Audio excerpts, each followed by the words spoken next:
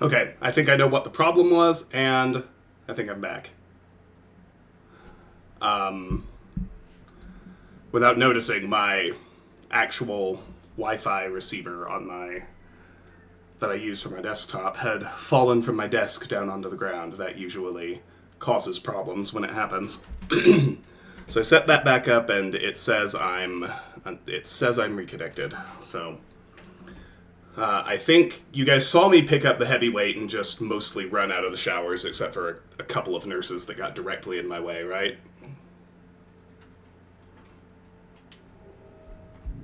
So what we picked up was the heavy weight found in the showers. And all I was saying, I ran past all the enemies in the main block. I didn't bother engaging anything. But now we have another weight to play with.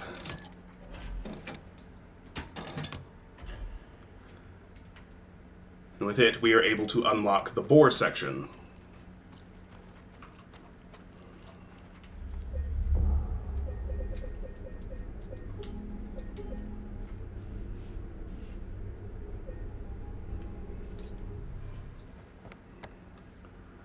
Which is straight ahead and to the right after I exit the yard.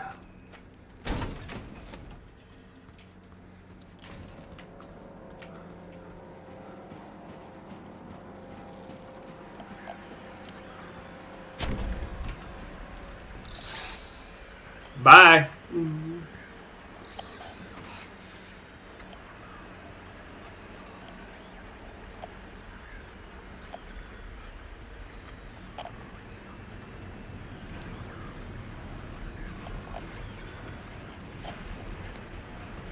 So this is what was called the administrative section.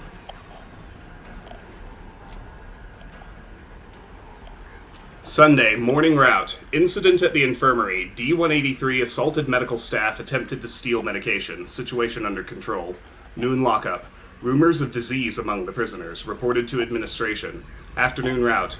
E-130 had a coughing fit. Reported to medical staff. Evening lockup. No notes.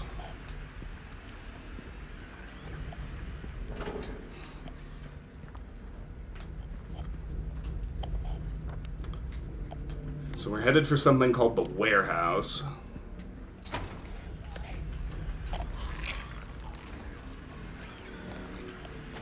I don't want to advance into the room because I know there's a mannequin inside. I'm going to try and bait this guy out.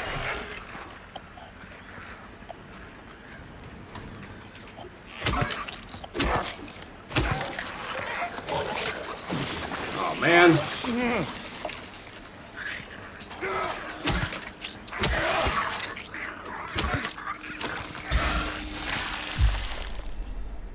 That was range.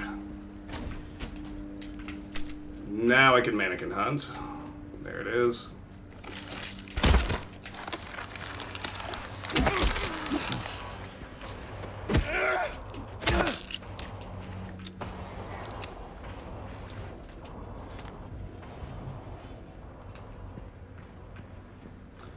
Alright, here's the warehouse.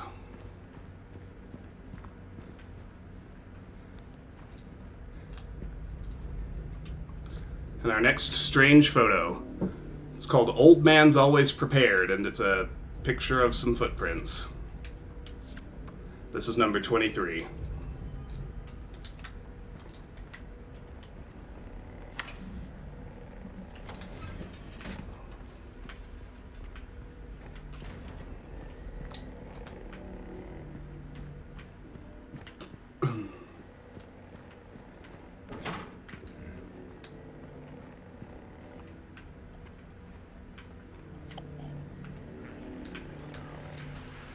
Okay, we're in the visitation room. You can recognize what these things look like from any number of propaganda TV shows and movies.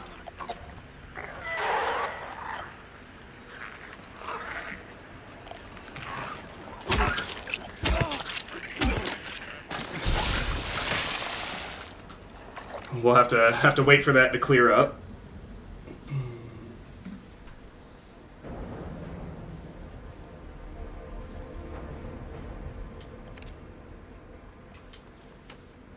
Guards think we're lepers now. Don't know why, but they stay away. I don't complain.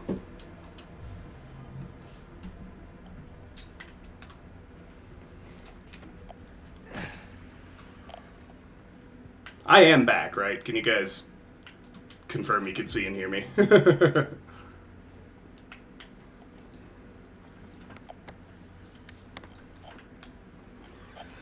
Okay, good. Thank you.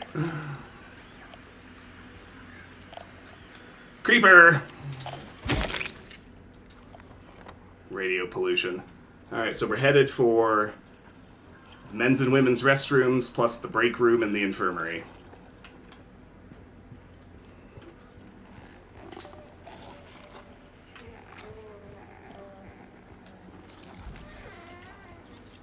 This is the women's. Stay out of the ladies' restroom.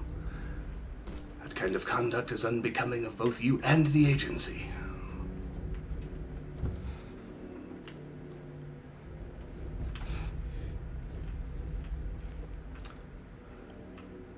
No goodies in here, I don't think.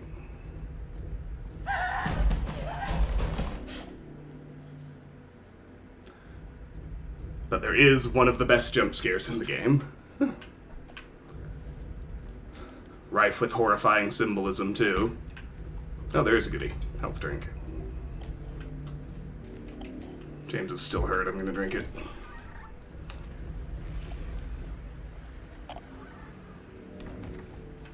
And in the men's room, we'll check the stalls, but we do have a save point. It's awful how everything starts to look like a crouching mannequin when you first see it out of the corner of your eye.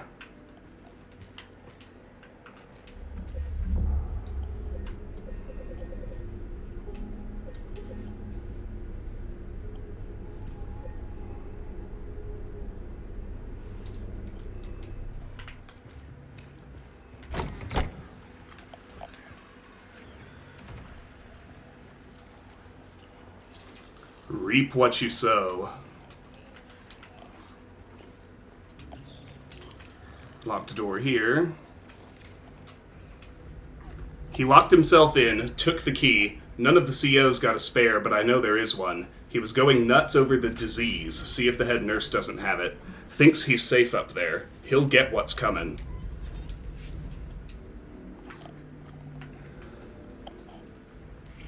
So now we have a reason to look in the infirmary. Would hope. Oh, she saw me.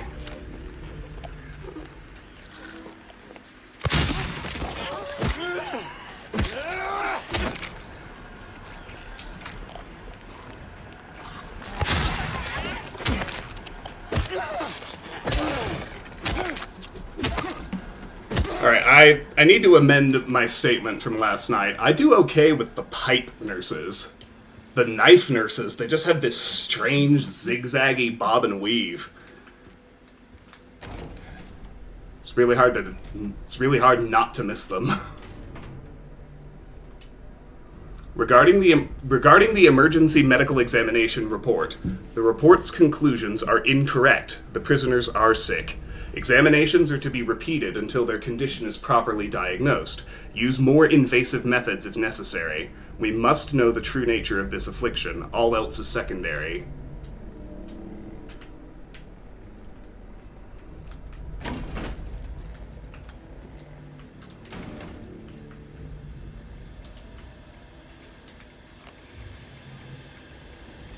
It does. I mean, fans of the game have been going as bubblehead nurses for years. Oh yeah, this is a fun glimpse of the past. This was the original game's strangest, most convoluted puzzle solution by far. This bordered on Sierra LucasArts adventure game logic. You had to run around the prison and collect a horseshoe, a wax doll, and a lighter. They had a trapdoor with that little slot in it that you can see here. And what they wanted you to do was theoretically, melt the wax into the groove and stick the horseshoe into the melted wax while it was melted. and then let it cool down and solidify to create a handle for the trapdoor. So I'm glad they included that in the remake without actually including that in the remake, because it was silly.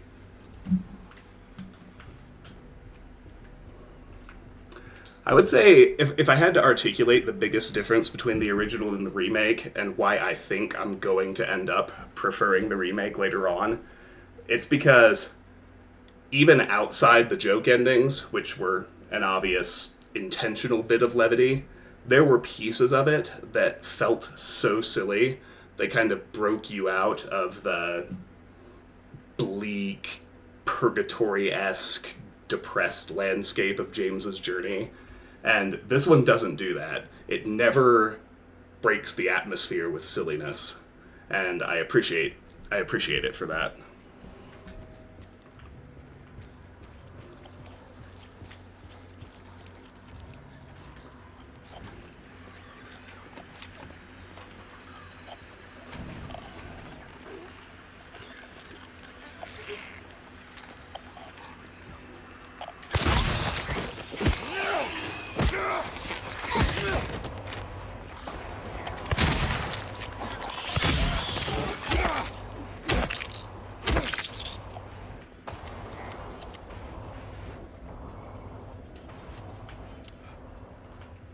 That was worth the expenditure, I assure you.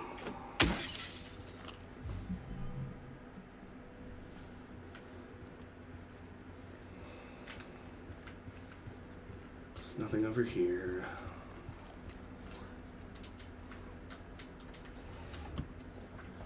Okay, so we've explored the break room and now we're approaching the infirmary.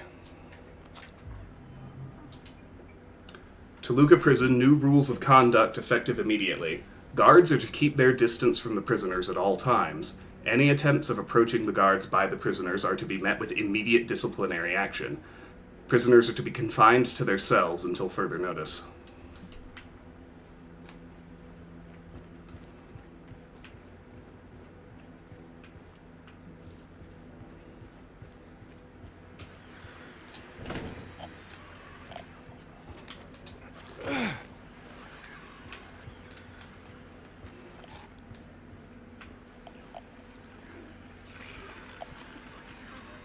It'd be nice not to spend the shell on her if I can manage it.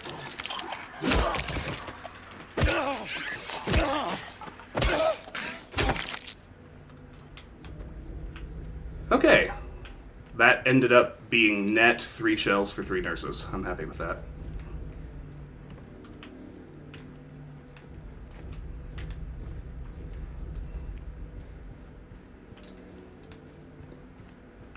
Doesn't seem to be anything in the infirmary itself.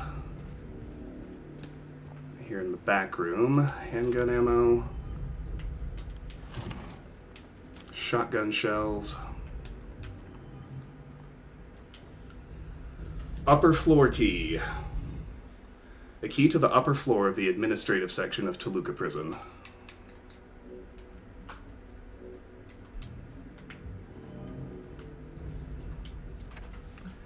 Repeat examination report conclusions. None of the examined show any clinical sign or symptom of a life-threatening illness, contagious or otherwise. The recommended endurance tests were also performed. The results have been submitted directly to the warden as per his specifications. Why are we doing this?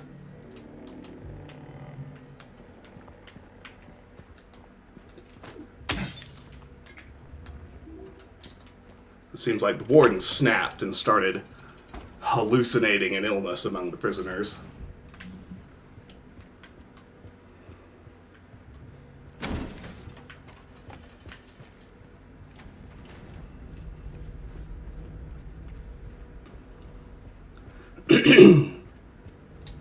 So the upper floor key means we can get here.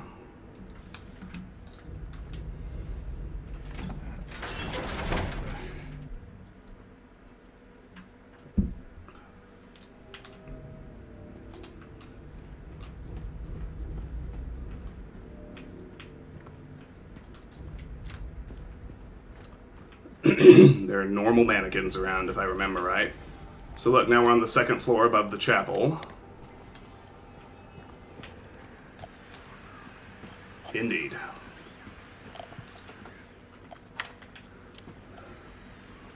So that unlocks a path back into blocks C and D. I have no use for it right now, but good to have open. And then upstairs to the warden's office.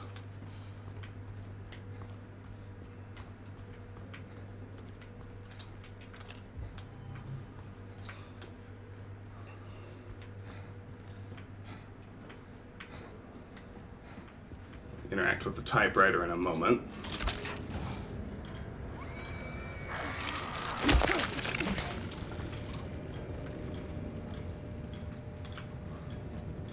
Check everything else out first.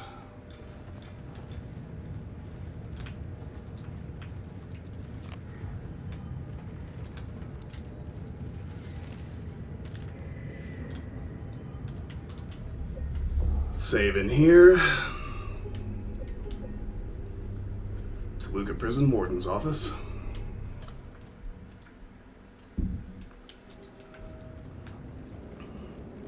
And let's look at the typewriter. 66666666666666666666666666666666666666666. Okay, well, I wonder if I need to type sick.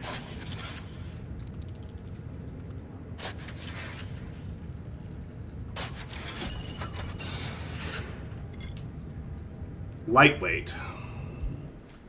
Found in the warden's room.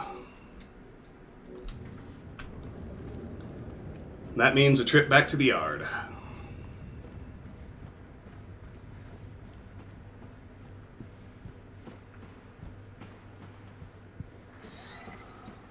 This is the fastest way.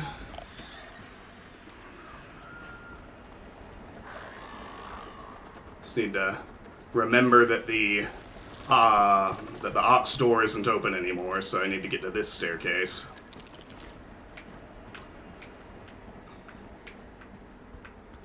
Should turn my light off, they're less likely to gank me that way.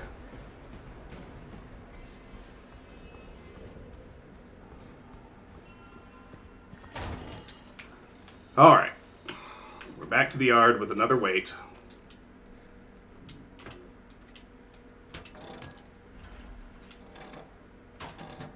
There's only one section we haven't been in yet. The Dove.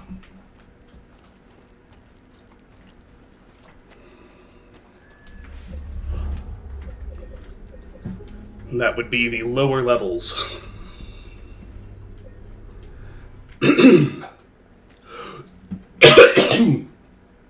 Excuse me.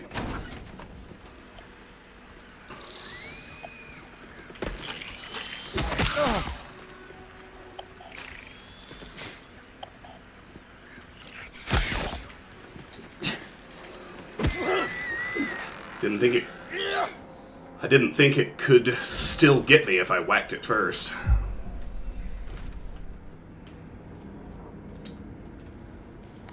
Alright, so we've made it to the basement. Aren't we delighted?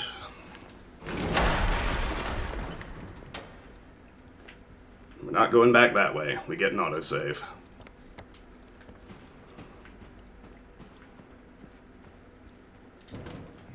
This is locked, and we can't go this way. Check out this little inside section first, and then make the loop around the outside. So let's look at F4. These paintings were all in the original game. I like that they put them back. Burning Man. 436 people at a recital. Woman in Flight. I like that, with the possible exception of Burning Man, those paintings really aren't scary, and yet there's still something about them that makes the whole setting very unsettling. They somehow really add to that.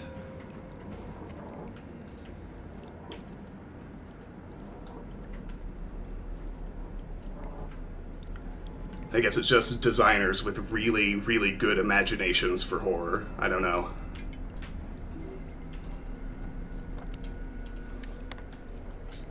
Health drink in F2. F3's empty. We already checked F4. F5 is locked. Looks empty. Except for some unnerving spikes on the wall. Alright, we've been alerted to hiding mannequins. We can see the weight we need in the back corner of F6. Also locked. We saw the mannequin run into F7.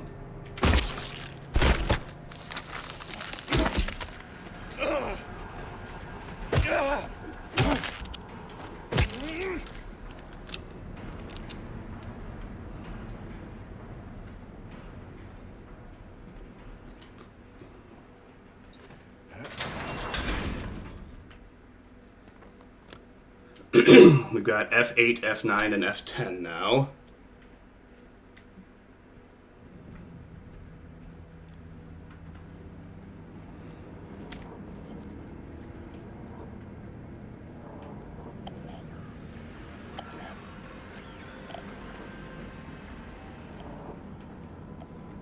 And they're hiding back there too. Let's check out F9.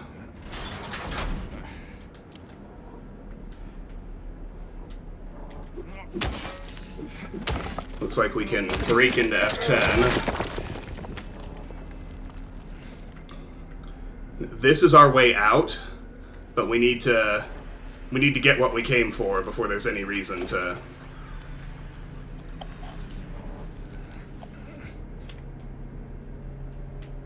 Alright, one of them ran this way. I can't abide one being behind me, so we're finding that one first.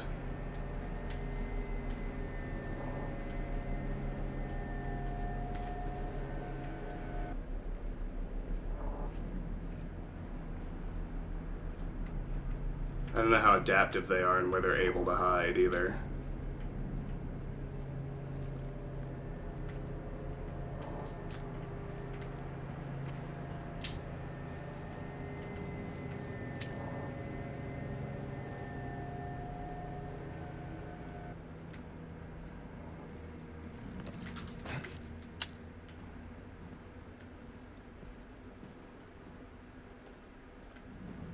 It's around here somewhere, but where?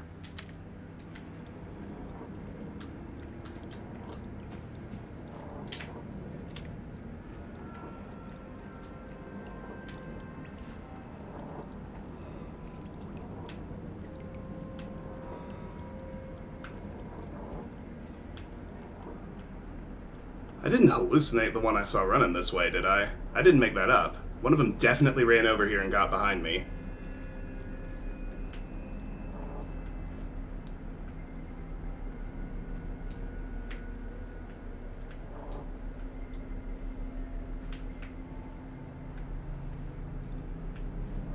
I guess it then teleported.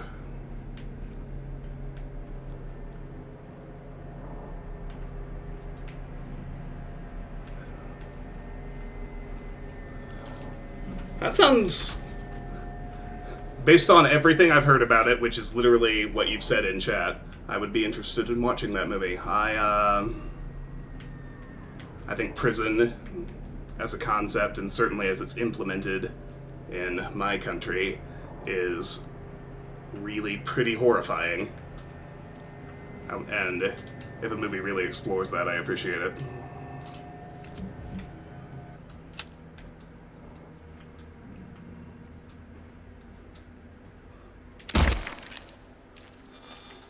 Don't want to move too far in while I'm dealing with this one.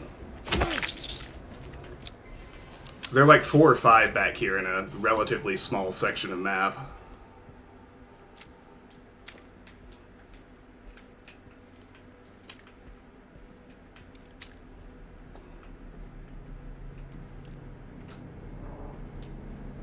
Can't do anything about it till I open the door.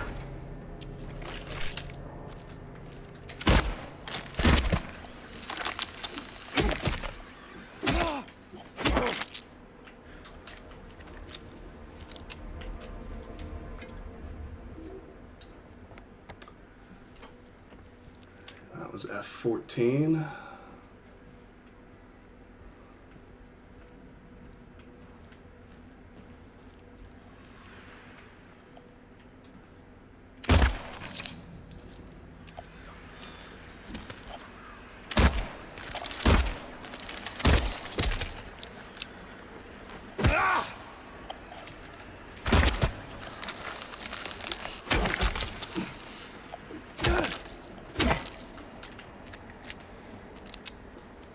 Okay, settle down. F13's open, but there's nothing inside.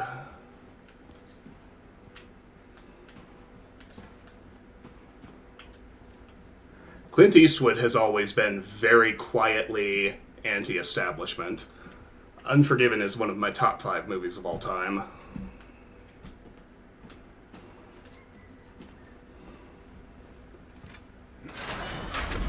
People didn't notice for a long time because he was so classically handsome. And he pantomimed macho Americanism pretty well. It wasn't until you really looked at his work and what he said in it that you realized he didn't really feel that way. That was a spooky noise in a spooky cell, also taken from the original game. But no pickups in F15, so let's head into here.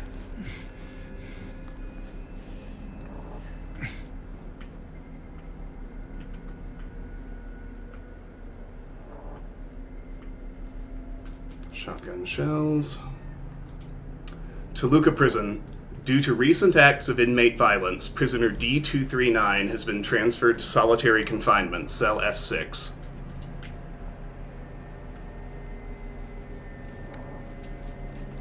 This isn't on the map, and they don't tell you anything about it, but I know what this is. This is an old-style temporary holding cell, overflow cell. So, like, the night you got admitted into jail, they might not have a cell actually bureaucratically assigned to you yet, and so you'd have to sleep inside this literal cage where you only even have one wall inside the middle of the guard room, where the guards exist with the lights on watching the prisoners all night. Like, it's horrible how people were and are treated.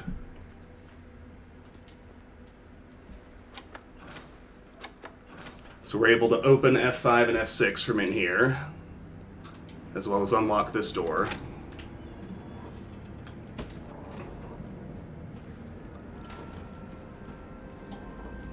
Alright, so if I look in F5, this is the one that looked empty, and it looks like it really is. F6. I am sorry. I am so sorry. I couldn't let them take you, and now you're still there, aren't you? And we get the lightest weight.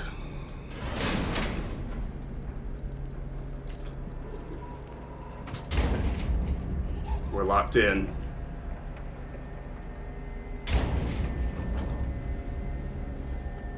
I don't like this either.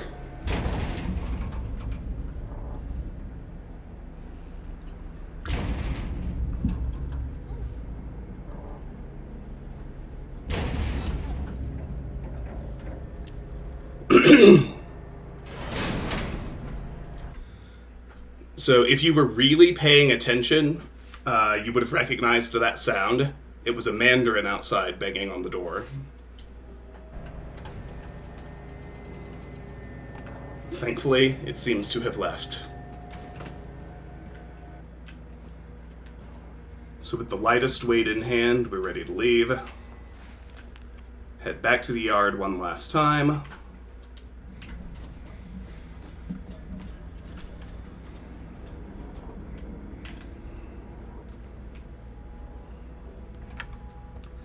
So as we exit the basement, you see we finally unlocked this door. Dark Soulsification of the best sort once again. Actually, the yard's straight ahead of me.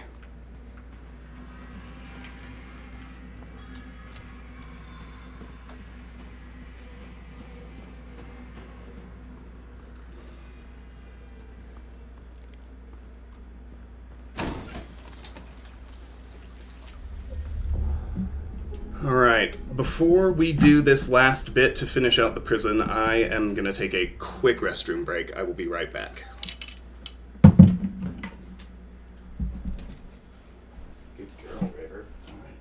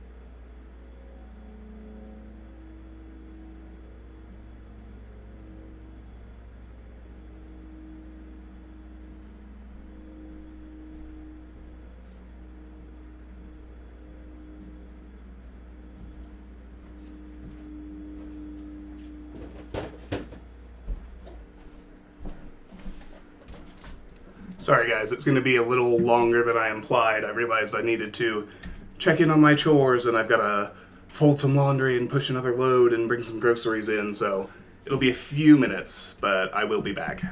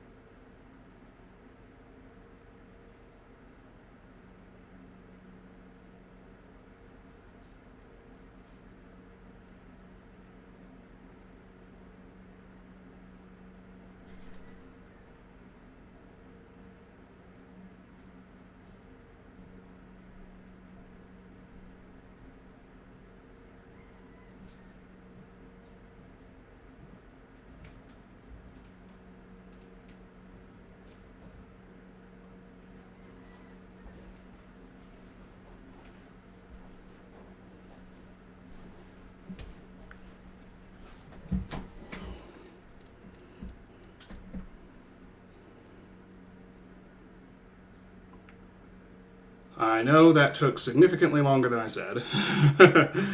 It was a lot of groceries. It was a Costco, like, full house restock of groceries. So, thank you for your patience. I'm ordering lunch now, so there'll be another interruption in a while, but it'll be much briefer than the last one. And we are ready to finally solve the last prison puzzle. Thank you.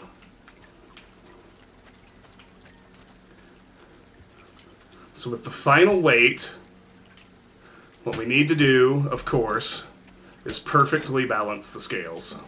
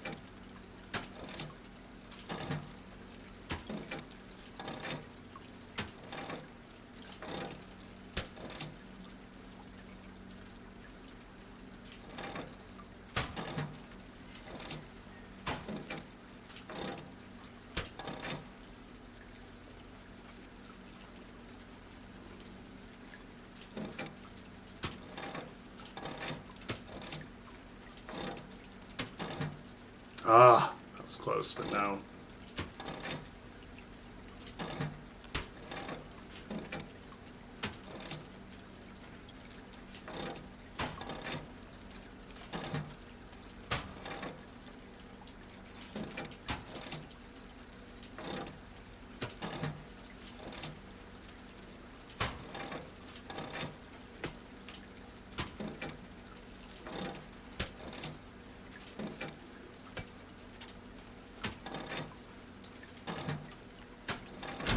There, we got it.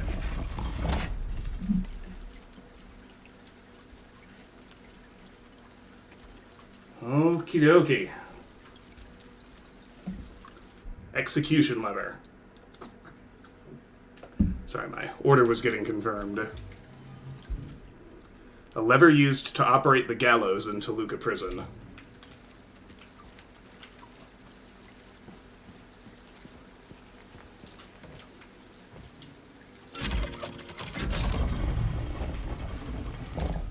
Alright, so you'll notice the nooses have appeared now. And this is opened to reveal another puzzle.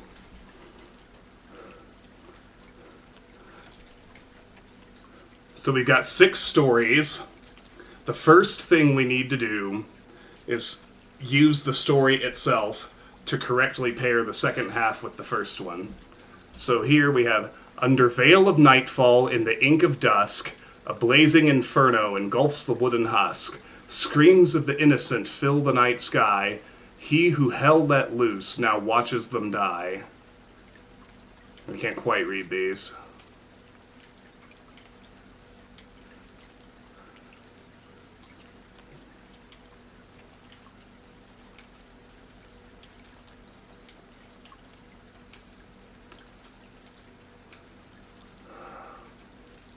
Let's see.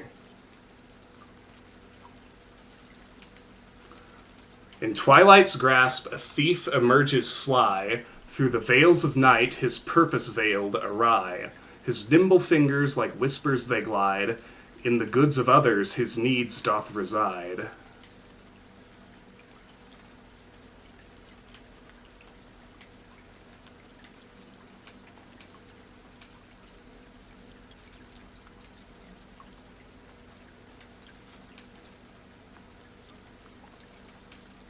Okay, this is the one that goes with the arsonist. A contorted chill dances on his spine as their souls fly forth on Thanatos' sigh. No sign of regret, not a tinge of guilt, but a fiery urge to destroy what God built. I'll put that in number 1. His avarice driving every cunning theft, No conscience stirs, no remorse is left, not a hunger's pang, nor a desperate need, but a heart consumed with relentless greed. Okay, so that pairs with the thief. In a shroud of twilight, a tale doth unfold, where the shadows dance, their secrets are told. A shadowy figure, his motives unclear, steals his own kin, one he should hold dear. Okay, so this is a kidnapper.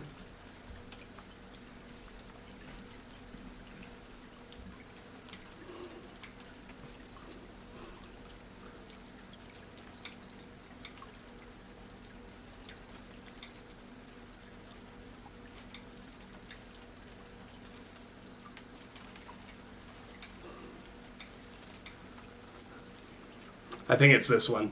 The victim's eyes wide with terror and fright, the attacker's nature now comes into light. Vicious is his cause, and marred with dark pride, a show of brute strength for all to abide. In clandestine steps, darkness is his guide. The man ventures deeper where riches doth hide. An unseen intruder with motives untold, his hands eager to touch, to grab, and to hold.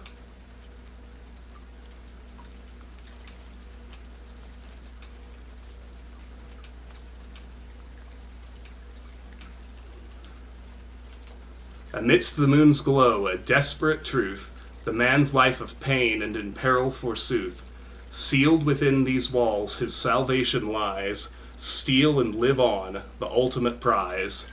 Okay, so that's telling us that this burglar is stealing like something he needs to survive. Very different than the first three. With her senses failing, she looks, mouth agape, at the one who forced her spirit to escape. Cold steel pierces vein, a sanguine flood, gazing back at her, her own flesh and blood. So, someone's committed matricide.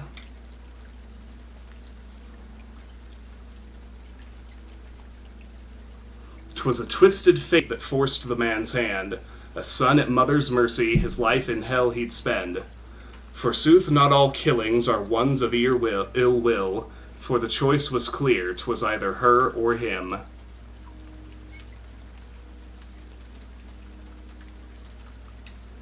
So, basically, he had a disabled or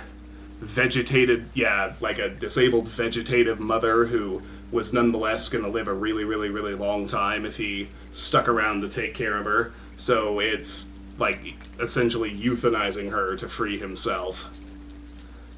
Not as dark as the first three, probably not as forgivable as the fourth. In shadows cast, the hunter lies in wait, his violent intent cloaked in a veil of fate. An enigma folds, motives undefined. As the prey approaches, their fates intertwine. A tragic fruition, a mother's despair, her heiress undone by the one she once loved. Forsooth, it was not love that guided his clasp, but the spiteful avarice one struggles to grasp.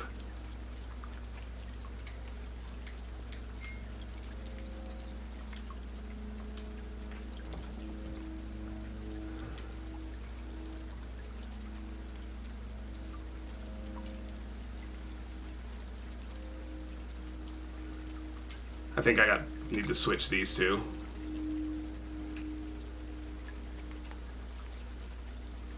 Maybe not.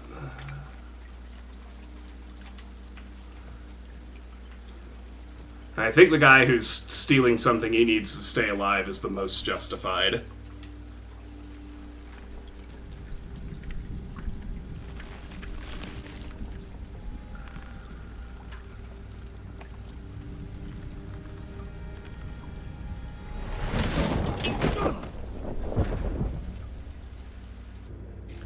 Ever downward.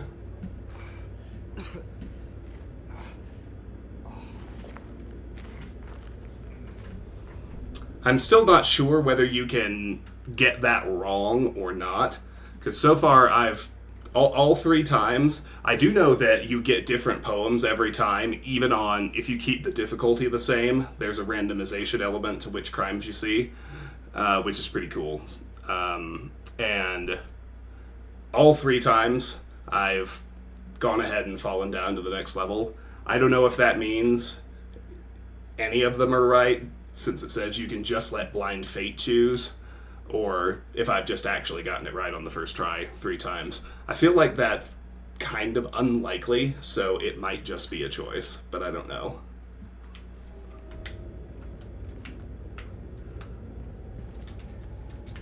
No map for wherever we are.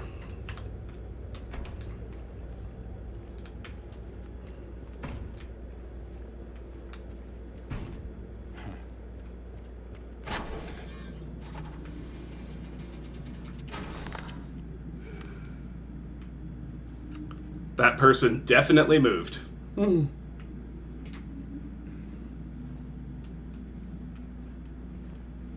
looks like we're in the morgue. Alright, let's not forget that we've already done this twice. No, we've done it 3 times. This is number 4.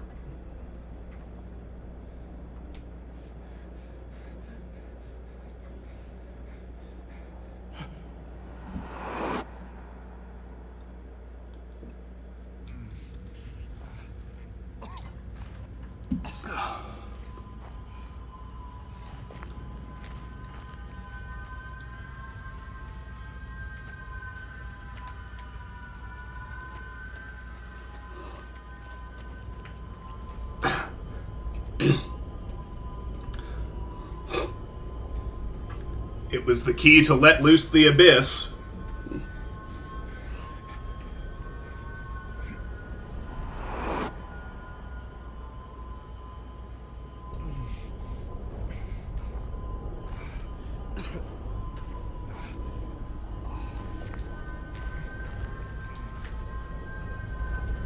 But I mean, for this to be a physically real space, he would have to be miles and miles, kilometers and kilometers underground at this point.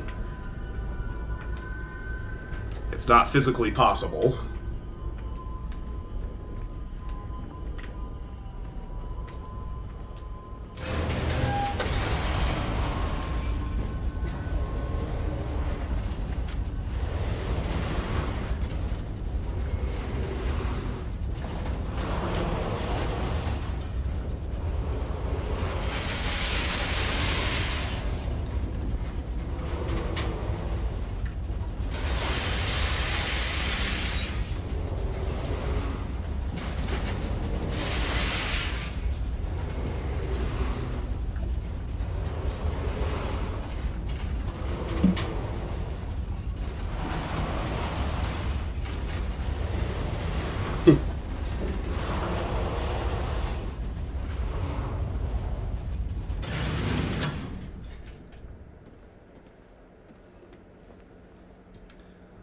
Okay, I'm not really going to say anything about this before it happens. Those of you who have played the original definitely remember what's coming.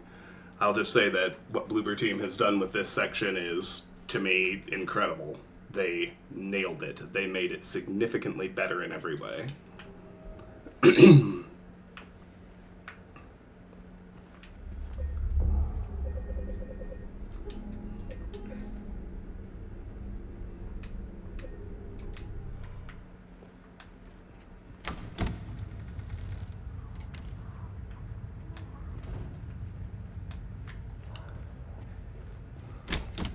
I thought the newspaper was out here. Maybe, no, I guess it's further in.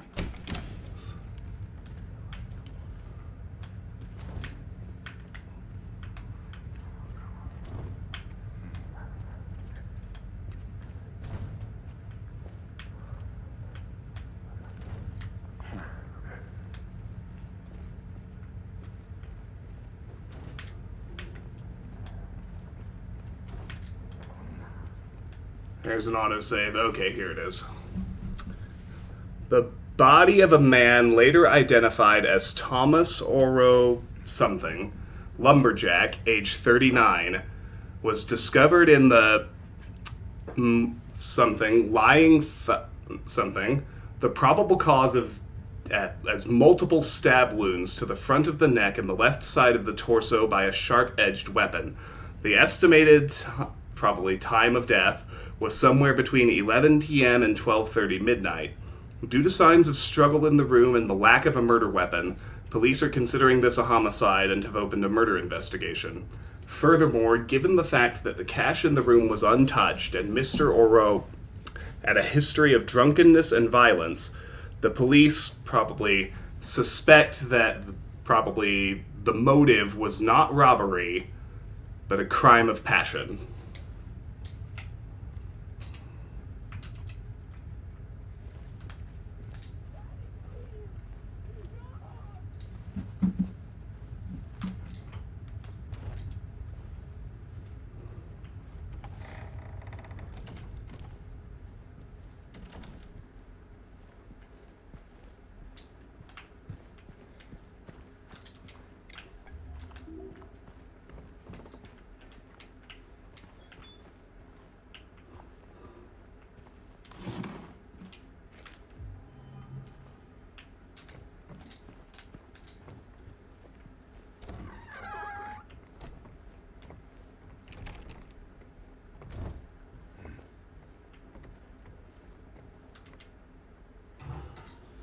Please.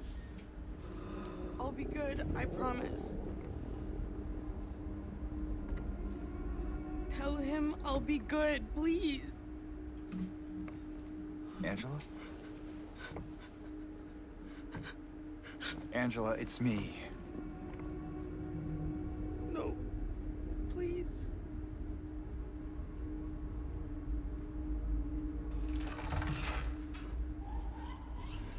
Daddy!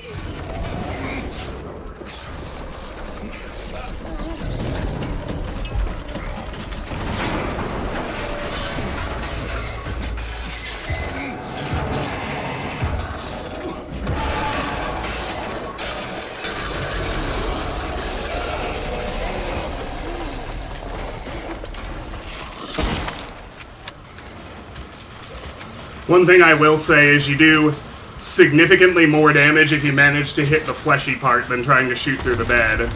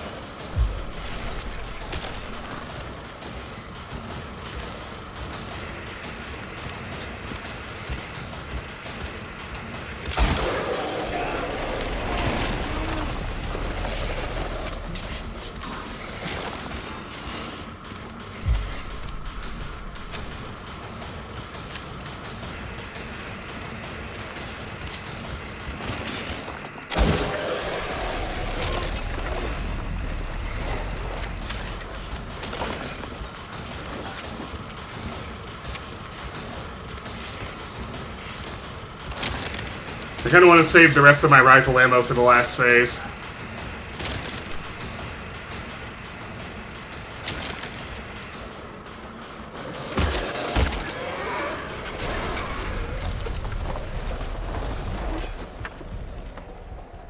Turns out it was almost over anyway.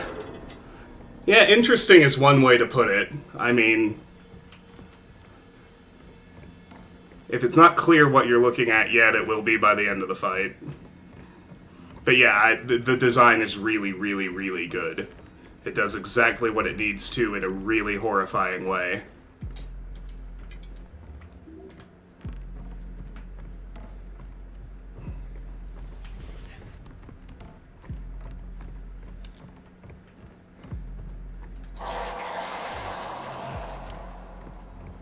Angela.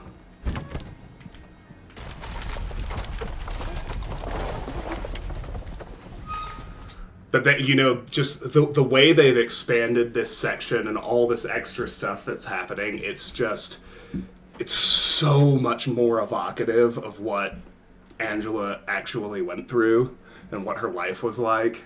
I think, but it's not gratuitous or disrespectful of people that has happened to. I think that's an incredibly tough needle to thread, and they did a really good job.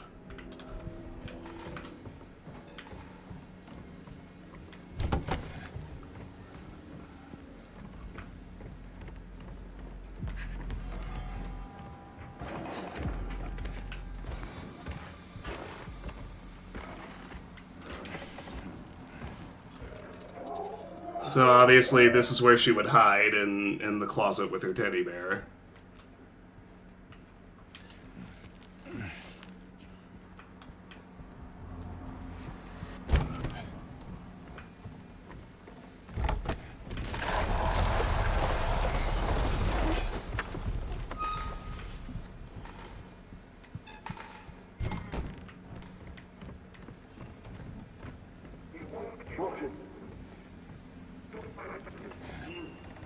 Ain't you sick?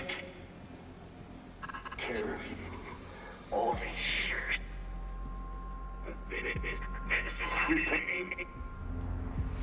What I did? Look at me!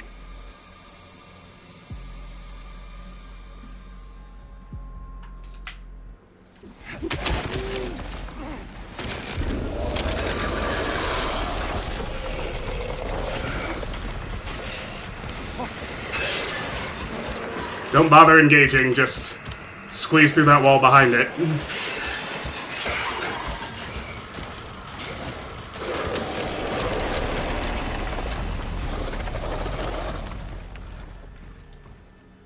That took a perfectly timed dodge.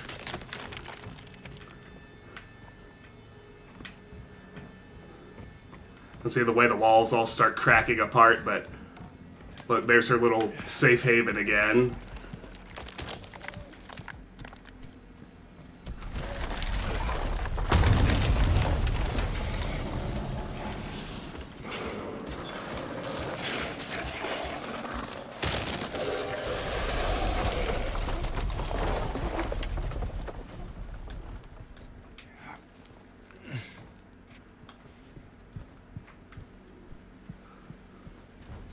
I mean, there's not really a good word for this sequence besides horrifying.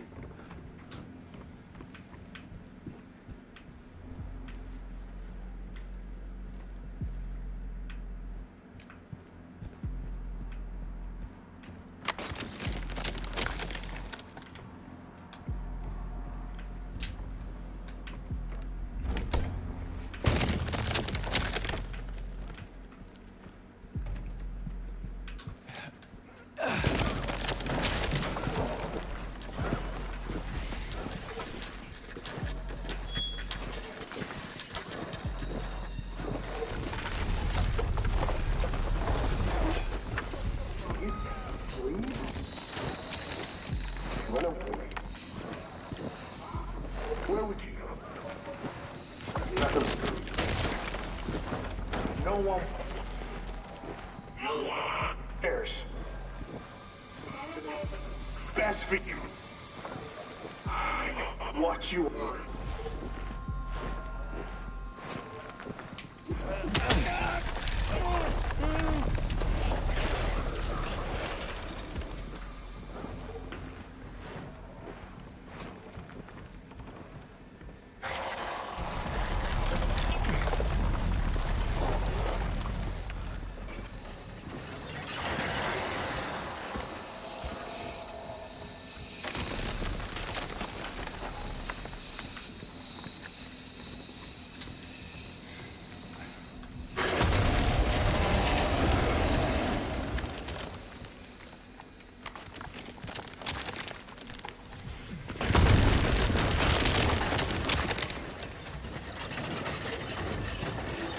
Can't get to the closet anymore.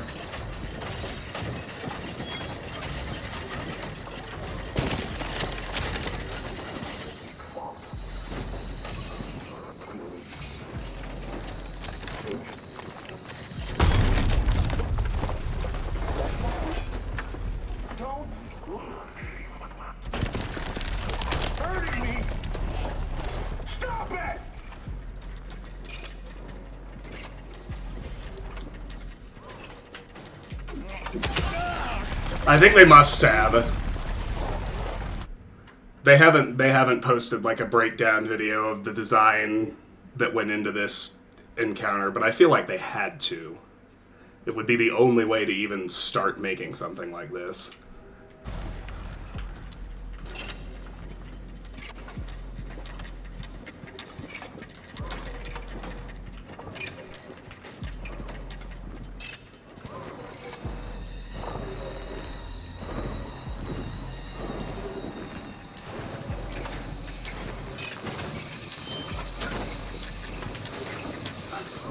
The best proxy I can give is I've seen, in reviews of the game and even in like comments on YouTube, people who have volunteered that they've been through these situations said that oddly enough for them, playing through this was cathartic because it didn't get close enough to the physical reality to like trigger PTSD or anything, but it made them feel seen.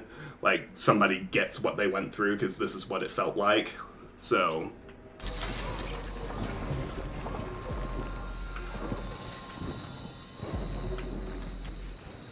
And it's like, in that dovetails with my experience with the way they wrote and designed James, as someone who is,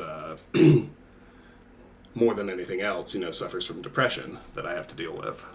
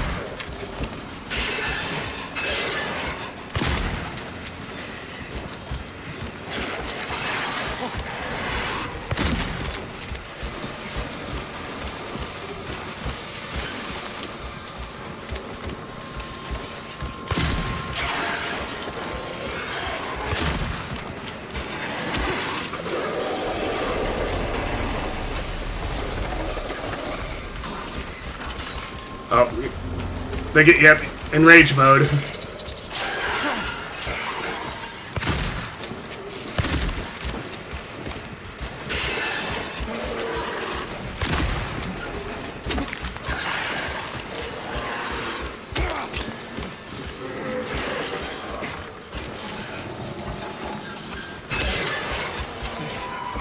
An interesting thing about the bosses is the pipe does a lot of damage if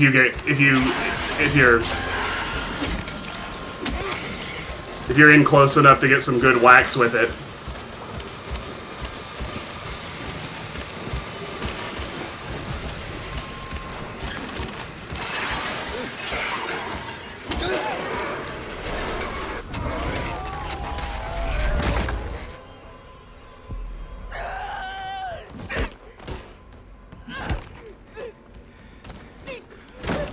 Angela. It's okay. Calm down. Don't order me around! I'm not. It's okay. It's over. Don't even try. Try what? Like you don't know. I see what you're doing. It's always the same with you. You're only after one thing. Angela, please. You don't have to lie. Go ahead. Say it. Or you could just force me. Like he always did.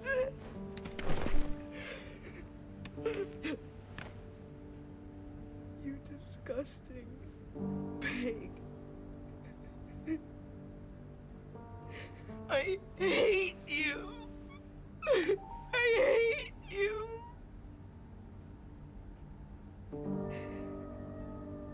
Angela. I don't know who you think I am, but I don't want to hurt you. I just want to get my Mary back.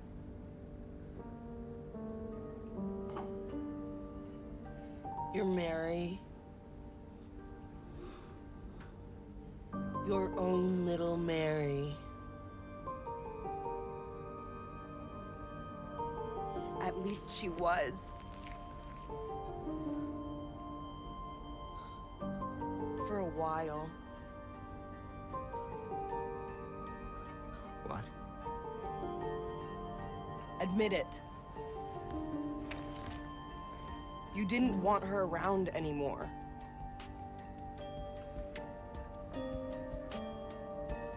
No. You probably found someone else. No!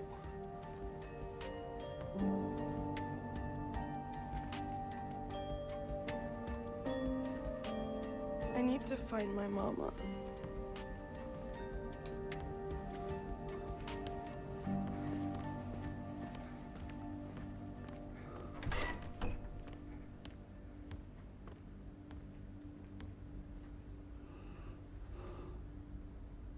I never.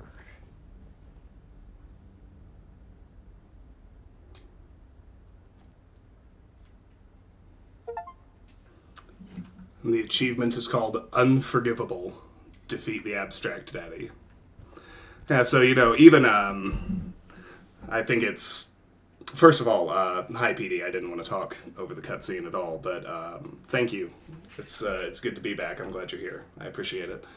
I don't think I really need to talk, directly in detail about what Angela went through and what the boss's design is supposed to be evoking. I think it's fairly obvious after what we just watched, but yeah, like I said, when we were paused during the fight, the best I know about how this came to be is just like reading what at least purport to be accounts of people who survived situations like this and how the sequence made them feel, and the general consensus I've seen is that it made them feel seen, like, in a good way, which is how, most of James's journey makes me feel. That's kind of the comparison I can draw, because his issues are what I identify with the most, just what it's like to have deep, deep, deep depression, among other things.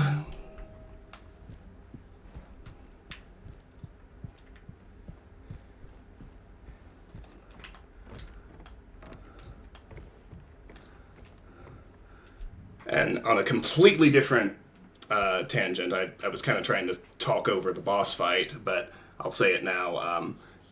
If you find yourself... And the daddy fight is really the only one that it works very well in. But in the event you do find yourself at close range with the bosses, the steel pipe still does a surprising amount of damage. Like, it is worth taking melee swings. Like, you saw, I burned 2 shotgun clips and otherwise fought him with the lead pipe and the steel pipe in the last phase. And in the first phase, it took probably 2 full rifle clips plus a couple of handgun bullets. So the bosses still kind of serve their resource sink function, which is really all that they managed to do on the PS2 version.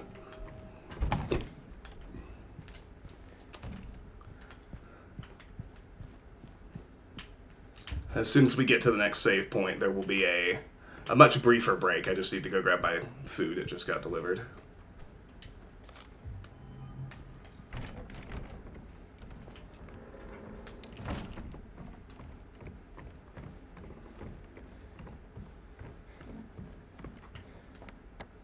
Alright, so we're not going to pick up a map. Much like the original Labyrinth, James is going to draw his own as we go.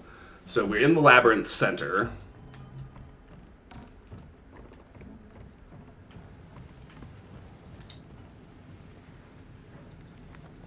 Strange wall.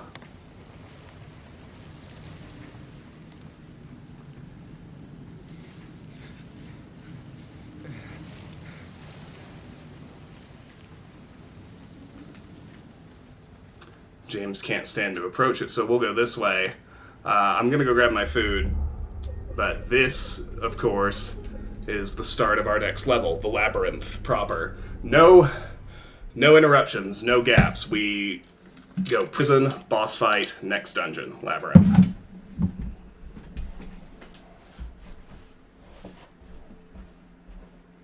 Hi, River.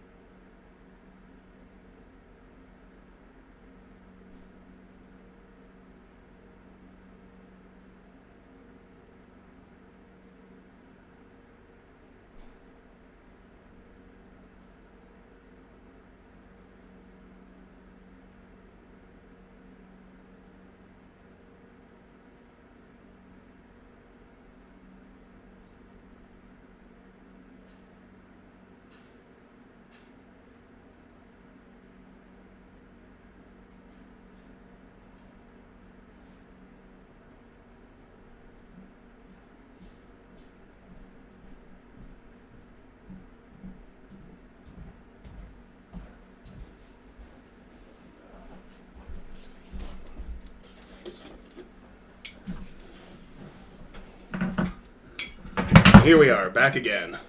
Robin in hand.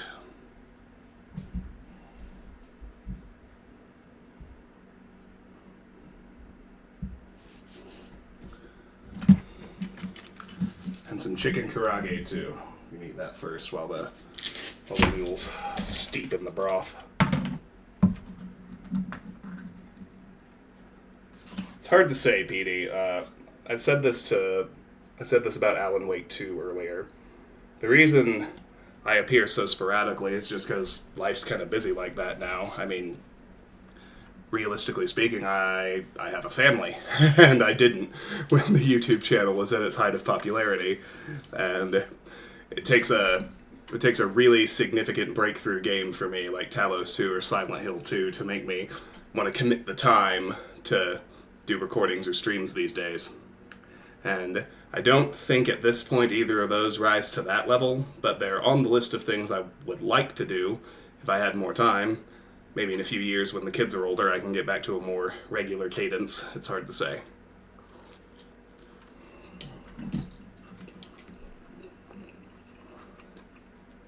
But for now, forgot to grab a fresh drink.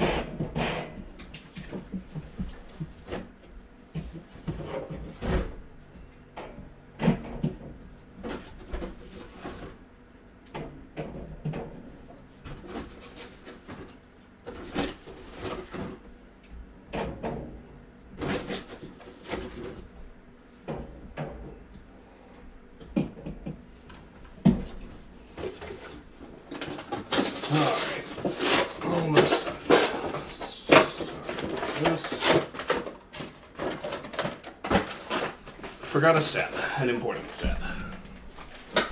I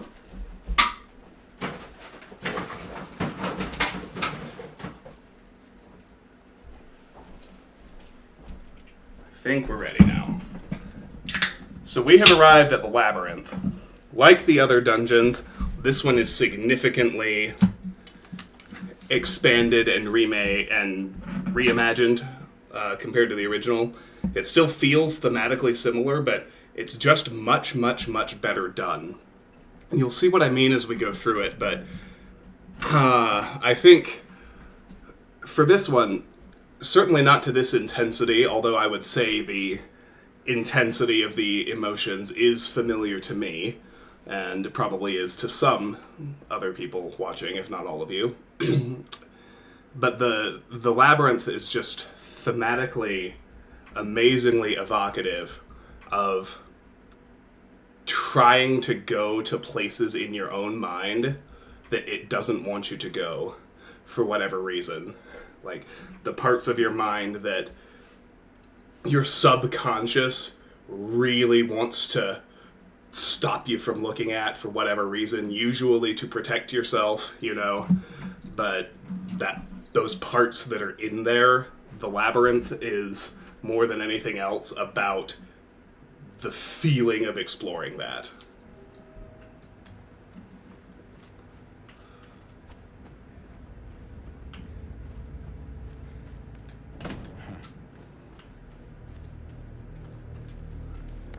A huge open pit on our left.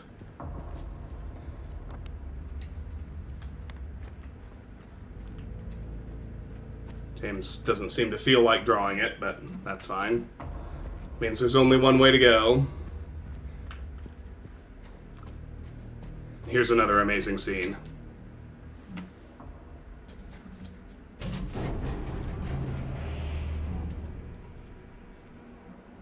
Maria? Maria! I thought that thing killed you. Are you hurt? Not at all, silly. But the thing...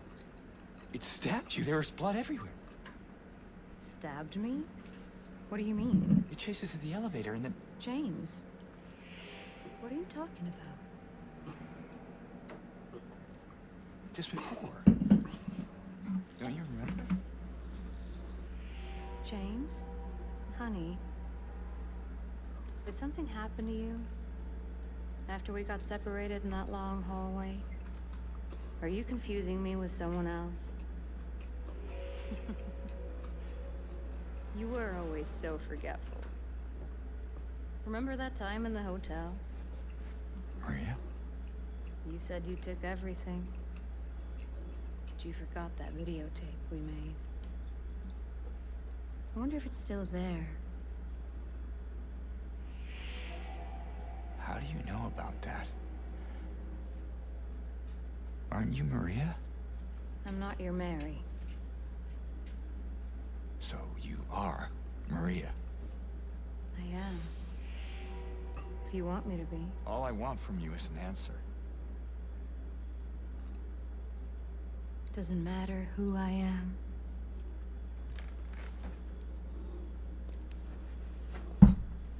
I am here for you, James. See? I'm real. Don't you want to touch me?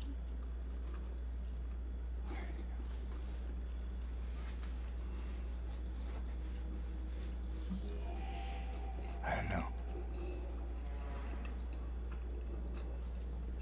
Well, if you happen to make up your mind,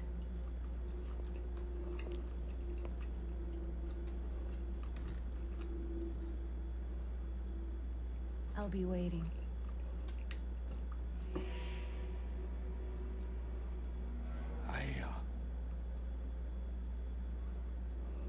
I'll find some way to... I'll come back, I promise.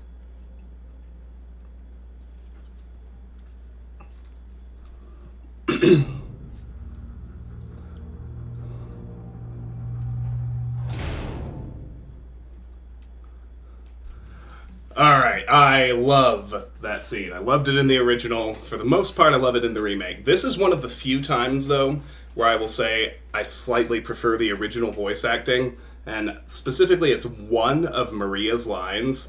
When she says, "I'm not your Mary," the original, I saw this, somebody tweeted about this, and I instantly agreed. In the original, she says it with just a little bit more venom. Like... I think in the overall tone of the scene, it's still clear that, like, there's something sinister and malicious about Maria, even though she's overtly trying to seduce James through the bars. So overall, I still think the scene is really great in the remake, but I miss the original delivery of that particular line. That's the other thing I love about that scene. This was also true in the original, is that even though, you know, based on the map, it's Maria who's behind the bars, the entire scene manages to frame it as though James is the one who's in a jail cell. I just think that's wonderful scene direction. It's so good. Lastly, on a game mechanics note, separate from all that, at this point we need to, just like in the hospital, as we complete each section, I can earn points toward the Maria ending I'm trying to get by coming and checking on her in this room. So we'll be doing that again as we get through the sections of the labyrinth. For now, we can go back in.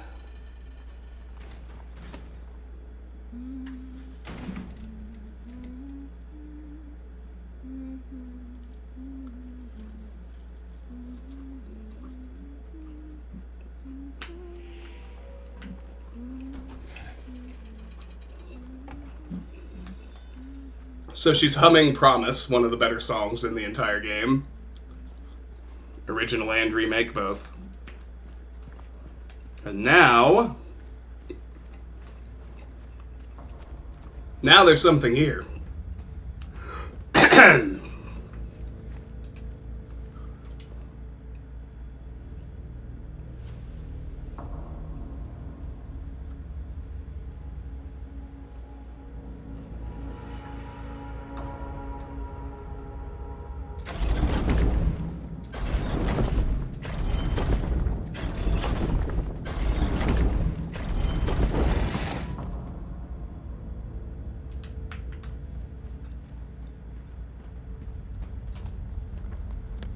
So now we have the rotating cube. I mean, even this is evocative too, because right, like in the depths of the subconscious, there's confusion, there's chaos. In addition to, you know, you'll see through the level design the parts that we're like intentionally trying to suppress behind whatever barriers we can. This is probably, like, it was just a stupid, annoying slog in the original. This is probably my favorite level in the game now, in the remake. Like, the most improved, by far, goes to the Labyrinth.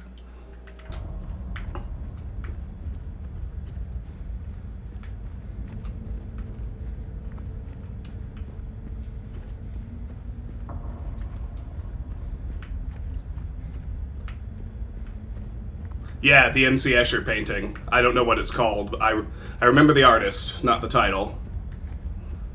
Nothing in here on this one.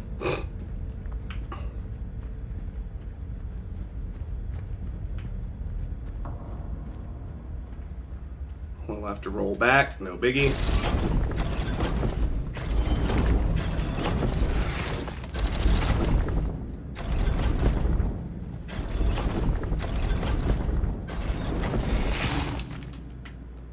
Alright, that one's going to take us somewhere. You can tell because the door symbol matches that archway up there, and you can see another bridge extended. Just going to take a bite of food right quick.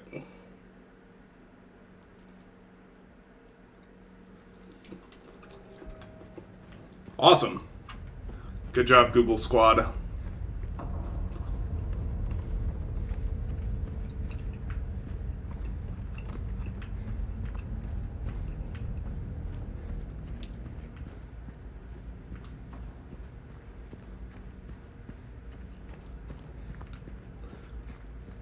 So every time we solve the cube puzzle, a different one of these 3 doors is going to be opened. You can see this one looks like it suffered physical damage, like something crashed into it.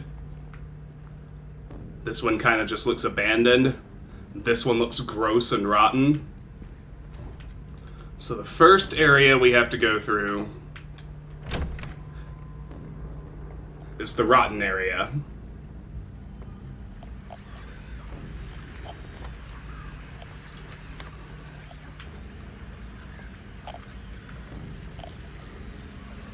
Bugs galore. Gonna have to look for the bigger, shinier ones hidden in there.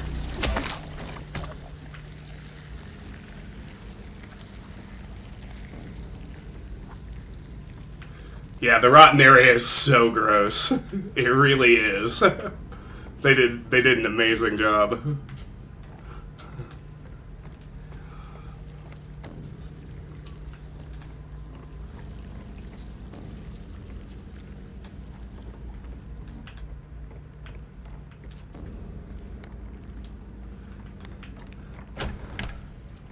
This is definitely and obviously a nod to PT.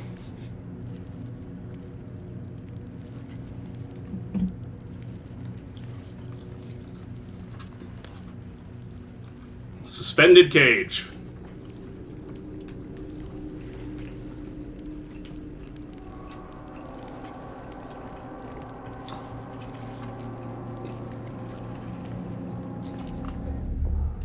And a welcome save point.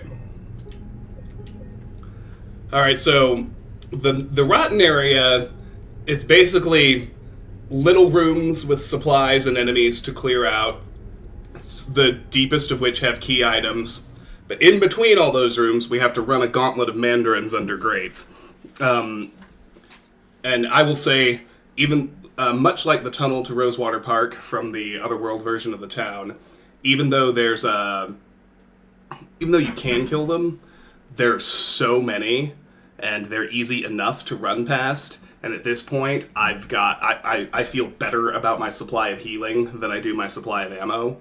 Even though I'm not really short on either, but I'm not gonna fight these mandarins. There's so many of them. They each take at least 7 handgun bullets to kill, and if you miss, and they hit like a semi, and if you miss those shots, you will take damage fighting them. So.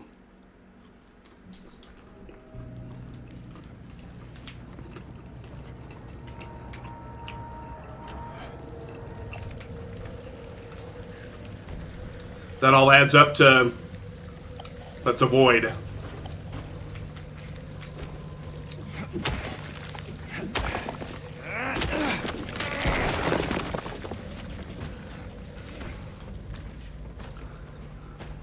And so the first thing we want to do, take the west hallway, break through this wall, and we find the scene of a puzzle from the original game. Another glimpse of the past.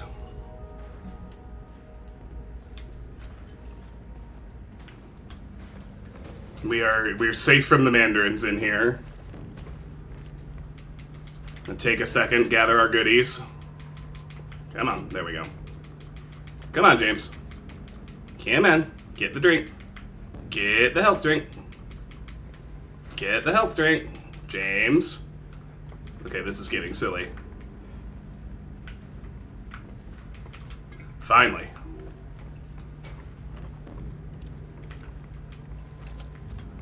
I nearly missed some rifle rounds in there, too. Wouldn't want that. Alright, so from here, I'm just going to try and check that dead end to my left, see if there are any supplies. Duck back in here if I need to, and then make my way down the hall to the right. They're close by.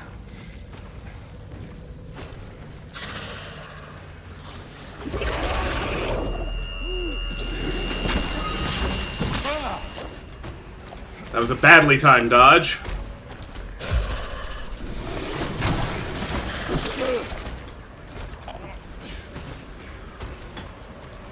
The tendency is always to dodge too early with these. One which you can definitely see me doing.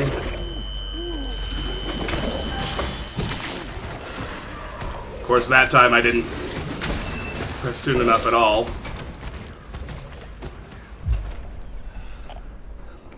Okay, so for orientation purposes, that takes us back here. Gonna run right back through.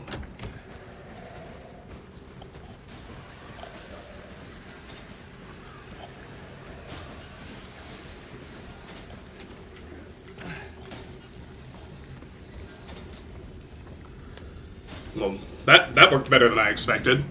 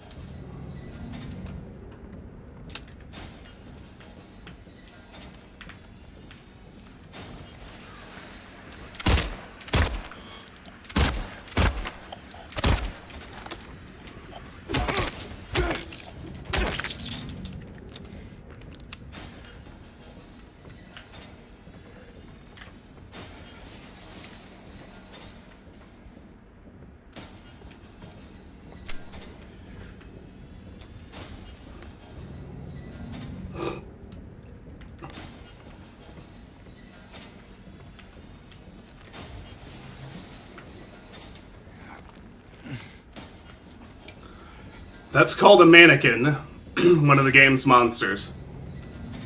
Now we've got a bed that has somehow rotted through the center. If you've been through the experience, you can certainly know what this is evoking. Read between the lines on the design.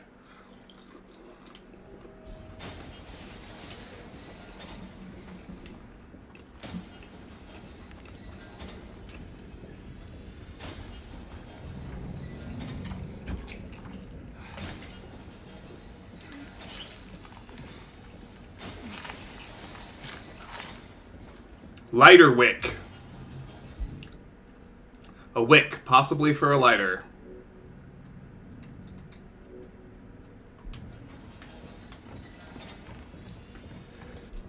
Okay, give me 1 second. I'm gonna telling you to wash your bed covers. Yes, that's the lesson.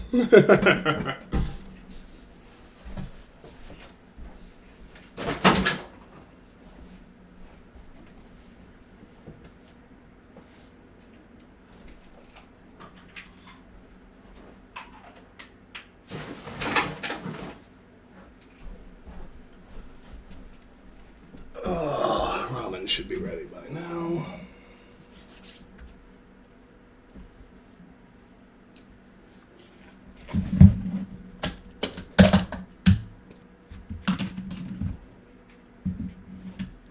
I will have to take a few breaks to eat on this, but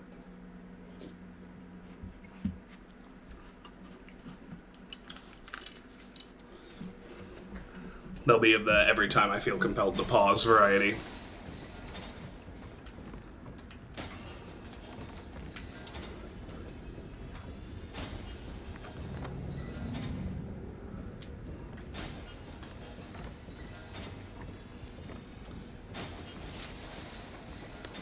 That one's called a mandarin. The ones that are under the grates.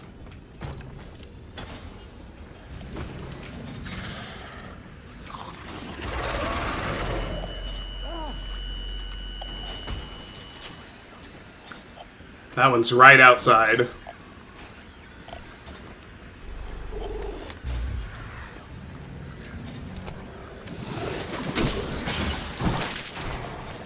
There, I dodged.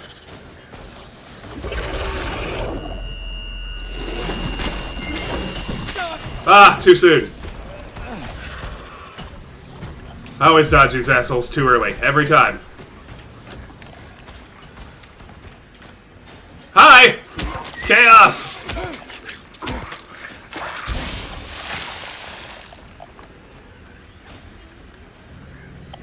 Okay, that was a sensible route to take. I'm happy with it.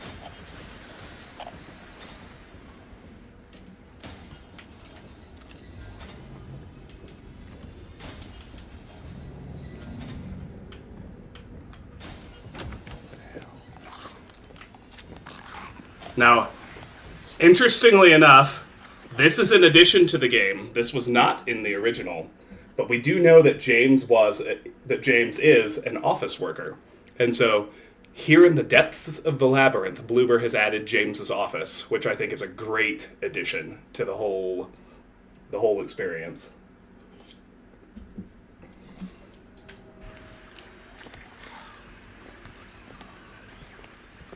And the nurse stalking around outside. You be the judge of what that means.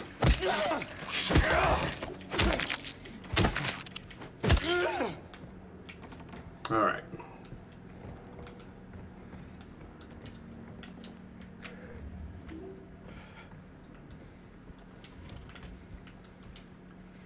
And here we find an iron key, found in the depths.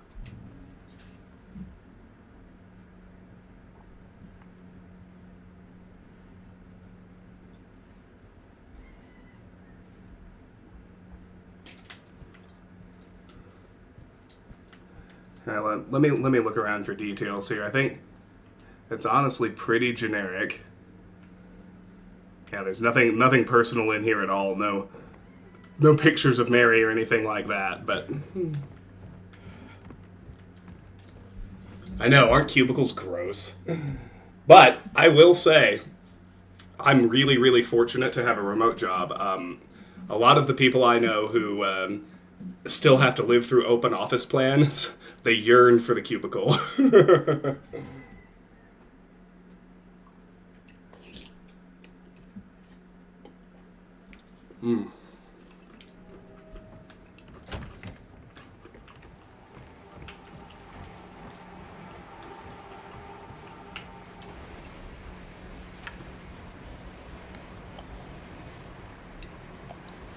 So we will need that key.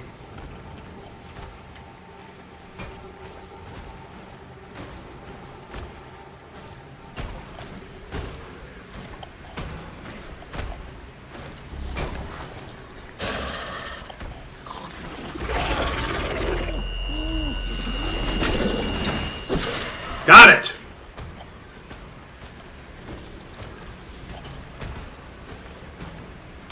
Oh no, dead end.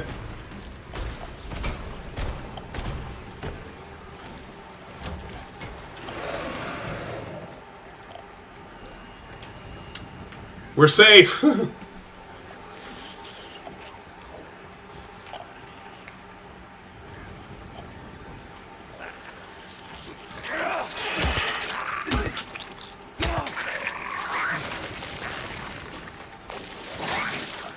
I need it to come back out. Too easy for mannequins to be hiding further in.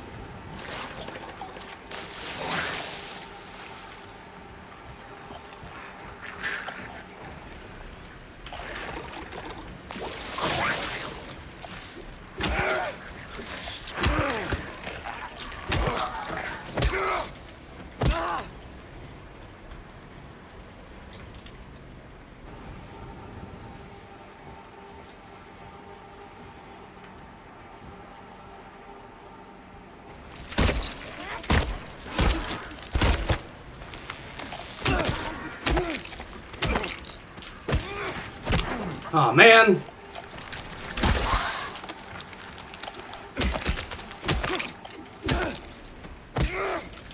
Whew. The second one done ganked me. It's alright.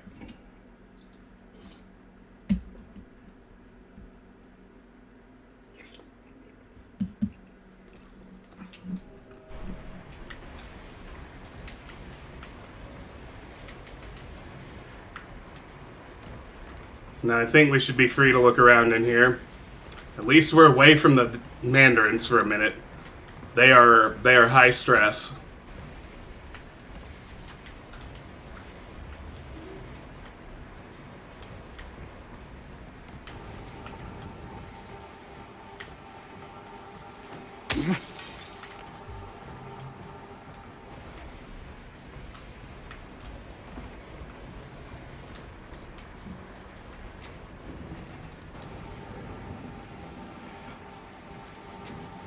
This is our way forward. It depends on your definition of normal, Incognito. There are other human characters, yes.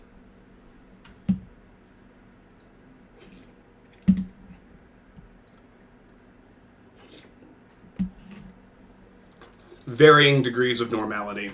Nothing like quests, though. Zero RPG elements.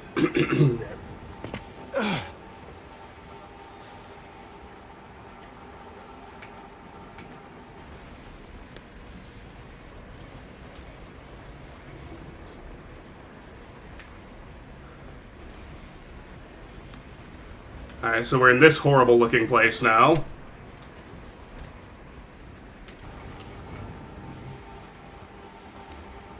Here on the east side of the rotten area.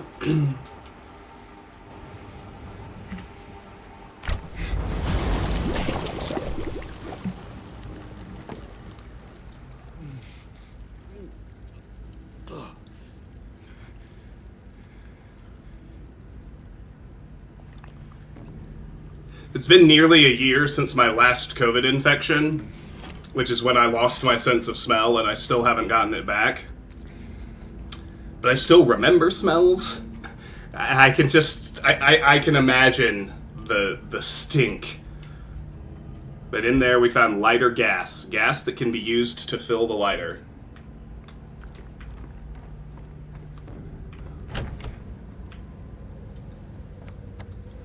And that brings us out here. I think we're gonna have to do one more Mandarin run.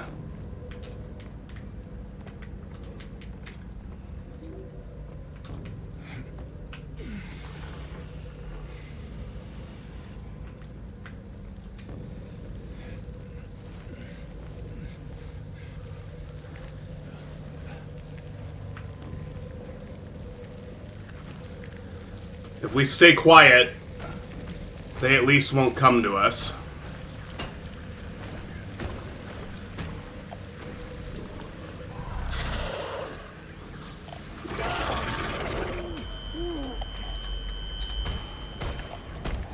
Go, Jimbo.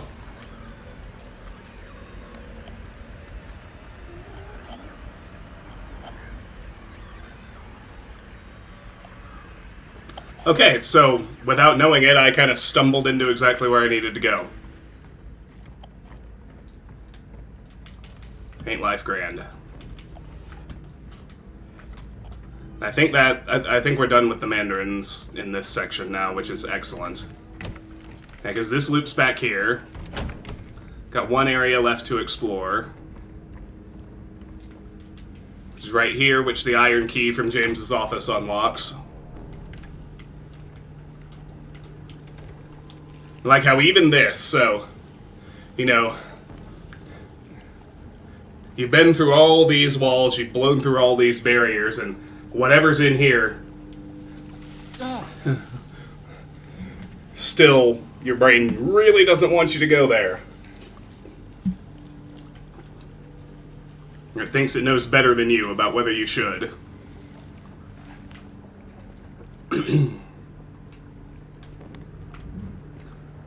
So we've nearly filled in the map. We are, in fact, almost done.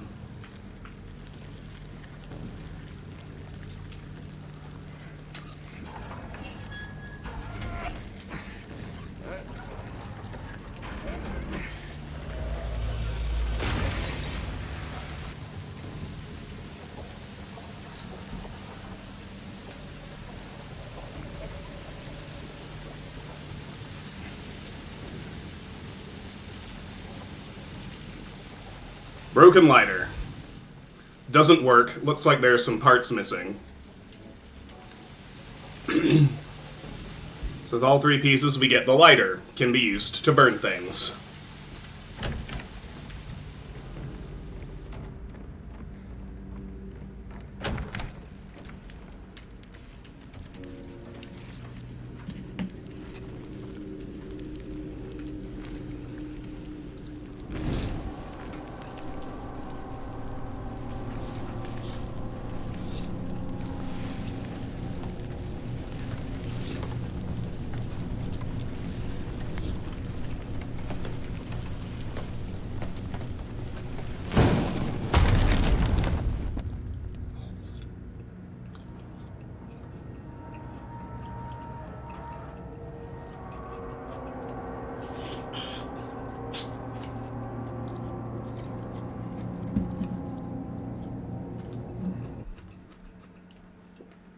Alright, I don't know if you saw, it gave us an autosave, so I don't really need to bother with a manual one.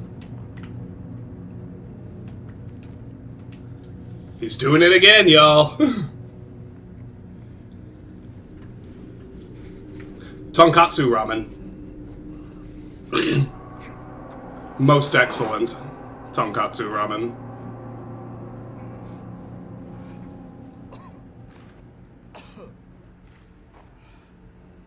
This motherfucker's doing it again, y'all.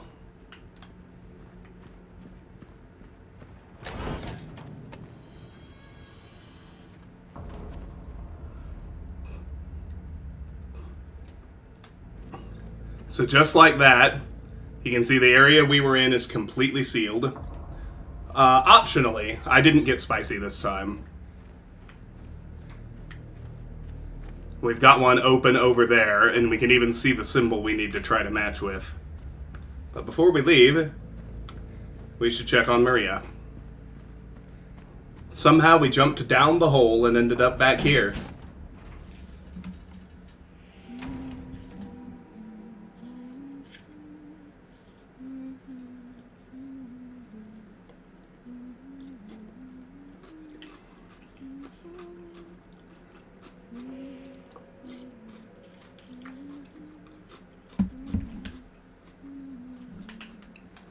All right.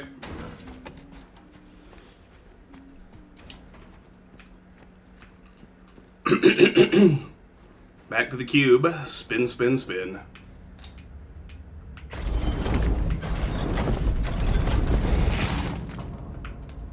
There it is.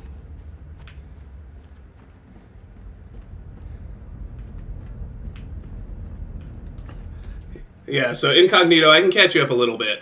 We have met a total of 4 other human beings since we got to Silent Hill. The first person we met was a woman named Angela, and before you joined the stream, we found out her entire tragic backstory, which consists of physical and sexual abuse at the hands of her father and brother in her childhood home. She murdered them and found herself in Silent Hill. That became clear in the last sequence before this level. We have met Maria, who you just saw, who is an uncanny avatar of our late wife Mary, who the person we're here searching for. Our name is James. We saw Maria die 2 levels ago in the basement of the hospital, and then she has reappeared here in the labyrinth without a scratch on her. And compared to the last time we saw her, she's changed. She's different. She's much more overtly seductive of James, and at the same time, there's an unmistakable undercurrent of malice. Like, you can tell that she hates him, even though she's also trying to seduce him, and they've conveyed that really well in the cutscenes. The third is a young man named Eddie. We saw him twice, and he was fairly normal. He was very timid, very afraid. He's an enormously fat guy. The second time we saw him, and he's kind of gluttonous. He stress eats, which is another phenomenon familiar to me. We see him actually just dipping his hand into a tub of melted strawberry ice cream and licking it off. And when we first see him, he acts kind of ashamed of it, but then he looks angry and defiant and starts shoveling it down. And I only give so much detail on those first 2 because the last time we saw him was so drastically different. He looked kind of deranged. He talked about how killing a person is no big deal. He told a story about how the body next to him was someone he had to kill because it came at him. But then later he said that the guy looked at him funny and was making fun of him with his eyes. And James said, you can't kill someone because of the way they looked at you. And then all of a sudden Eddie kind of like blinked. And I would describe it as realized what he had said and tried to play it off as a joke. Told James he was just joking, and the guy was dead when he got there and wandered off. And the fourth is a little girl named Laura, who we've seen a few times, who seems really afraid of us and keeps running away from us, but claims to have known Mary, our dead wife. And the last time we saw her, we kind of triggered her running away because James says that Mary died of a disease 3 years ago. Laura claimed to have met Mary in the hospital last year. James called her a liar and she ran away. And that's the last time we saw her. And that catches you up on the 4 other human characters we've met. So, normal people? Hard to say, but those are the other humans. Hi, Apotham. Good to see you.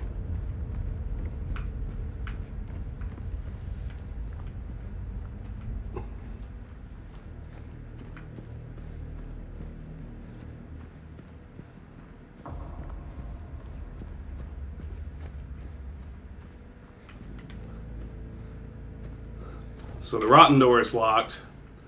This one is still locked. So we'll go through the center one this time. They're back!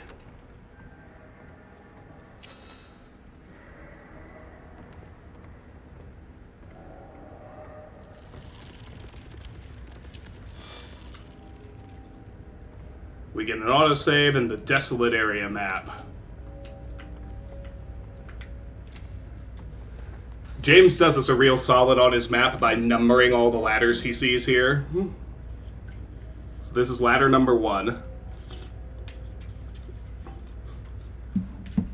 Yeah, I think it's important because this game, more than probably any other horror game that exists, really, I'm not exaggerating, everything in it ties back to the story that it's telling, and so it's pretty important to know what story beats have happened to comprehend what the game is doing.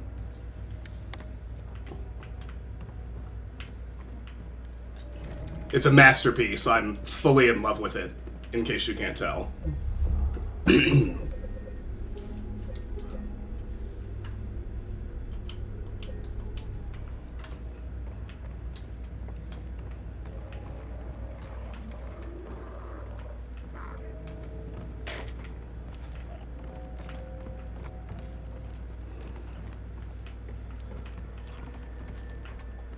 All right.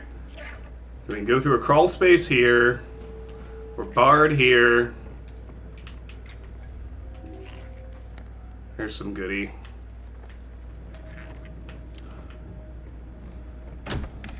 Or an unlocked door here. Let's do the door first. Oh, we haven't seen that in a while. That's Pyramid Head did that with his great knife.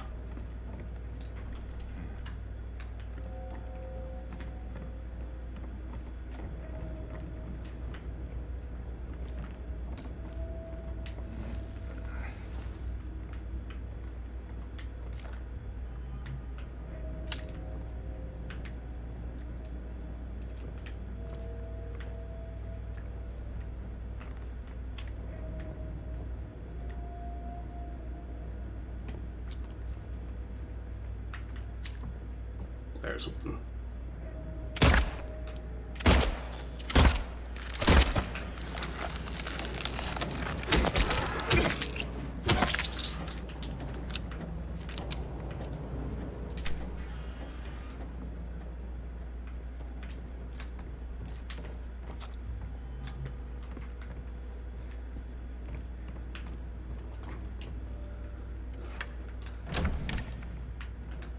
It's hard to articulate precisely which details do it, but the desolate area, it's just so aptly named because somehow everything about it, even though there are monsters and there's items to pick up, the visual language and the sound design, they all somehow combine to just evoke a sense of total emptiness and abandonment. I think they did a really good job here too.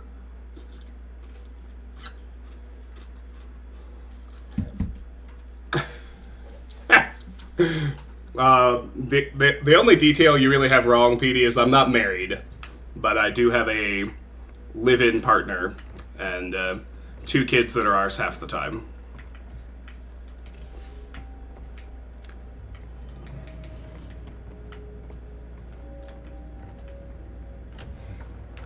Meanwhile, we can keep going forward into here. It's actually the only way we can... No, it's not the only way we can go. We can still go through that crawl space, but... Let's go forward through here first. Here's ladder number 2.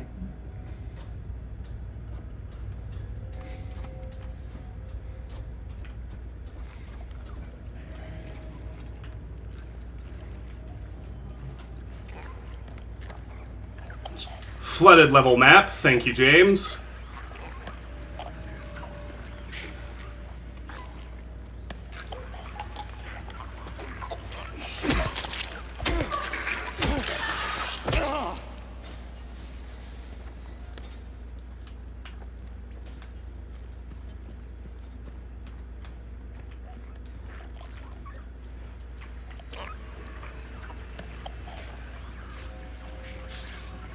Look at that in a minute.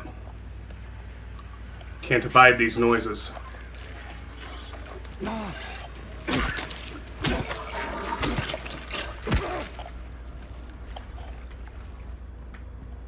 Okay. Can see a key right there through this hole. Can't get to it, of course.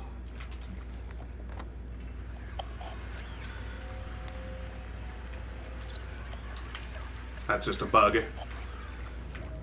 I can find it.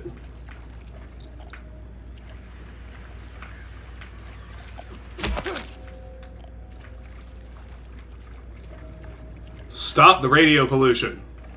Thank you. As that door's locked. Which would take us to the key room otherwise.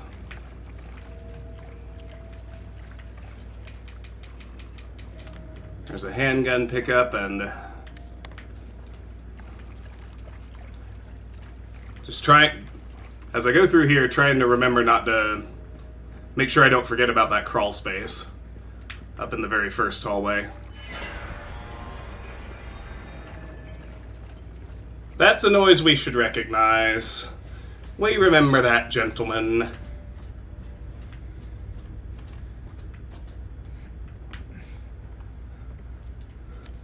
But we found our way to ladder number 1.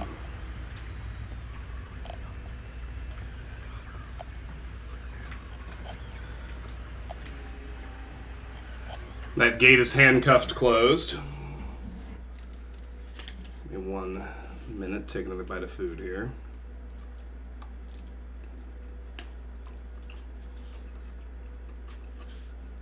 Maybe another 2 bites, bear with me.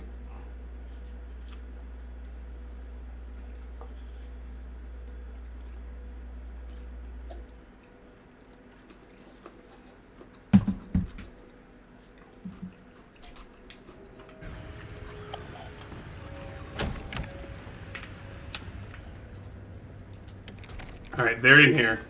Be ready.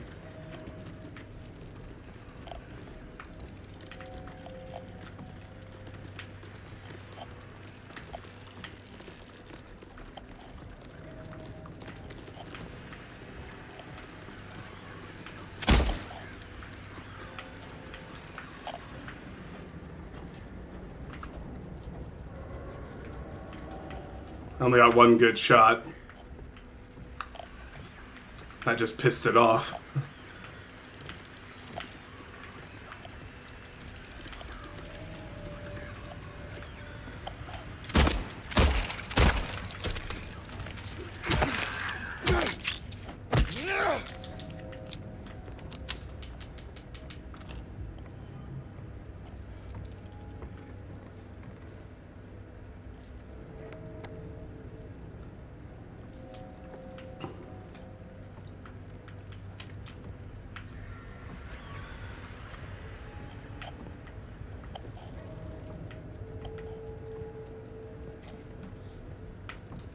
Oh yeah, these things are awful.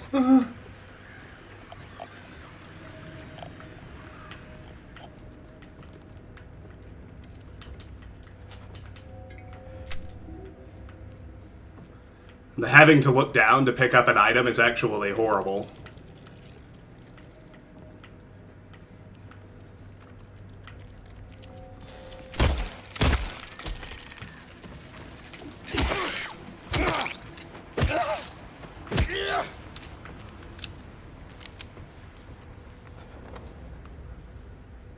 Alright, let's just scan this hallway, make sure we didn't miss any pickups. Then we can flee down that ladder.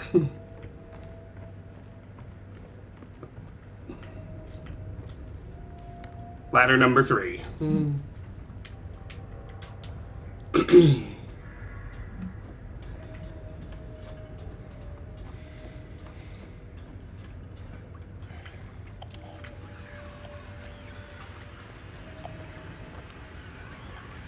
New area of the flooded level. Should you feel sorry for the mobs? Yes, you should. It's a perceptive question.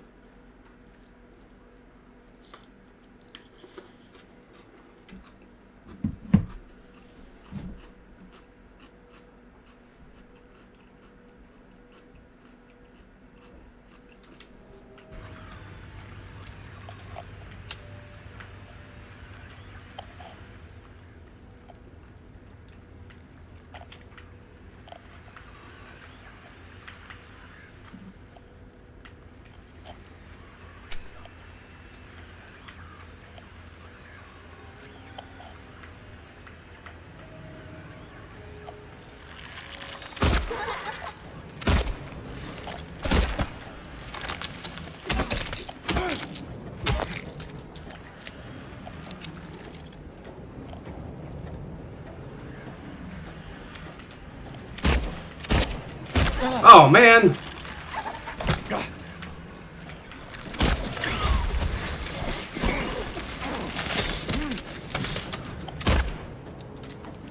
Kneecap already. Alright.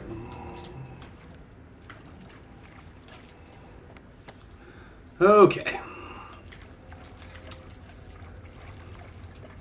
As you might have guessed, this lets us loop around into this room.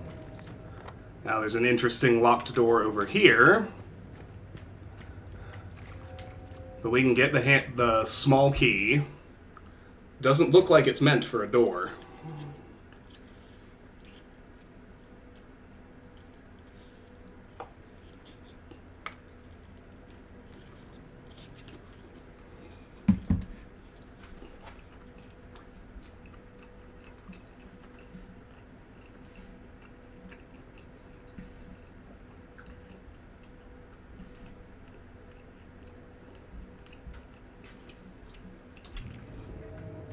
Excuse me.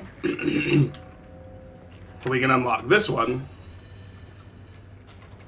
And that'll... ladder 1 will take us right back to the handcuff gate.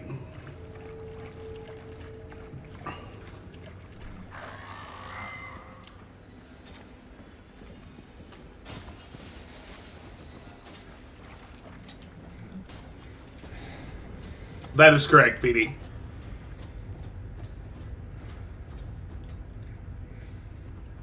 He's been here too.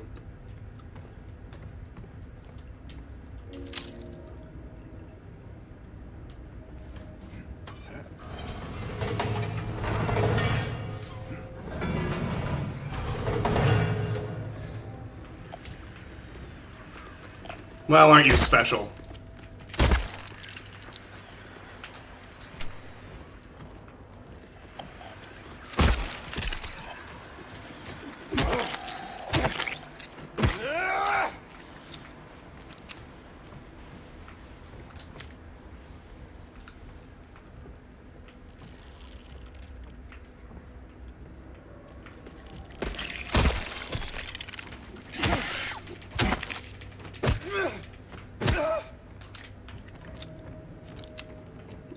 Alright.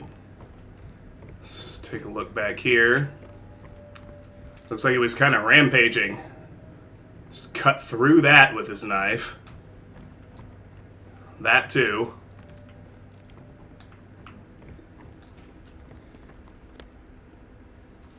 Alright, so far so good. And you'll notice we're looping around to behind that same crawl space I skipped earlier. I thought I remembered that being the case. I'm glad it is.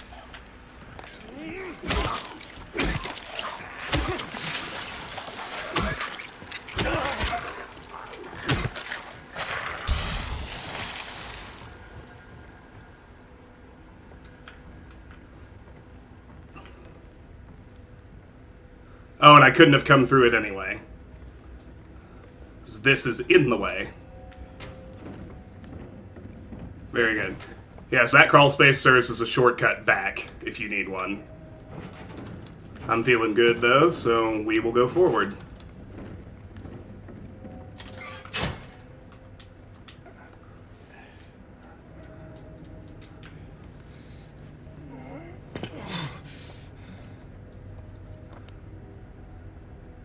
Yeah, new spot entirely. Here we go.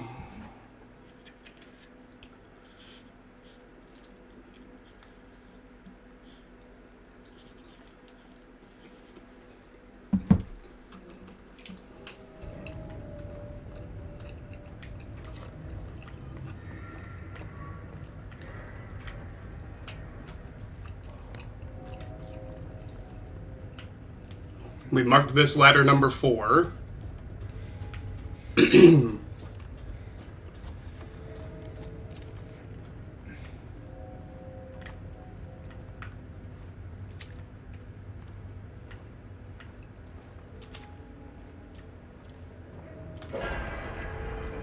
Crawl space here and nowhere else to go. So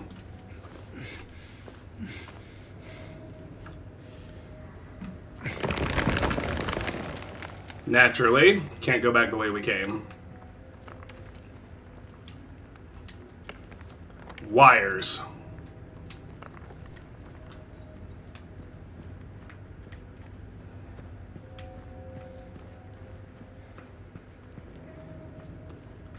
Note the autosave. I'll always pay attention to when that happens. Usually means it's time to lock in.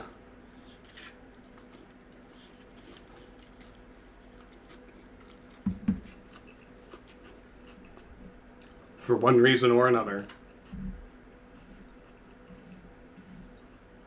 Oh, man.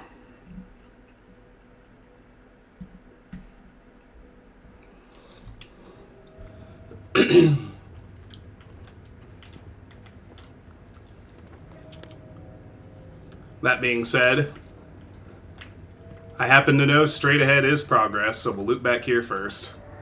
Sure enough, we'll get some handgun ammo for our trouble. Alright, so we got more Mandarins in the section ahead of us. Unfortunately, that's not our only problem, as you will see.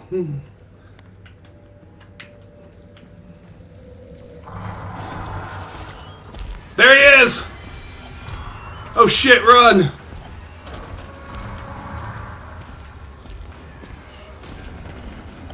Go, go, go!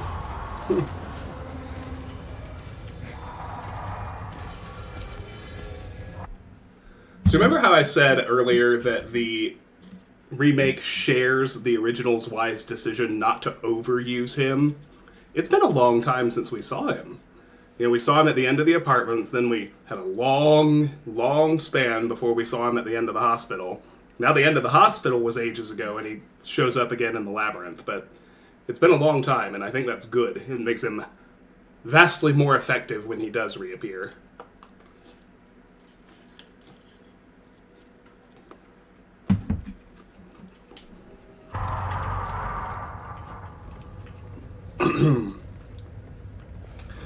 And if you played the original or otherwise know what Pyramid Head really is, you kind of understand the significance of the fact that he very obviously chased us into this place.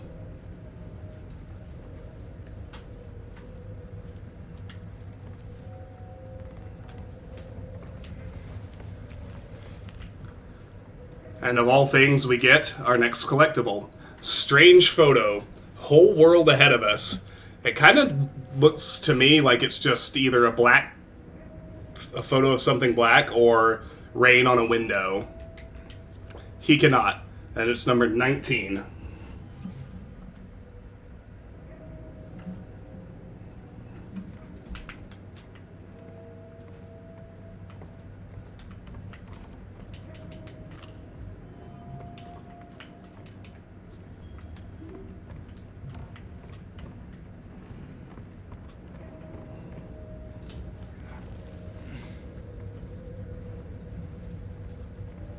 That's pretty much all we get. We gotta head back down now. You know, hope he went away for a minute.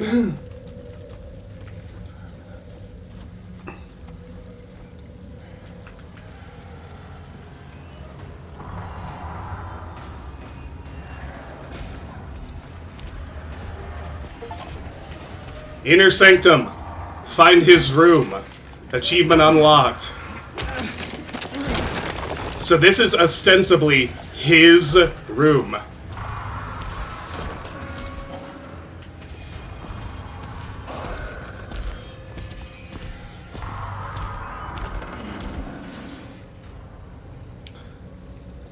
This is another one of those awful moments where he just stops and stares at you. So I don't know if you noticed, but when we went into that room, there were like some hanging bodies. We got an achievement called Inner Sanctum, and it said "Find his room." His was capitalized.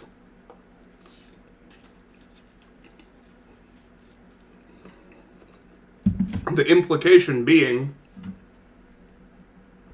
that Pyramid Head lives in this spot in the labyrinth. Which, if you consider what the labyrinth really is very interesting too. But here, this is the one I meant. He's kind of content to just sit here and stare at us. Which says to me, he very much intended to chase us up this ladder, to force us to go this direction.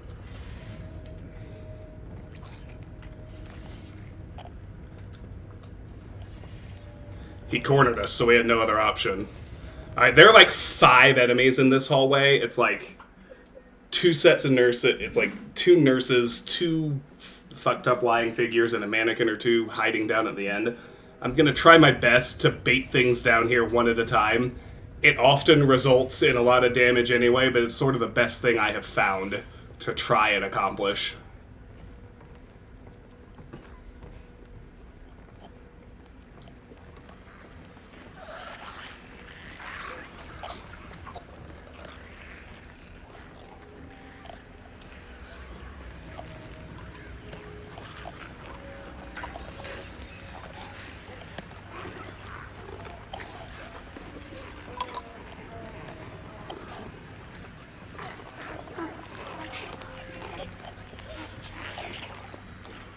If I can get the nurse to come down here alone, that's a great start.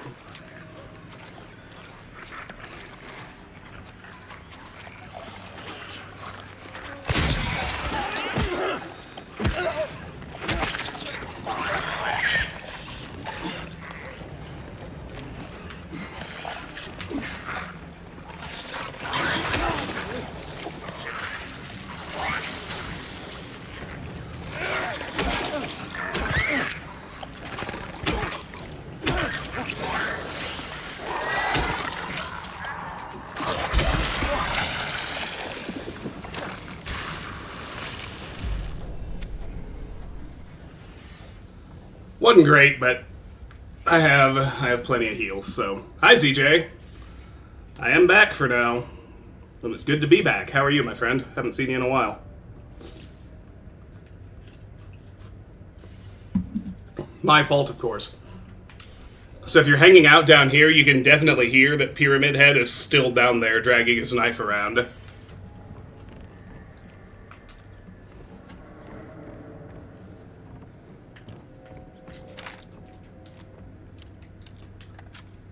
Now let's get that fully reloaded, because that's important.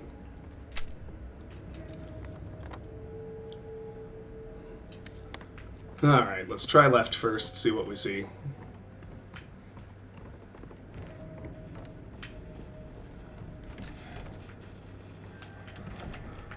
Oh, I forgot, there was some spot where we were able to look through the wall and see this. But considering that's progress, let's go check out the other end of this hallway first, just to be sure we didn't miss anything. We would, in fact, have missed something. Handgun ammo, to be precise. That is amazing. Pyramid Head cannot be killed.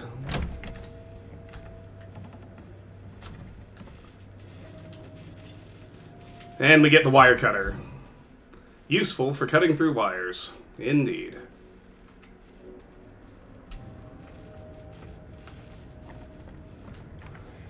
So with these, we need to get back to the wires we saw on the lower level.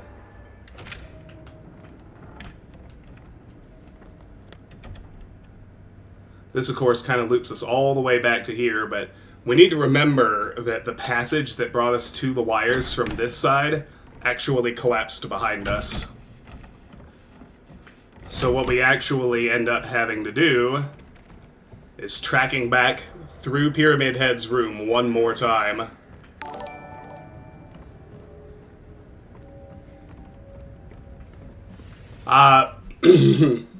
Since I left school, that was now 11 years ago. I finished law school in 2013, which is still insane to say out loud. 11 years since I was last in school.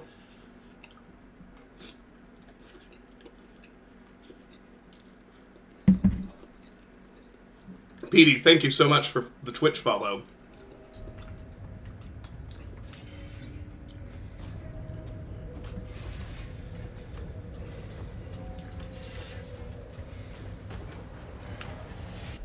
How old do I feel? Physically, emotionally, mentally.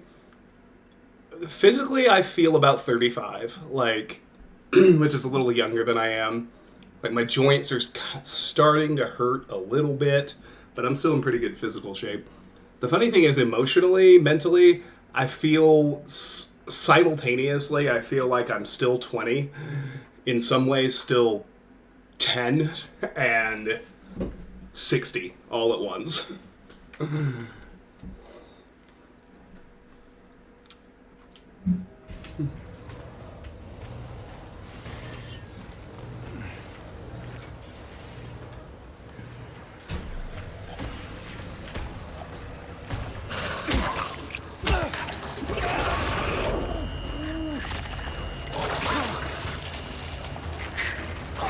So here the Mandarins team up with a bunch of other monsters to just really gank the shit out of you. It's really best to just run. All the way back to the wires. There are no other pickups, nothing else to grab, nothing to do. Here we get James's nice little wire cutting cutscene and squeeze on through. Now, for the first time in the desolate area, at Ladder 7, we're going down from the flooded level instead of back up. Isn't that exciting and delightful?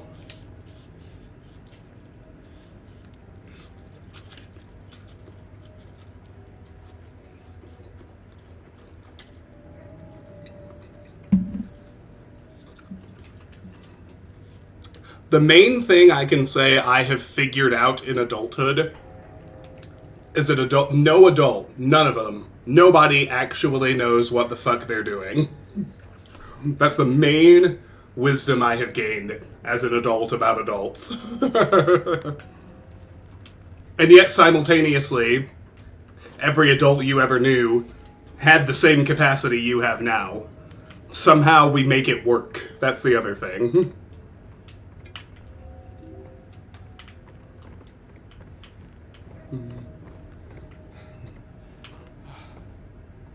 And yes, these are noodles. And so here's what we get at the bottom of the desolate area. Another hole. Another shocking lack of self-preservation instinct from James.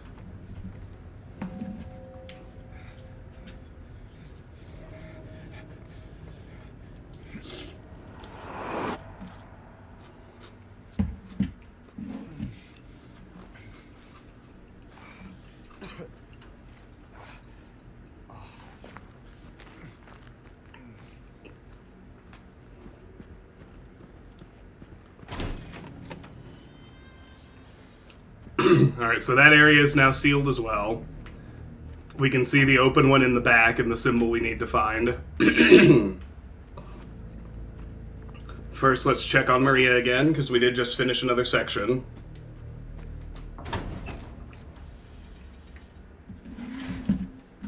Oops. I bumped the mouse, even though I'm using a controller to actually play.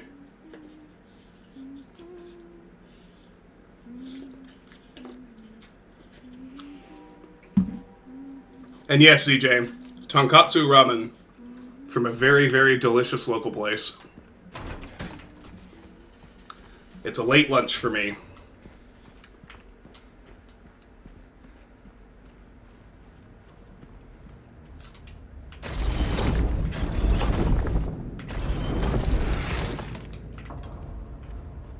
This is not the symbol. One thing that isn't immediately obvious but is true is the cube is actually different on every subsequent level. So even though it looks like the same corridor, you really are on a different level every time. You have a different cube, but they put an identical model of Maria and the strange door and save point in each different one.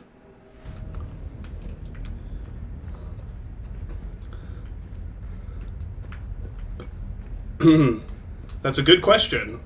She did say that she was waiting on us to find a way through to...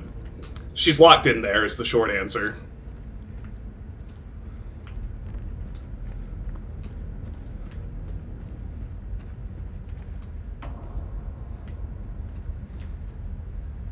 Right, okay. This isn't exactly what I thought it was, but it's still useful. I don't think I've actually found that rifle pickup before. I didn't know you could do that. Excellent. 4 rifle rounds. That is a lot of damage in a boss fight.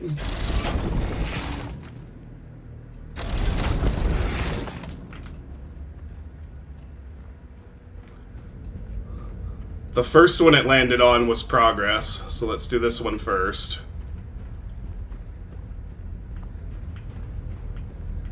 This is what I was specifically looking for, a collectible.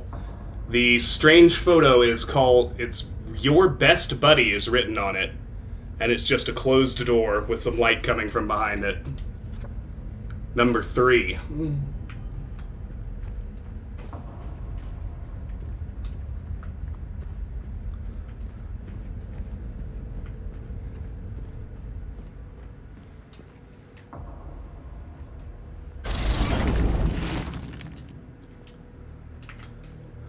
I wonder if there are any other pickups in the directions we can still open. It's an interesting question. I should look. So this is also not the same one I just had.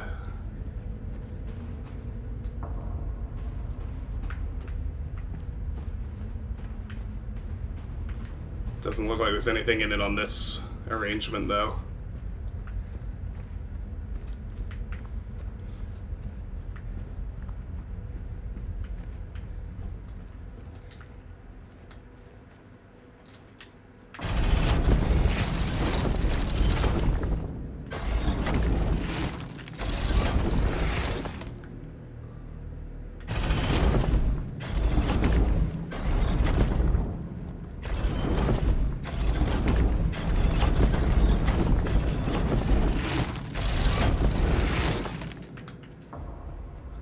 This is another new one that I haven't checked out yet.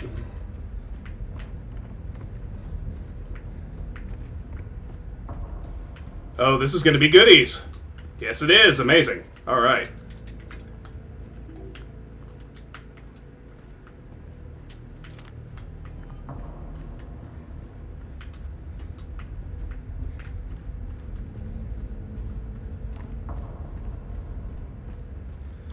I would love for them to remake the first one, but what I would really love after playing this is a new Silent Hill game. Because I said this in the first stream, and I might have repeated it in the second one. There arguably hasn't been a good new Silent Hill game since Silent Hill 2. There certainly hasn't been one since 4, so...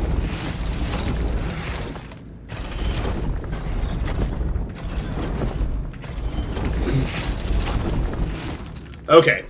We have now been through every door on the cube except this last one that leads to the third and final big sub area, so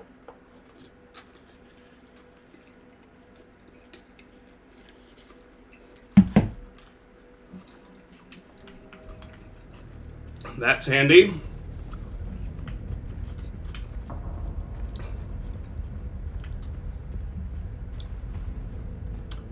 Yeah, short message, but it sucked. Well, it didn't suck. It was mediocre. It was okay. It wasn't good.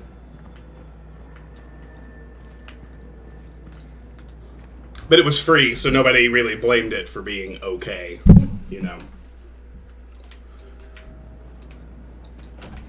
Alright, so now we're in the ruined area. The way the ruined area works, after the first sequence, I'll talk about it. It's an interesting final zone.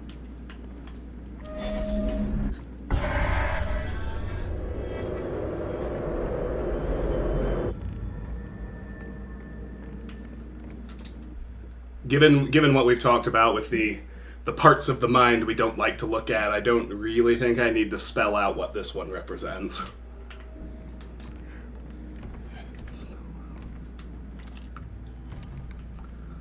So if you're really paying attention, you will notice that this is identical to room 201 in the Woodside Apartments, which is the very first place we saw Pyramid Head. If I break through here...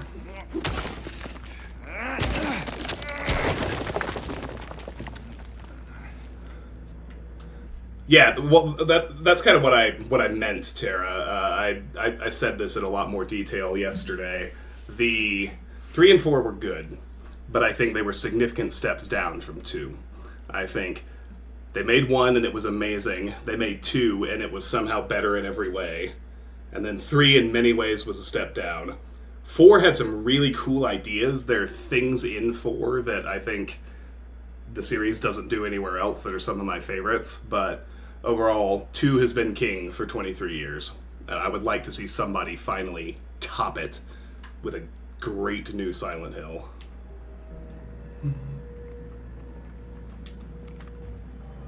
So this is that same bed.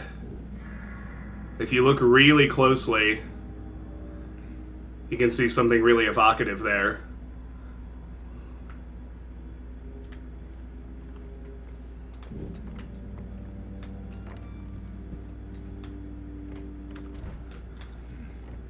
So the ruined area itself is really simple. We're going to go through this apartment 3 different times. Each time is... You could consider it a combat gauntlet, but the truth is, if you wait it out, all the enemies drop dead. I would really rather save my resources. So... the first group is going to pop when I try to open this door, so... Let me finish looting the area first.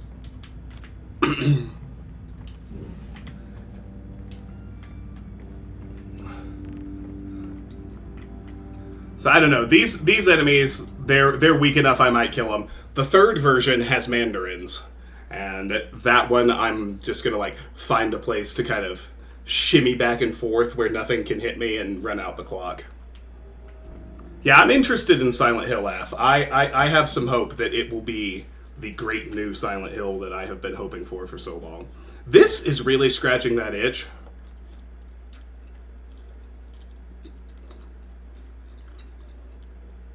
My only gripe, and I wouldn't even call it a gripe, it's just that in many ways this is fundamentally not a new Silent Hill. I think it's a really great remake, and at the same time, the core of what makes it great is how great the original was, and what a good job they did preserving that original core.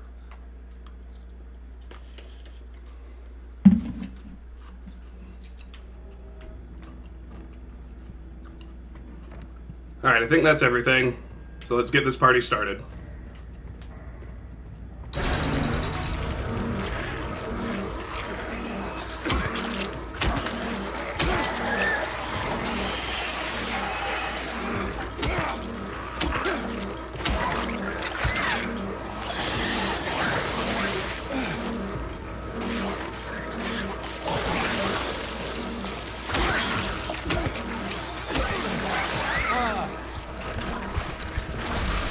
That was bad.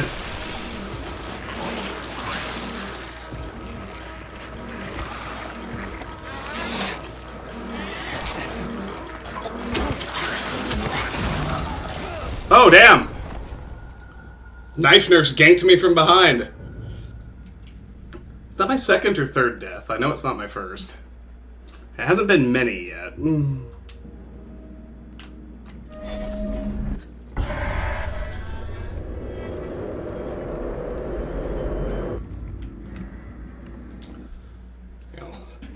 Take this opportunity to finish eating for good so we don't have to bother with that anymore.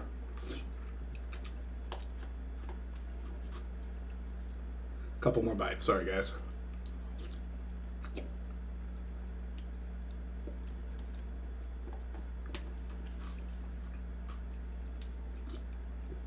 Just don't want to let it get cold either.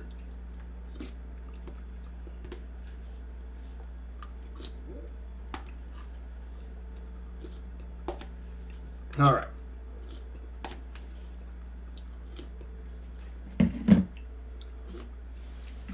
And since I'm done eating, let me clean up my station here, and then I can focus.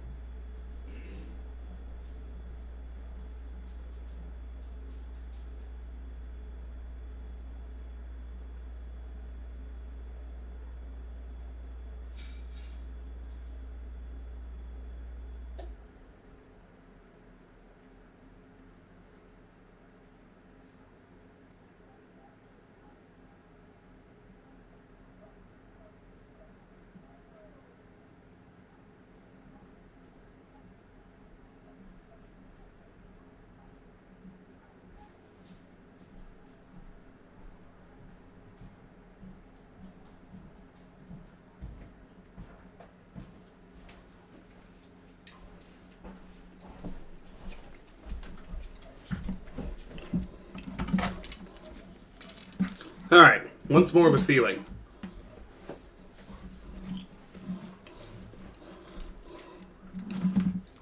And less surrender to the demons of our own subconscious.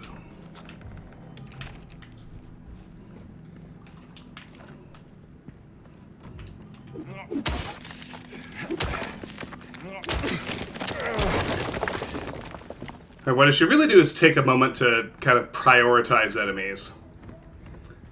Based on what happened to me that time, I think what I should actually do is sprint to the nurse and just try to go ahead and spend a shell and take her down. Because I healed the damage from the lying figures, but she pretty much single-handedly killed me when she got behind me, so...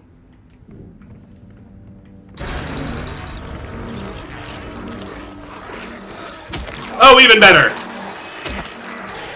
You don't get the spawn!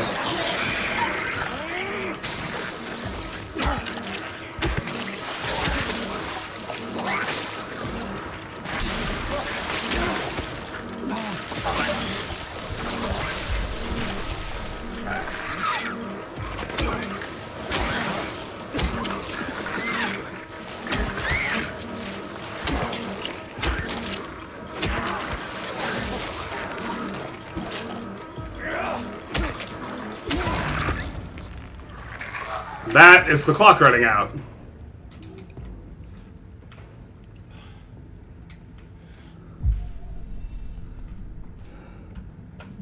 Alright, that wasn't so bad. Alright, Wonder, see you when you get back.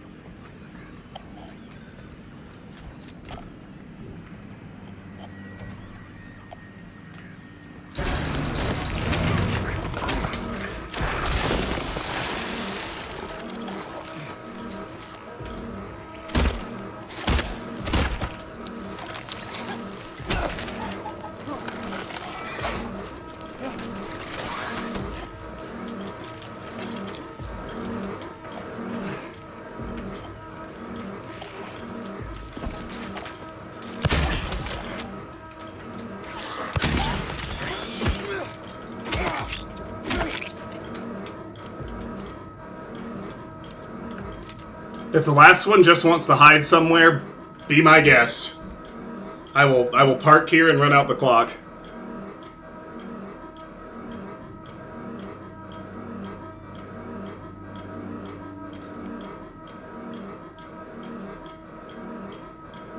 It's using the same sound as the light timers in the prison. As the clicking gets faster, you know you're almost through.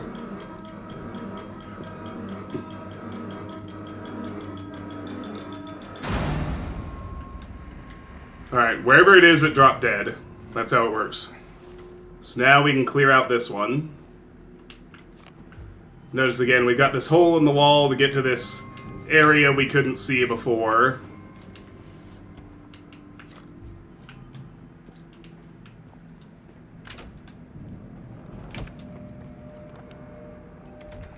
But we're in the same apartment again. Here's the bed. This time, the bed is strangely clean with absolutely nothing on it compared to everything else in the room. But it is still the same place. You can tell if you're paying attention.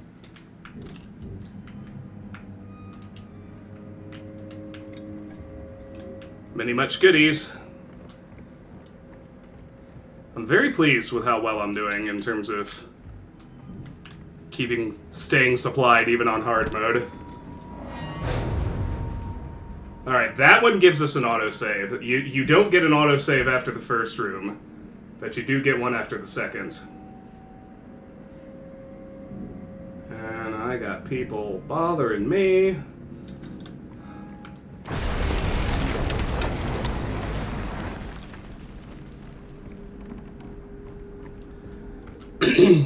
Alright, so this is the one that has a bunch of mandarins in it.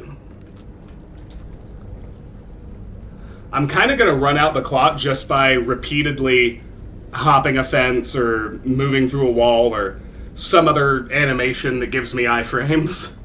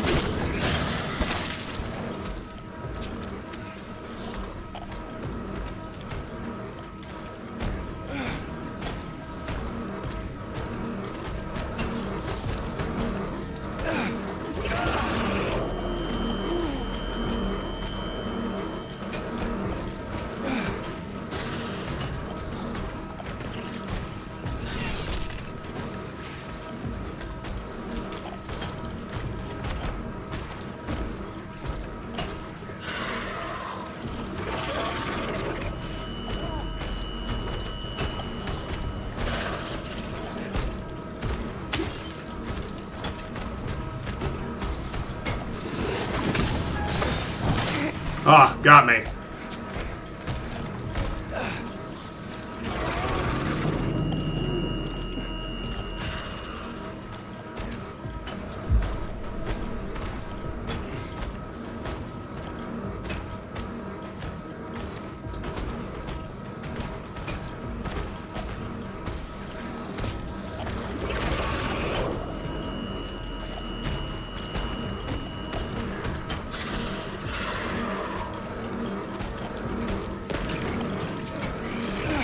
Oh yeah, and those things.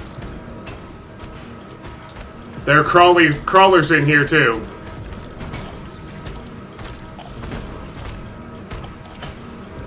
This one is by far the longest timer, but it is still a timer. There they go.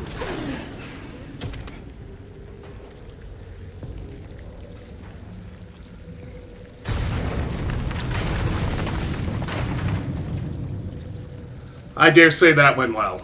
Alright. So now, of course, in the last iteration, the wall collapses on the bed.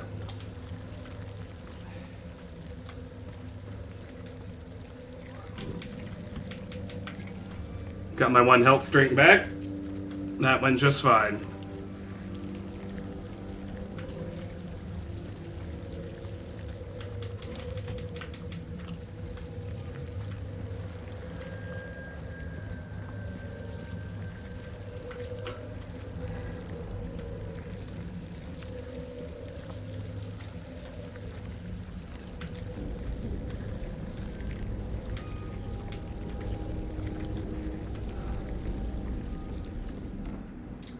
And here we are.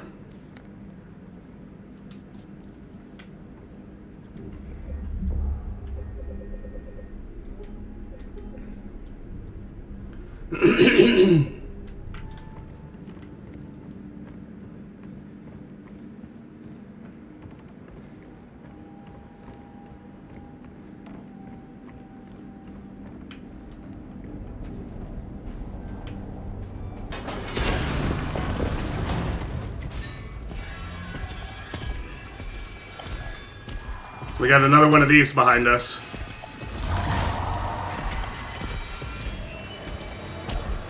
But they make way for him.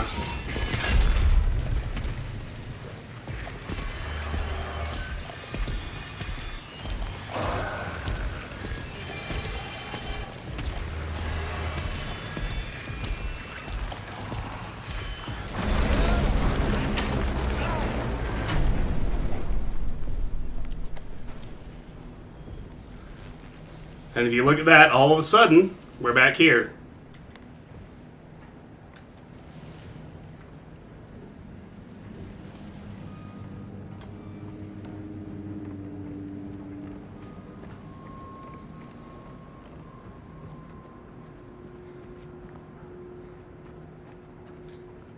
$208.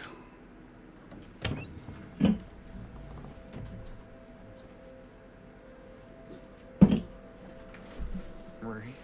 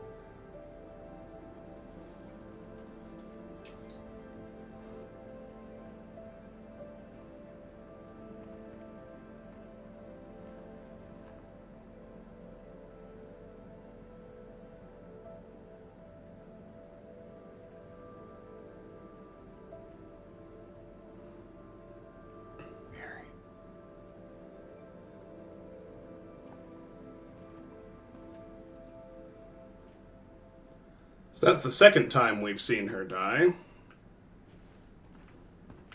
I guess we didn't see her die. We see her dead. And we're back here.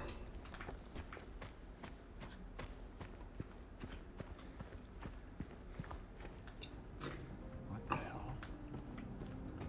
Cube is gone. The giant one is. This one has been destroyed. Looks like by the man himself.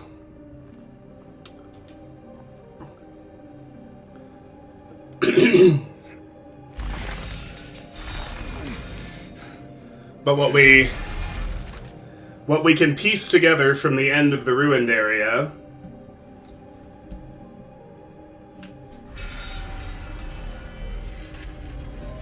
is that we can use this to get past the original strange wall, the very first one we saw when we came in here. They will retreat from this.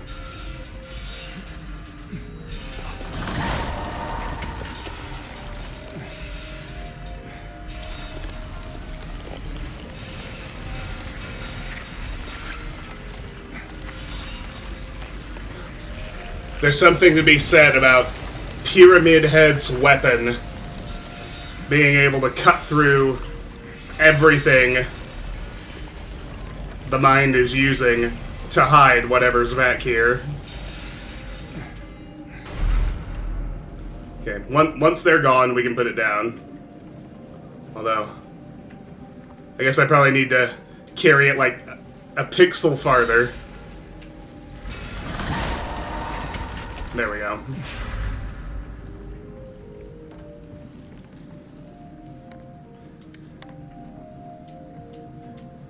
In the original, James got the Great Knife as a weapon, and it was one of those things that felt silly to the point of breaking the atmosphere, for me anyway. I support the decision to remove it.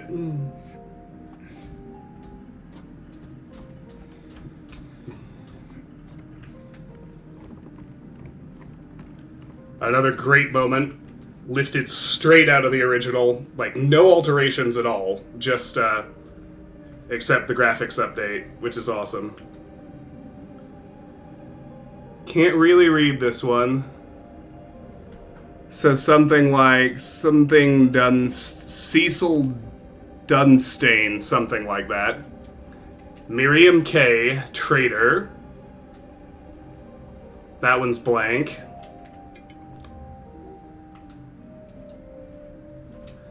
This one's Walter Sullivan. We know that name from the newspaper article, the one who murdered the 2 kids. This felon drank one last bottle of ale before he was executed and laid here to his eternal rest.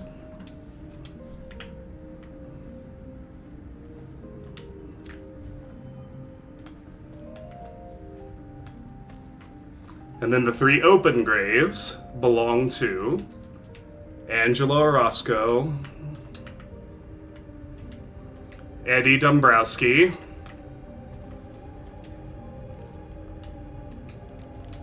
and James Sunderland. Let's save, and what's one more hole to jump into?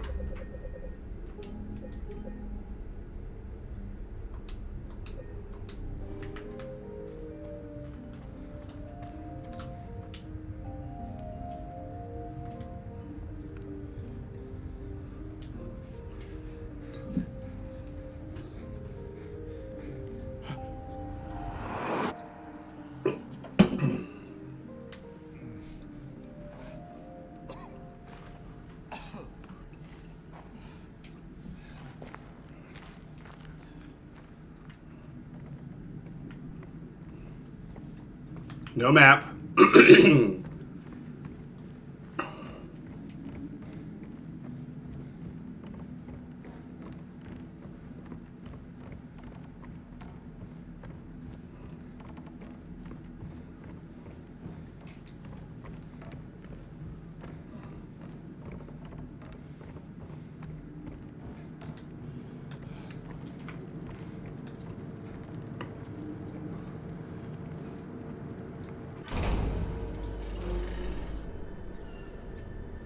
Couldn't leave well enough alone, huh? You just had to follow me all the way out here. How many times do I have to kill you? Eddie? Whoa, Eddie, it's me. Oh. Hi, James. Eddie, what are you doing? What's it look like I'm doing? You fat, disgusting piece of shit, you make me sick. You gonna cry, fat ass? You gonna run to your mama? Waste of skin? Why don't you just kill yourself?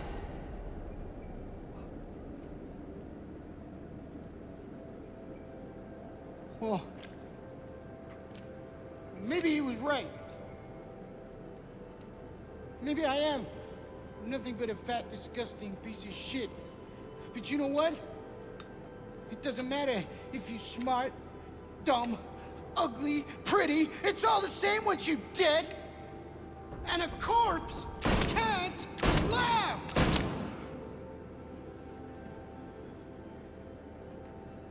Eddie. What's that? You want to talk down to me some more? Tell me to relax? You're just like the rest of them, James. No, I don't want... Shut up!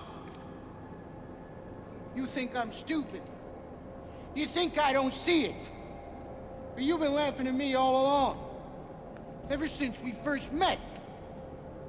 But you ain't laughing now, are you?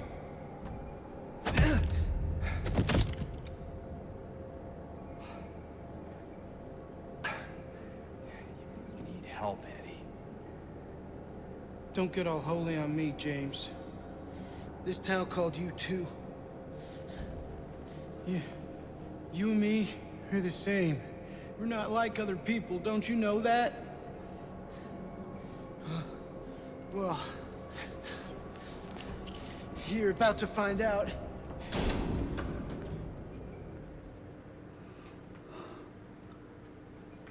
I love everything Bloober did with Eddie. I think the redone cutscene is incredible. The actor did an amazing job. And I also love the way Eddie's written, too, because particularly in his first two appearances, like, for most players, and I've actually really noticed this as I've been watching playthroughs on YouTube of people who never played the original, younger people who are playing it for the first time. Like, it's written so you're sort of invited to laugh at Eddie the first couple of times you see him, and then this culmination of his story becomes as much of an indictment of the player as it does of James and the people who treated Eddie the way he did in the fictional world. I think it's super well done, and the kind of thing you can really only do in the medium of a video game.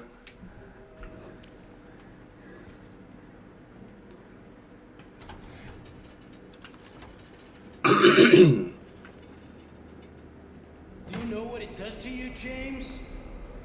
When you're hated, picked on, spit on? This fight, by the way, is quite hard on hard. I would say it's easily the hardest sequence in the game to get through. I expect to die a couple of times here. Just because of the way you look? Yeah, I ran away after I killed that dog. But you know what? It was fun. It tried to chew its own guts up. Finally died all curled up in a ball. Then he came after me. I shot him too, right in the leg. He cried more than the dog. And now it's your turn, James. It actually really helps to turn your light off in this fight. Eddie struggles to see you, although not that much. So yeah, Eddie doesn't fuck around. That gun of his packs a wallop. It puts you in critical health with a single shot. But it does help to have your light off.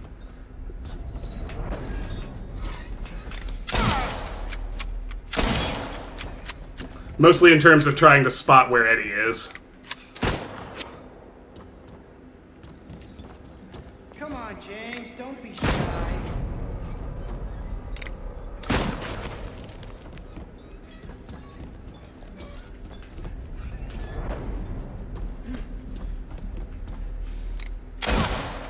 I'm coming for you.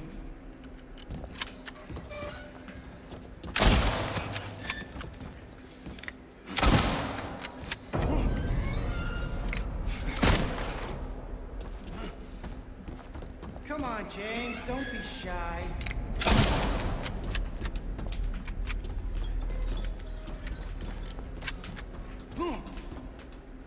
I can see. Aw, man. Too slow. But you can also count shots. Every 6 shots, Eddie does have to run away and reload. Now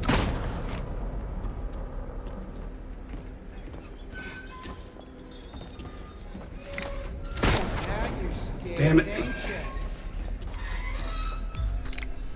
I'm coming for you.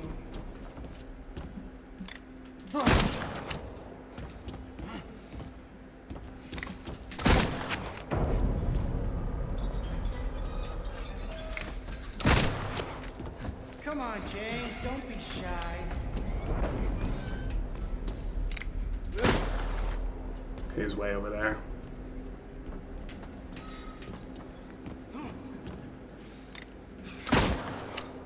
I'm coming for you. Okay, phase 2. Die here,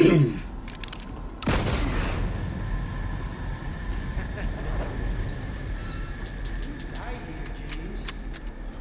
You squirm and squeal and cry like a little girl. For this part, he tries to Curl up and die. run up to you and melee you, so Feel It's generally better to switch to the shotgun and keep your light off for this fight. It's really like the big secret sauce to this fight is to turn your light off. That's the thing that lets you see Eddie when he's coming at you.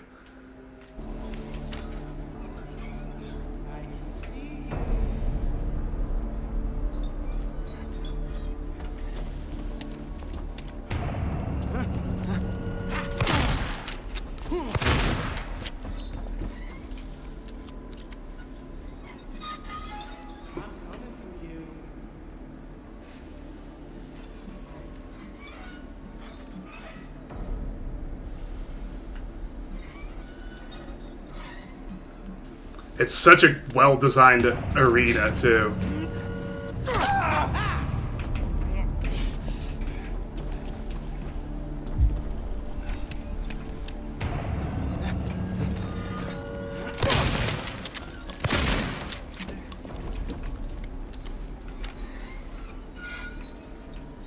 I'm coming for you.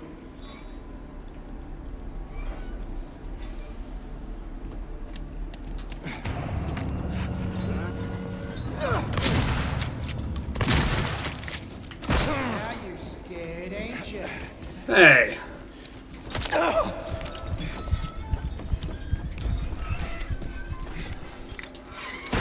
You're not supposed to shoot in this face.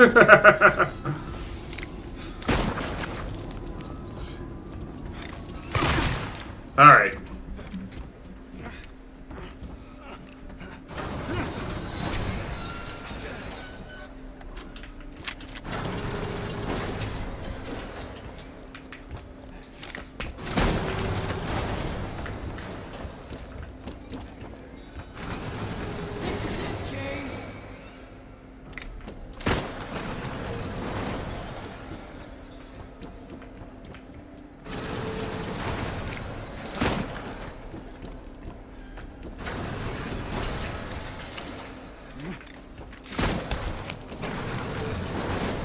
James. I'll kill you, James.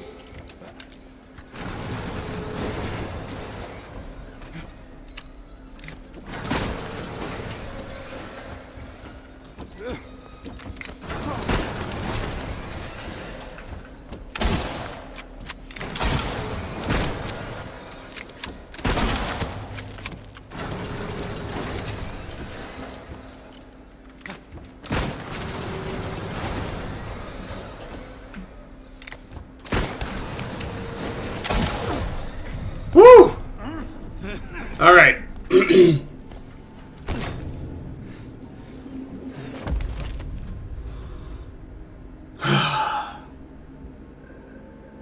It's a stressful fight. And you don't feel good when you win, either.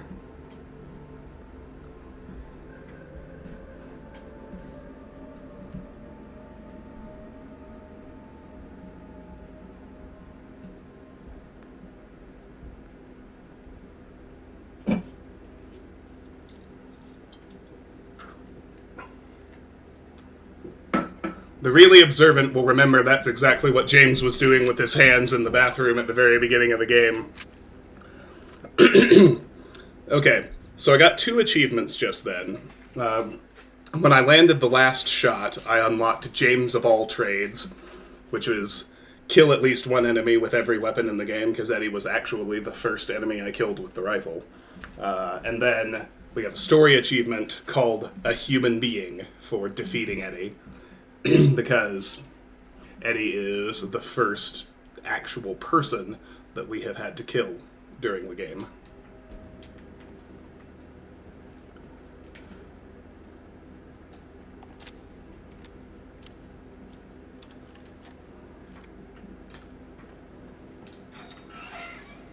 Nice detail that his hat is still back here.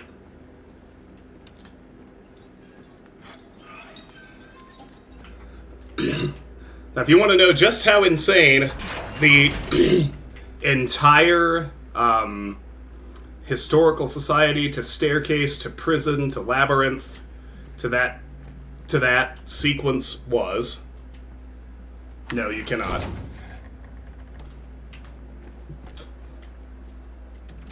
Here's kind of our last little intermission. James should be willing to get his map out.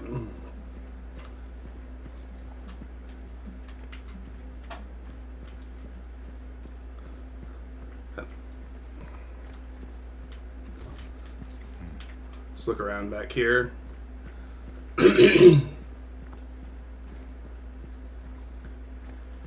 Because where we are is the Lakeview Hotel boat launch that was literally right behind the Historical Society last time we were outside looking at our map.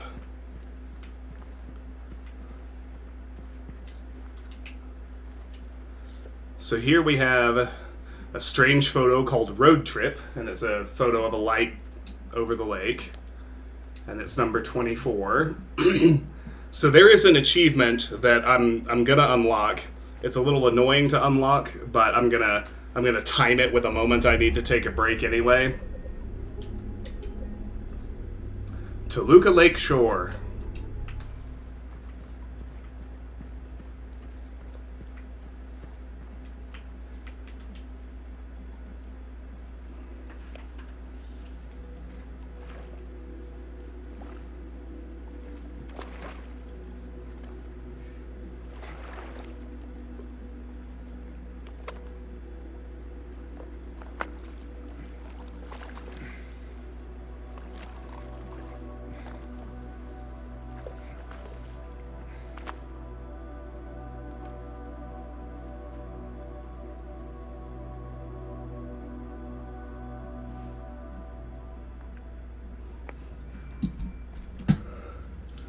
Alright, so once we're out here, we get an achievement for spending 10 minutes on the lake.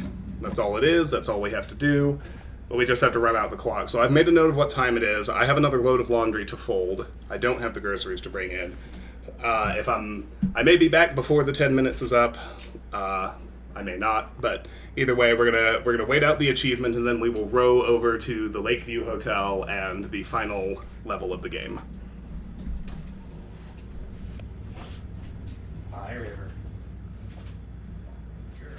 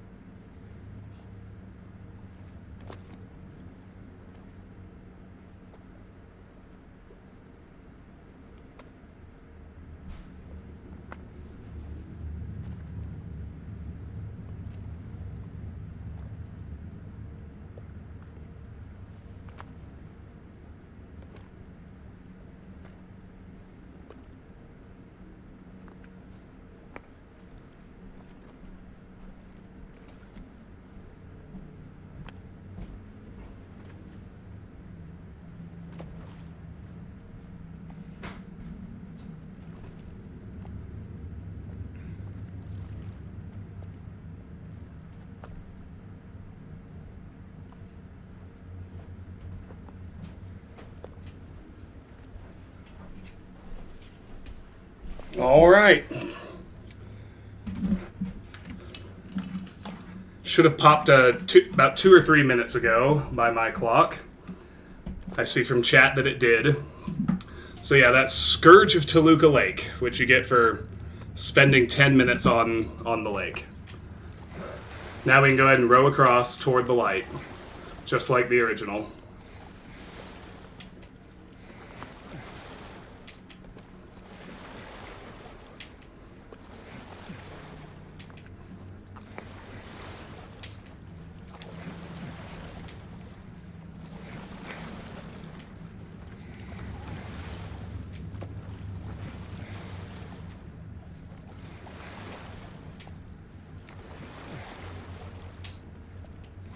Oh, wrong way.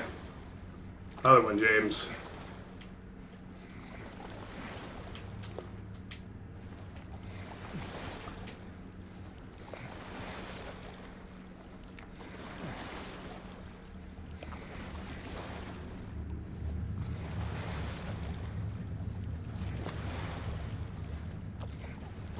You'll notice it does move, which is interesting. You do need to keep following the light. Paddle toward the new one.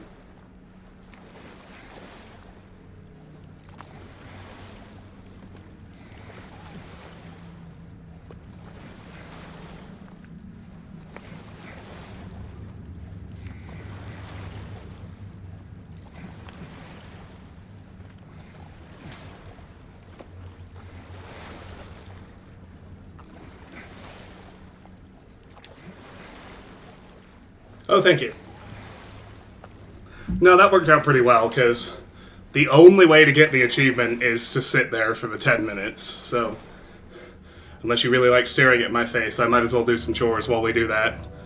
2 birds with 1 stone. Efficiency. All that jazz.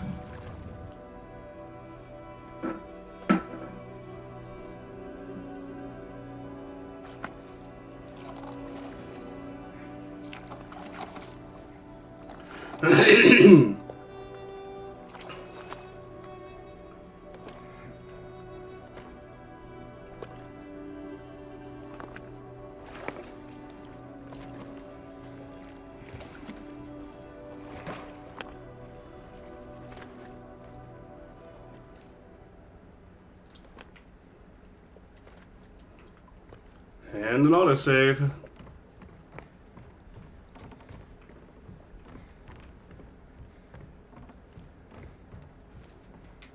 Lakeview Boat Rentals. Spend unforgettable moments on Toluca Lake. These waters will bring you peace. $15 for the day. Alright, what do we think that price for a full day boat rental says about the time this game takes place? I need a drink, but my fridge is right behind me.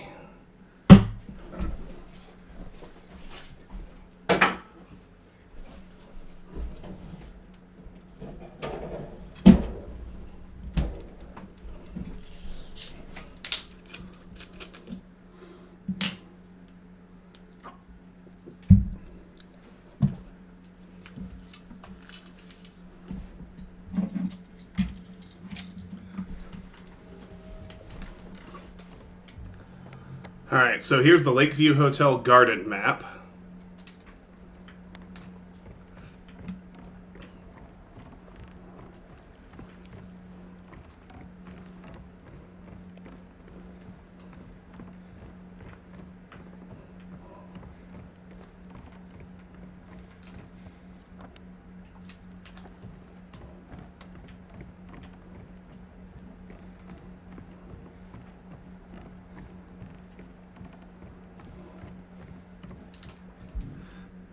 Yeah, if we were to look at our original map of... Oh, you can't even see, but we're across Toluca Lake now. In the original game, your map also showed, like, your outskirts map also showed all the way around to the north side of the lake. And the hotel we're at is actually really close to the amusement park from the end of Silent Hill 1 and 3. We rode all the way across the lake, out of South Vale to the Silent Hill we see in, at least in part, in the other games.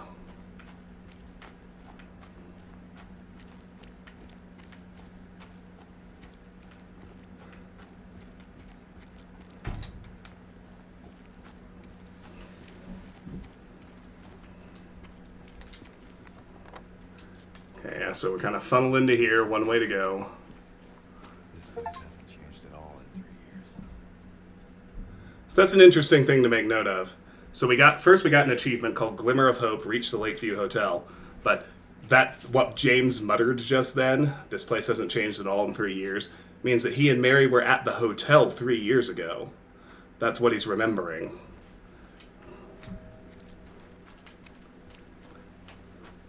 If you don't know why that's weird, just think about it for a minute.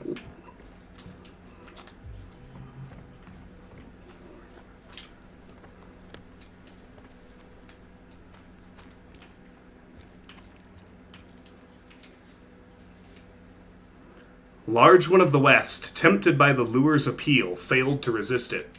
Has a light bulb in its mouth.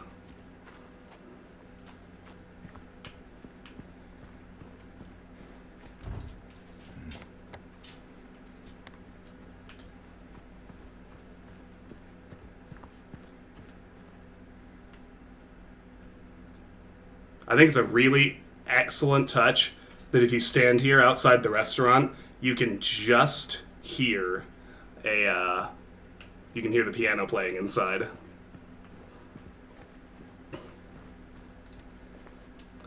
This section of the garden is closed for maintenance. Sorry for the inconvenience. Alright. We're not getting that light bulb yet. As the cold draws near, they abandon their old nests to return in time.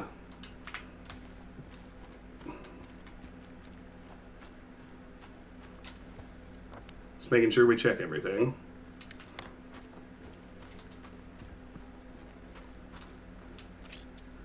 Rotten apple. A rotten, pungent-smelling apple.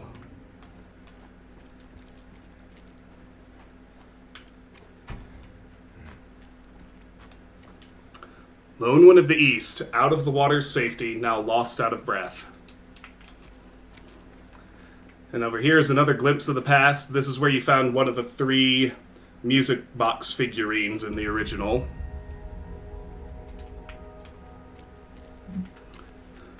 The central puzzle for the hotel is still the same music box. They've just put the different figurines in different places and turned the old locations into glimpses like that.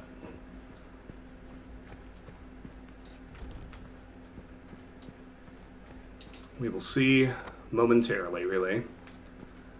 Alright, so for now, making sure we did get the rotten apple. There's nothing else to do but head inside. Special places spark fires that warm our hearts forever. Welcome back.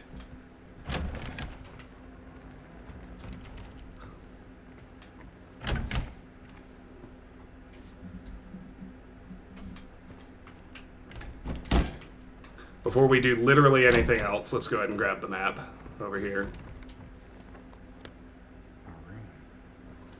So, room 312, someone has written on this map, waiting for you.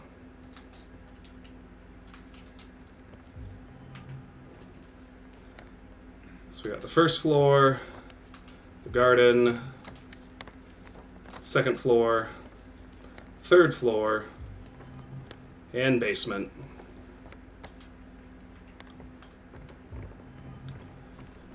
Actually kind of behooves you at this point to go ahead and check the basement because there's not much down there. Can kind of clear it out. Here's the utility room. The Lakeview Hotel. Note to staff, be sure to clean up the fireplace in the conference room.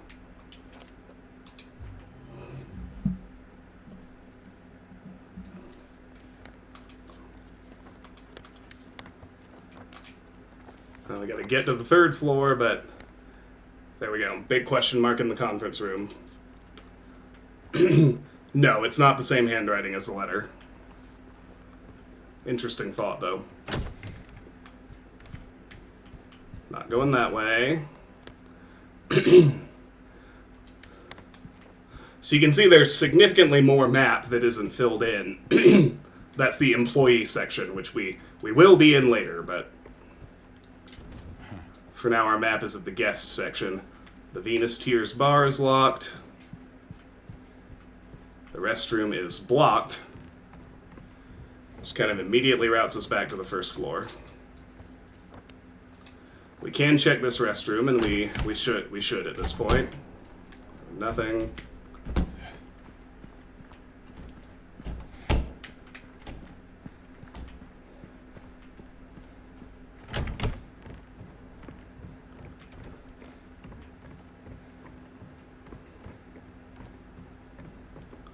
Lost and Found is locked.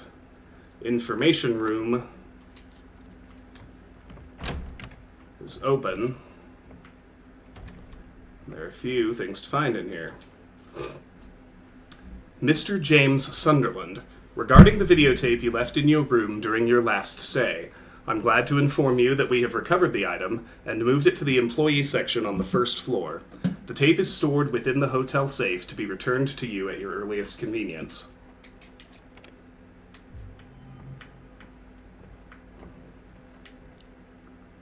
So we got room 312 key and ornamental key. Ornamental key, a decorative key shaped like a treble clef, too small for a door. It even says music box on it. A key to hotel room 312. A key to room 312 in the Lakeview Hotel.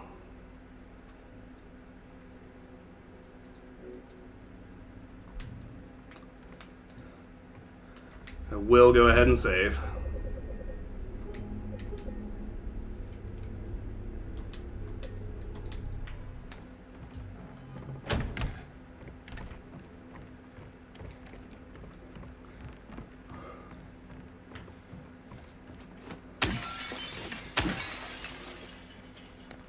Alright, so Cafe Toluca is open.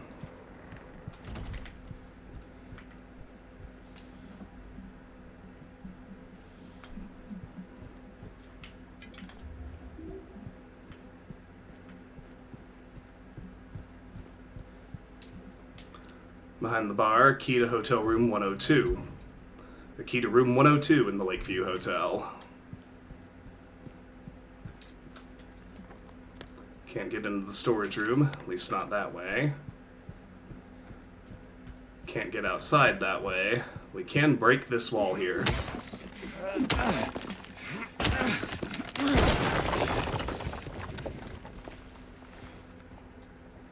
That gets us into Lost and Found.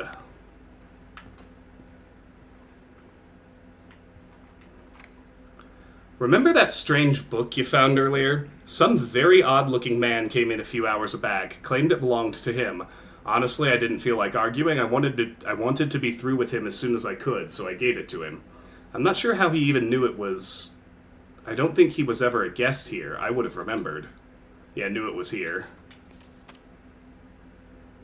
Can't get it out of my head. All these symbols.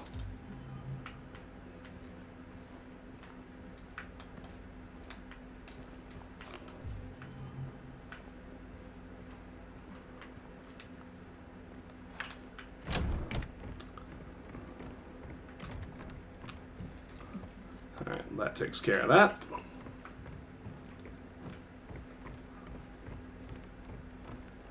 That one's locked.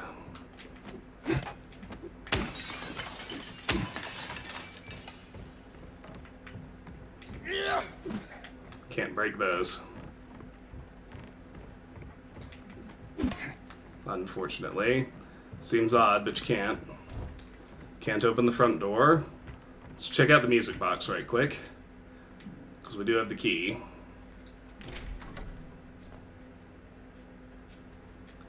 And, as in the original, we need 3 figurines. We currently have none. Polyphone, it says. Nice. Elevator out of service. Gift shop is locked.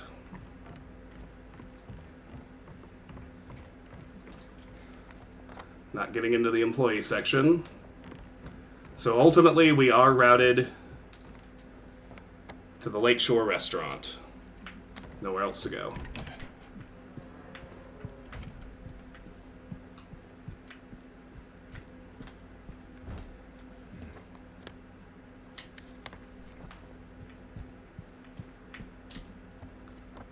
get there either. Or rather, can't get to the employee section that way either. Intermezzo, Opus 118, number 2, Johannes Brahms.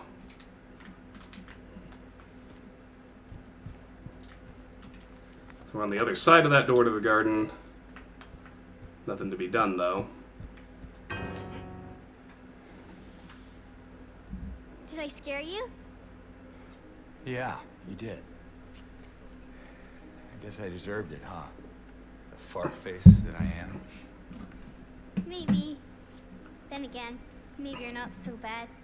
Just annoying. Uh-huh. So, you got any other things planned? I think I saw a dark room back there you could lock me up in.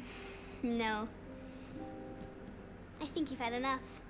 For now. Well, that's reassuring. Besides, I need your help finding Mary. She's here. Isn't she? Come on, tell me. I wish I knew. But she said it in her letter. Wait. So there really is a letter? Oh. Yeah. Want to read it? Just don't tell Rachel, okay? Who's Rachel? She's our nurse. I, took it from her locker.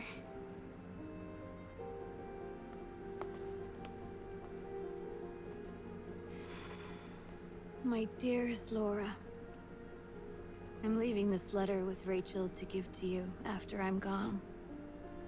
I'm far away now. A quiet, beautiful place. Please forgive me for not saying goodbye before I left. Be well, Laura. Don't be too hard on the sisters. And Laura, about James. I know you hate him because you think he isn't nice to me, but please, give him a chance. It's true, he can be a little surly sometimes, and he doesn't laugh much. But underneath, he's a really sweet person. I love you, Laura. I love you like my very own daughter. I wish things were different. I wish we could be happy together, like we talked about. Even so, I know you will have a good life. You're a strong, smart, beautiful girl. Happy 8th birthday, Laura. Your friend, Mary.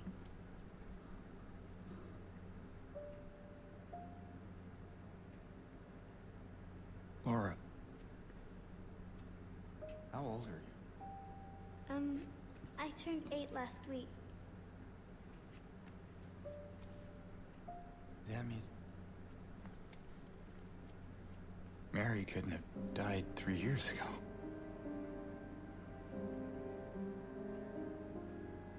Could she really be here?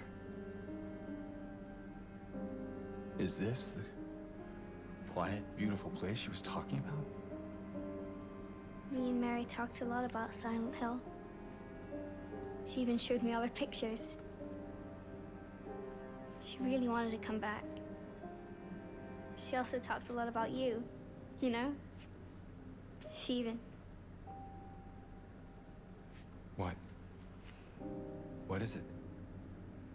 Well, there kind of was this other letter. I think the one was for you. The envelope had your name on it. Did you read it? I wanted to. This one time, I almost did. Figured you didn't deserve to have it. But then I thought, Mary wouldn't want me to keep it from you. So I just sort of kept it for you. Here.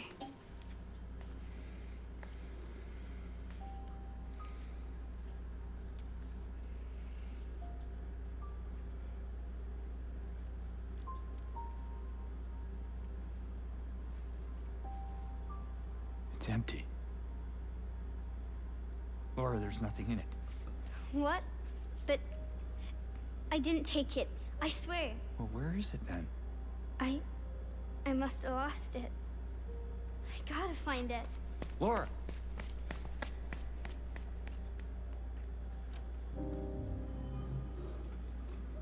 Alright, so we got Laura's letter.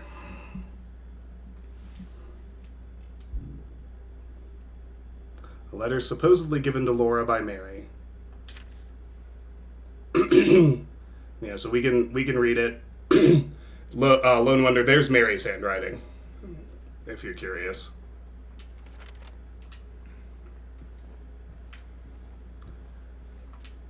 Remember how when we were in the hospital, Laura's drawings were of like a vicious-looking wolf or hawk chasing after the rabbit? At this point, it's pretty clear that, like, she's drawing her feelings about James, and so at this point, you know, it's morphed into a happy dog wagging its tail at the rabbit, and I think that's a really, really brilliant little subtle addition Bloober put in the remake, and it really, really adds to the tragedy of what's coming. Yes, it is the same as the map.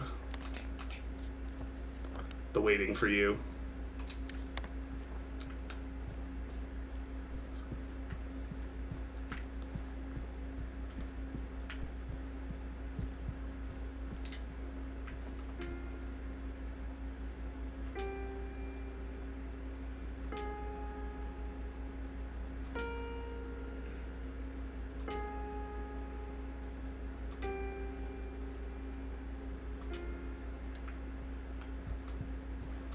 So we can play the same piano motif we've heard a dozen times. But for progress, Laura! It's gotta be somewhere. so Laura's unlocked that door. Let's have a peek upstairs first. So we can see someone who's pretty obviously her, wiped the dirt and dust off the window to look out into the garden and presumably see James coming. Sunrise Wing, reading room, rooms 201 to 210. Needs a key. The hall is locked. Sunset Wing, rooms 211 to 217, and the nurse's office. Locked. Elevator still doesn't work, so truly nothing to do but follow Laura. Yeah, and there's an email here. It's nonsense, of course.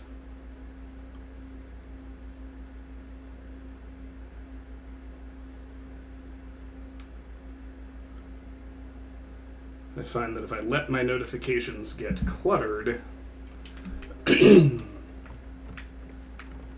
I miss important ones.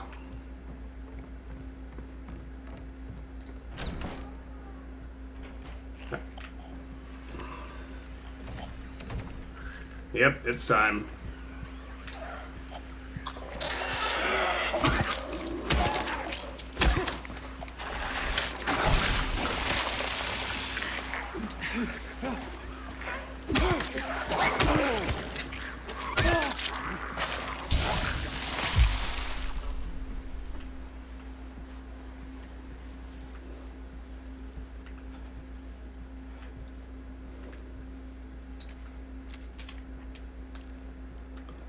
Alright, room 101 is open.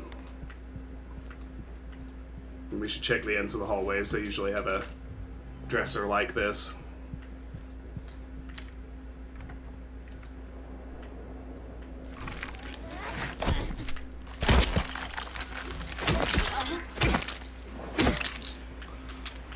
Doors and corners, rookie! Man, that one almost got me.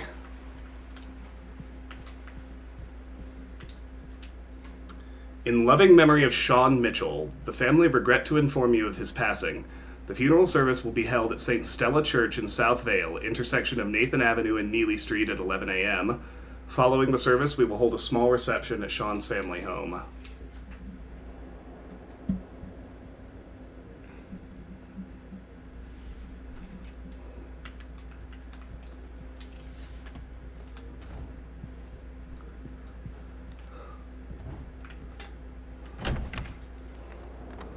Okay. Now, we found the key to room 102. I can tell you this is purely a supply run. It's not progress, so it's worth just going ahead and coming in here. This is were you smart enough to check the cafe and find your way into the lost and found and all that good stuff. Load you out. It's great. Alright, so there's a crawl space there that'll let us into room 103. I'll check the door. I'm sure it's locked.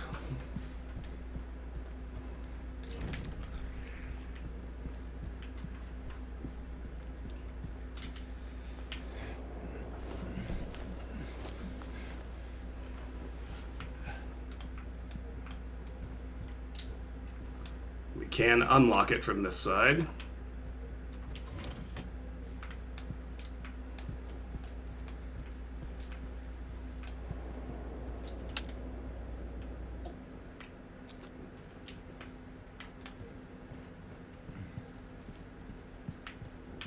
No, none of the light switches work.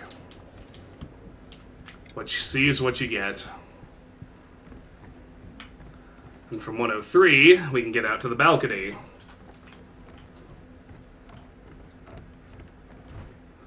Can't get into 104 from here. Or 105. We hop this. Can get into 106.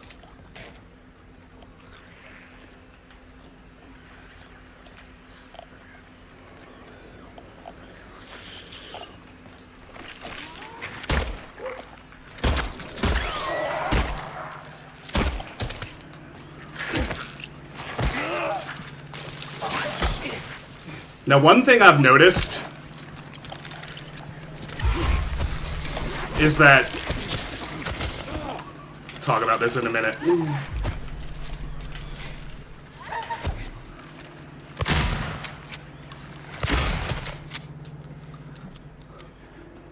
I need to shoot a few enemies dead because I still haven't popped the kill 75 with guns achievement. So as much as it pains me, I'm gonna start shooting enemies down until that one pops.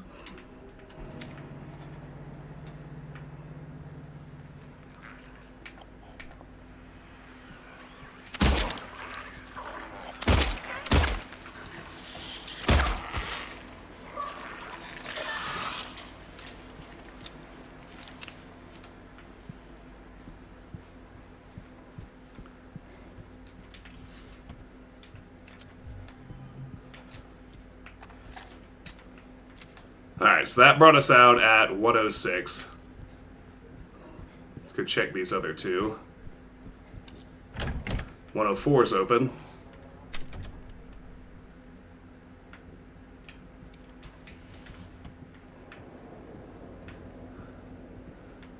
The reason I actually am worried about that in the first run is because for the second playthrough, I'm going to go for the no guns achievement. Use the chainsaw. The New Game Plus chainsaw the whole time. That's the bog standard way to get that one.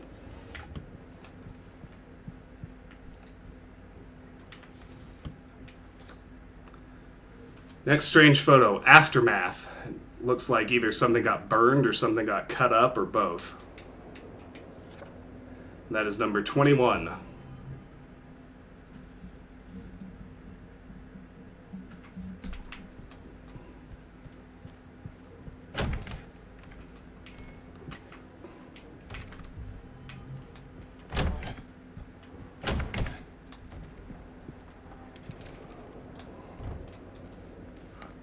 Five is locked.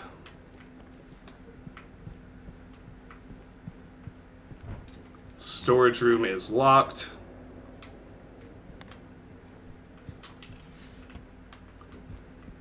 We can unlock this door back out to the garden. Isn't that nice?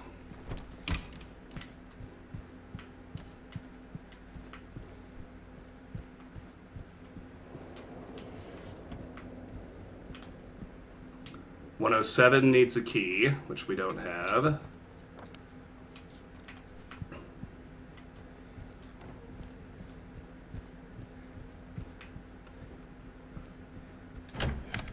And in the utility room, Hetera Helix seems to have some kind of pest. Separate from the rest of the plants or they'll all die. And we get the Sunrise Wing key. A key to the Sunrise Wing of Lakeview, 2nd floor.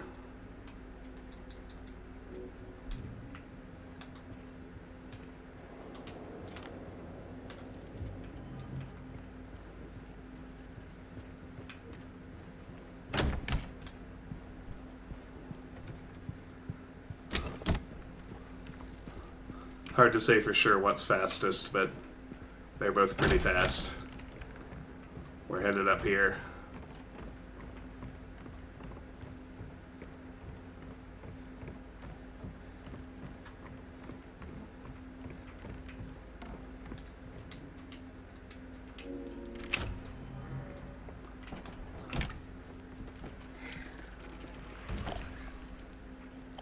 Joy.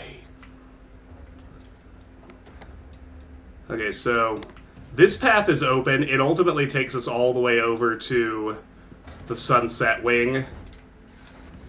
I'm kind of going to explore this one first.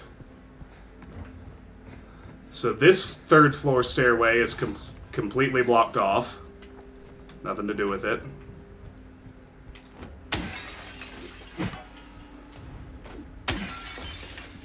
Before we do too much else, here is the reading room.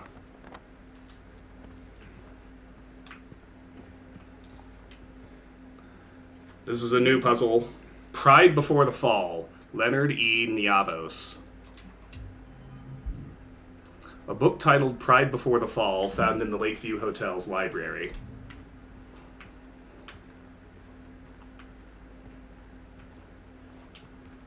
Revelations, A New Understanding. A book titled Revelations, A New Understanding, found in the Lakeview Hotel's library. The One Who Soared, Alice Burroughs. A book titled The One Who Soared, found in the Lakeview Hotel's library. Stalwart to the End. A book titled Stalwart to the End, found in the Lakeview Hotel's library. And then we look at the painting. You see a man who's been impaled by 2 spears, surrounded by, looks like a winged gladiator, an eagle, a lion, and a bull. We see a symbol that looks remarkably like 2 spears. So for now we can just place these, because once they're placed we can see handily there are symbols on all of them. So there's a lion, wings, eagle, bull. So we kind of want to make this reflect the other image.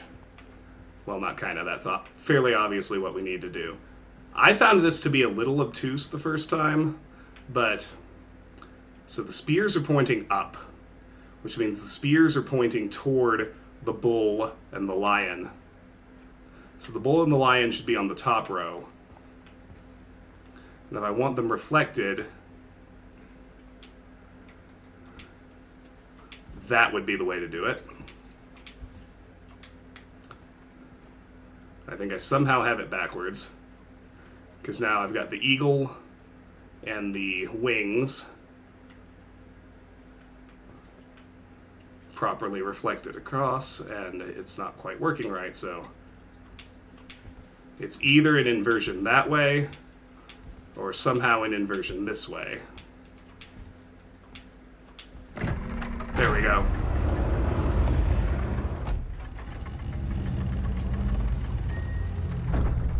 One way or another, eventually it opens. And we find our way into this anonymous room. We see this photo of a red light bulb.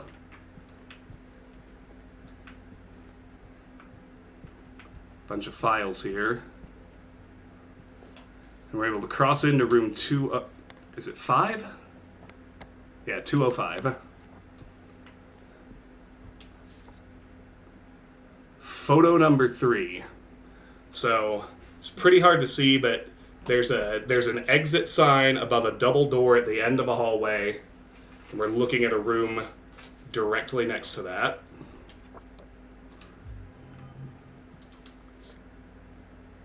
Photo number 2 shows a bunch of bloody footprints at the base of some other door.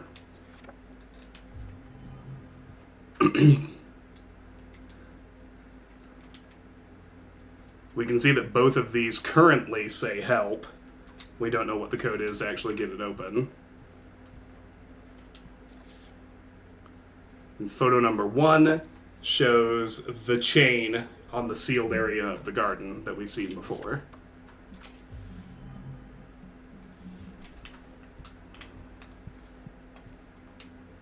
Here we see a broken light bulb with some red coloring on it.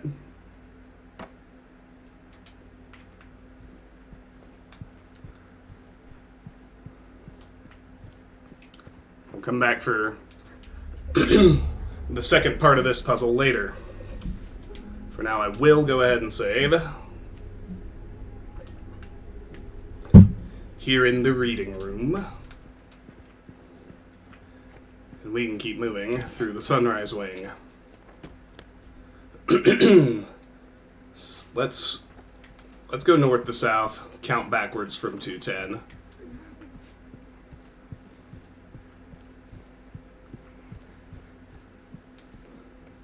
So 208 is that's the number that was on the room where we found Maria dead in the labyrinth. And at this room 208, it's sealed, but we can hear a woman sobbing behind it.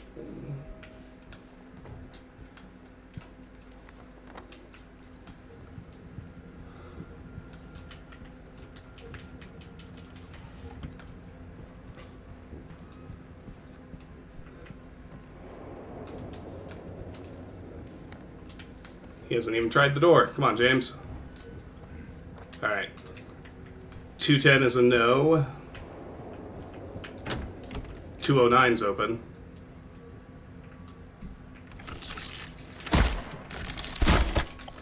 And occupied!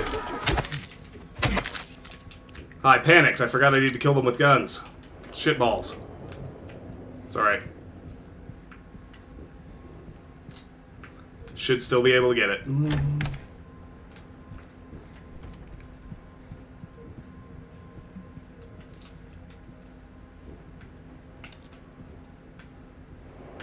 Ah, come on.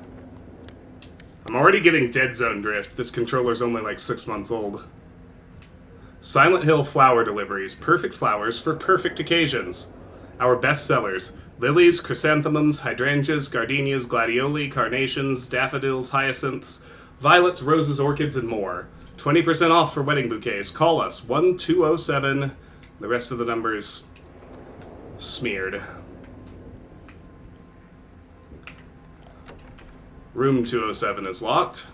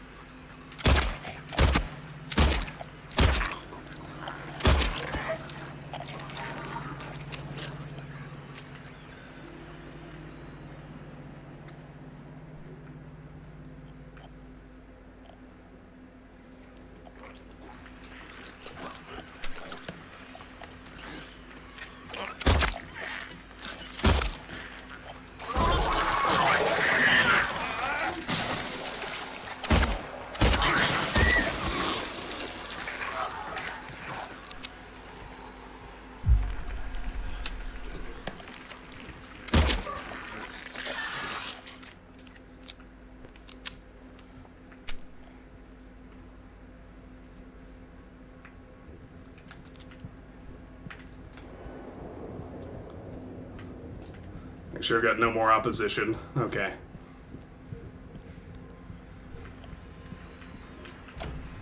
So 206 is open.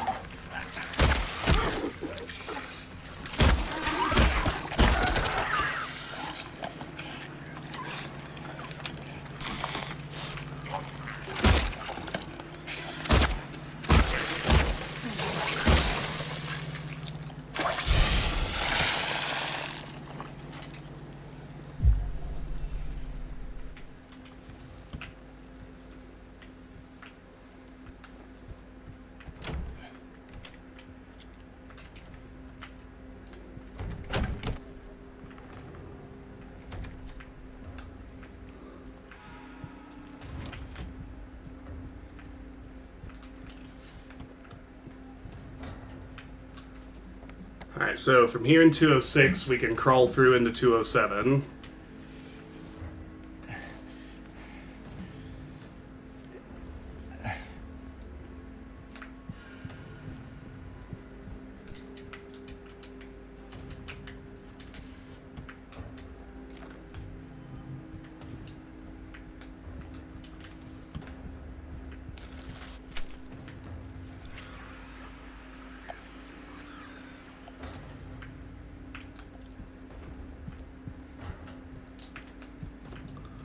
Not sure where that was. Probably inside the bathroom.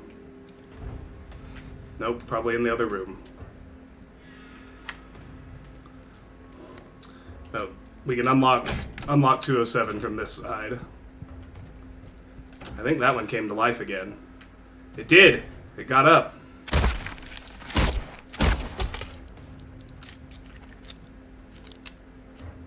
That's 3 times!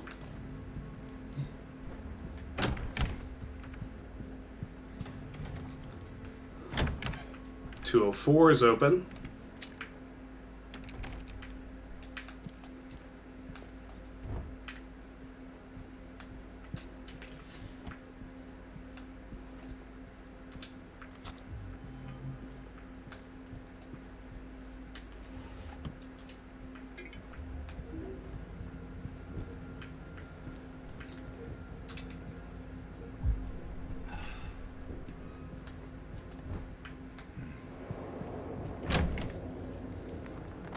Alright. No on 203.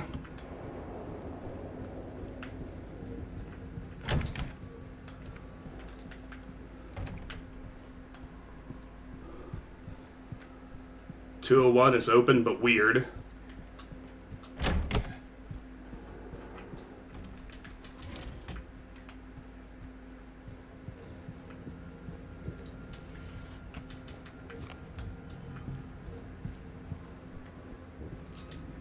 And 202 needs a key. So that actually means the cloakroom is now the only way open to us. That we have not already been.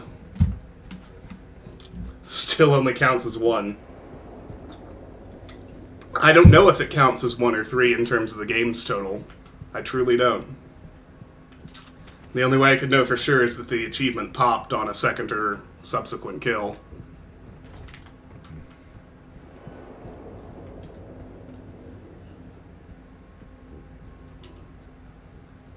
From the cloakroom, we can get into the hall.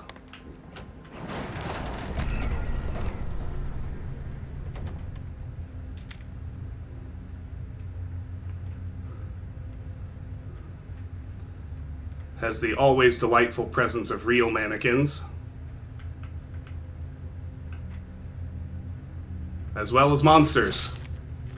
Both.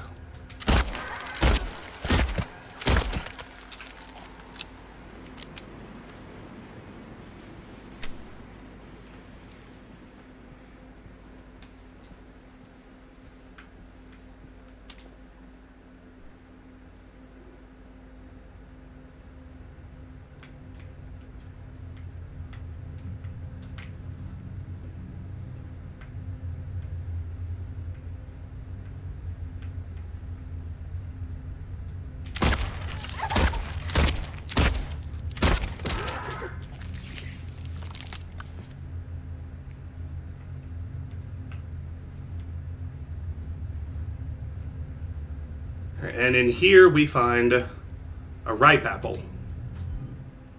A fresh apple smells sweet and appetizing.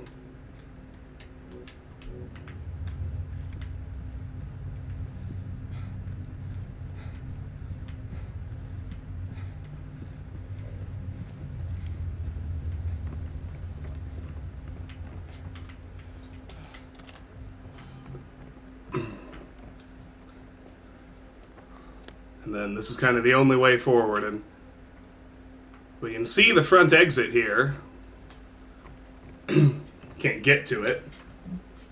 James isn't about to jump off a balcony, despite hurling himself into holes much deeper than this multiple times.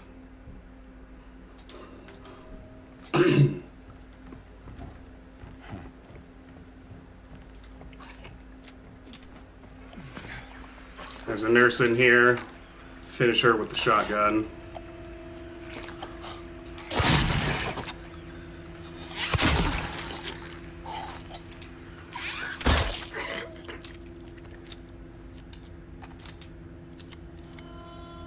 Knock her down with it anyway. So obviously we've climbed into the nurse's office.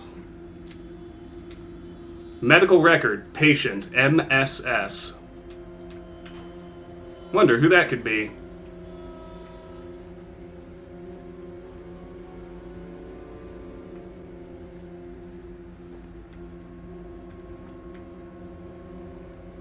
There we go. Has to be at least one heal in the nurse's office. Those are the rules.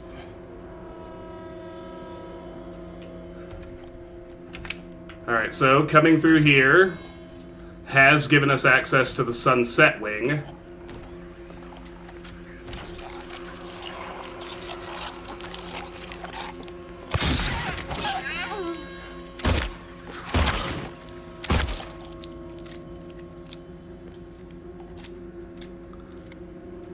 That seems to be the way to do this and kill them with ranged weapons.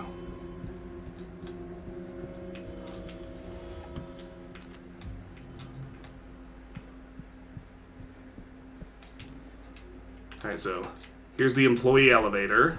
Requires a key.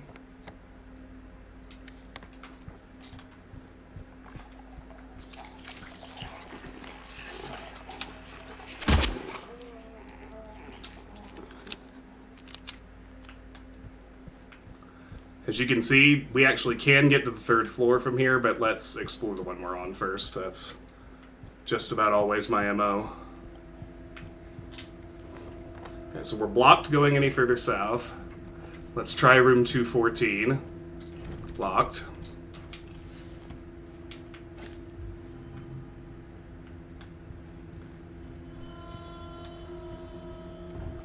213 is locked.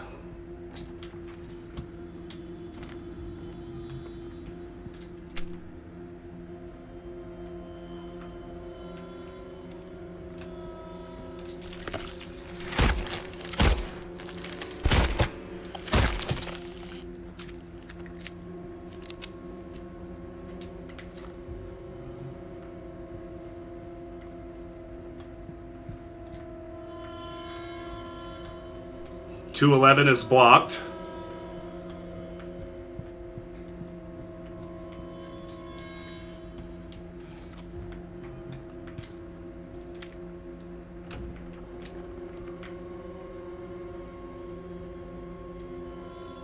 There's one right there. See it?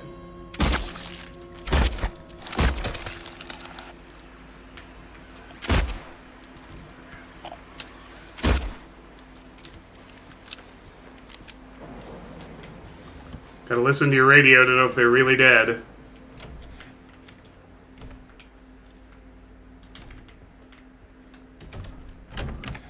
At the point of 212 is another collectible.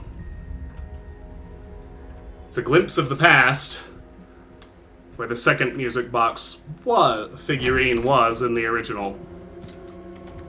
That's all that's here this time. So the only way we have not yet been is up to the 3rd floor through here.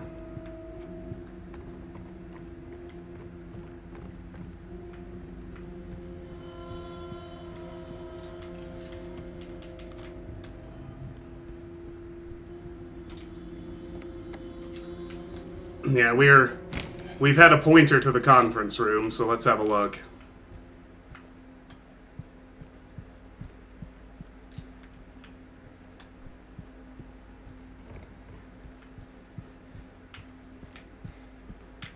It's a little big and empty, but there's nothing that weird in here.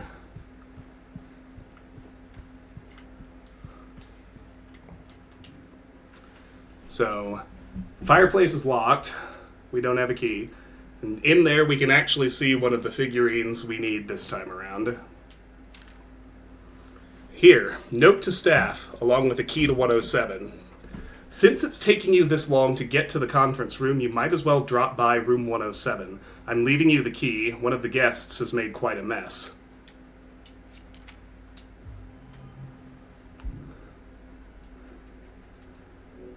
A key to room 107 in the Lakeview Hotel. Alright, but before we track all the way back down there, let's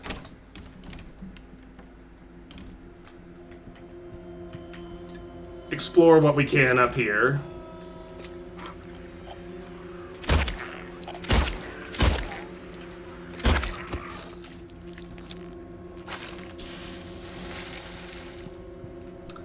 There's nothing to suggest that the people turned into the monsters. We don't quite understand what they are at this point.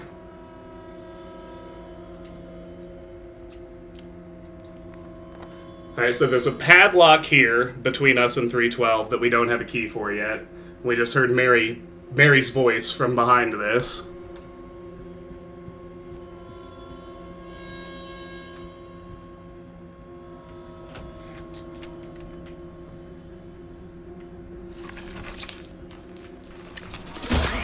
Behind the door, that was sneaky.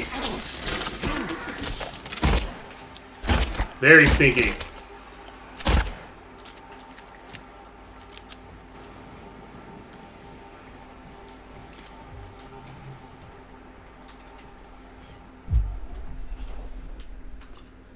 And bolt cutters.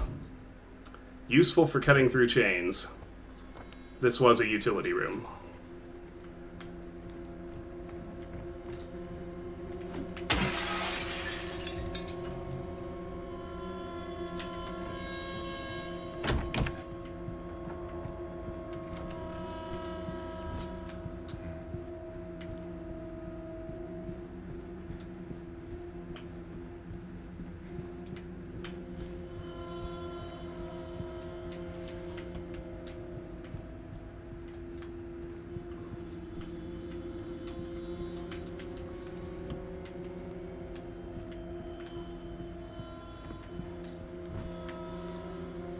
Can't get into 319, 316, 317, or 318. But this is open, and this is new.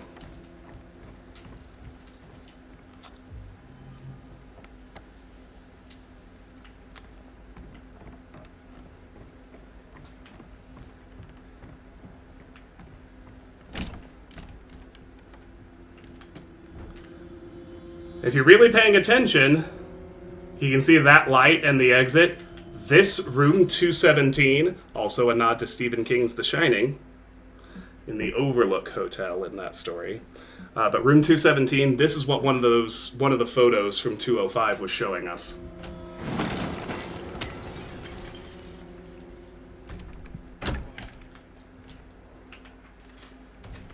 The birdcage room was in the original.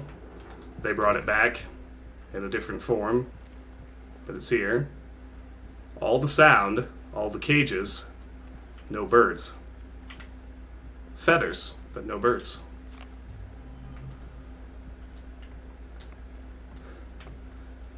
If we look out here, we see that that has created a break.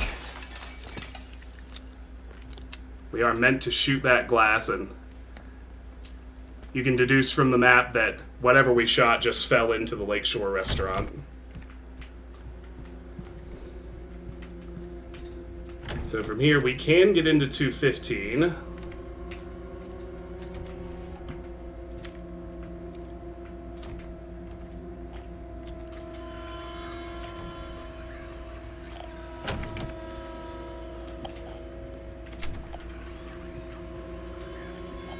Break through into 214.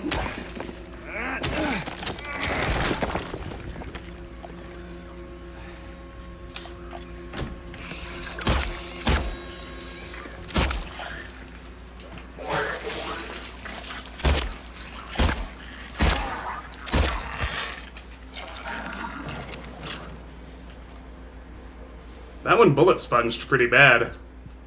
Oh well. There's really not a better use for handgun ammo at this point, so I'm okay with it.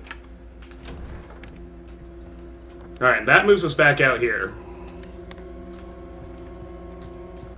So we've got a few things all pointing us back down to the first floor now. There's whatever we dropped into the restaurant, plus the bolt cutters, which can get us the light bulb from the garden, plus we've got a key to room 107. So we got all that going on. Let's head down there.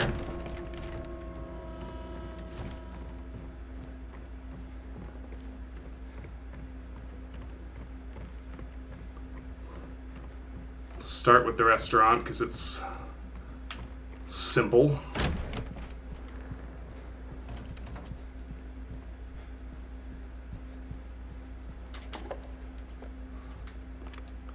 Can opener. A tool for opening cans.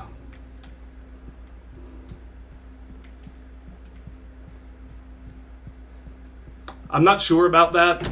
But since there is a no-gun achievement that I intend to unlock on the second playthrough, I really want to unlock the gun one this go-round.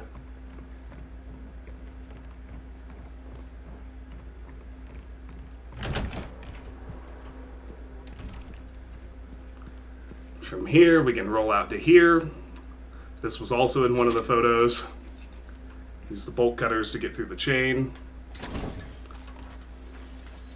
I don't know. I think it's cumulative across games, but I'm not certain. Yeah, we read that already. Large one of the West, tempted by the lure's appeal, failed to resist it. But we can get the light bulb. A regular light bulb. It appears intact.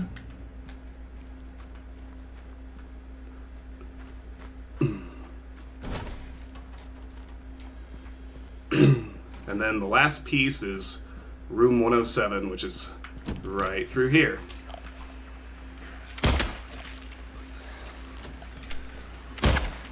Bitches!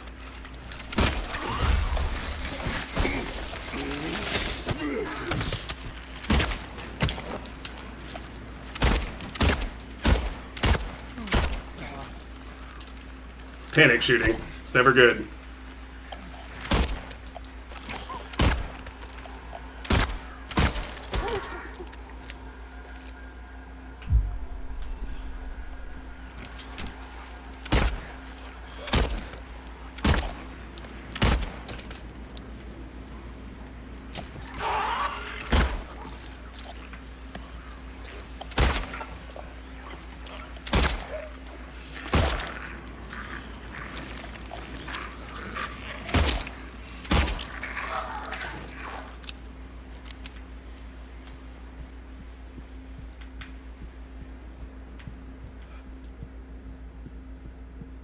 Alright, into 107.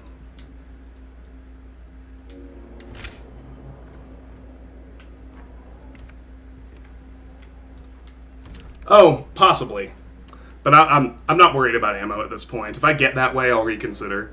Note to staff, and while you're at it, be sure to sweep up the leaves out in the garden. Then you can get back to the fireplace.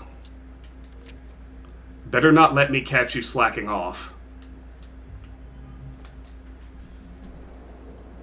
He seems nice. Or she.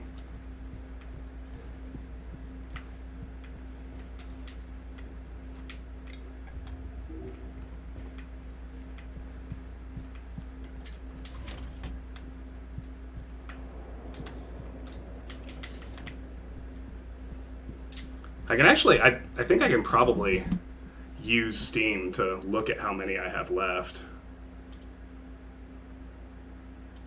If I go to in progress, yeah, 52 out of 75. There we go, so 23 more.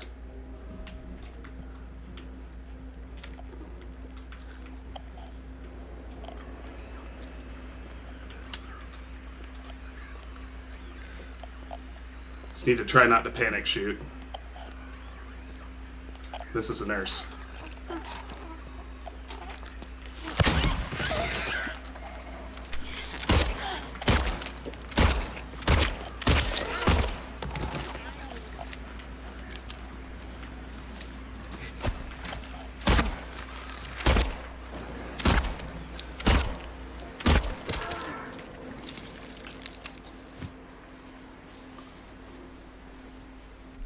The issue is what it counts is whatever you finish them off with.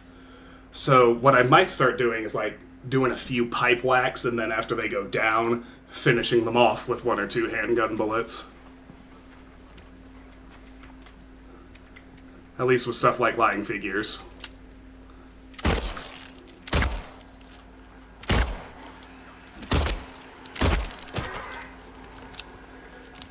This one just gets handgunned.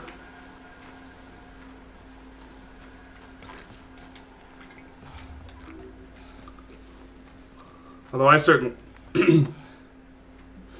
Yeah, so 107 has actually led us over into this other segment of the garden we didn't have access to before.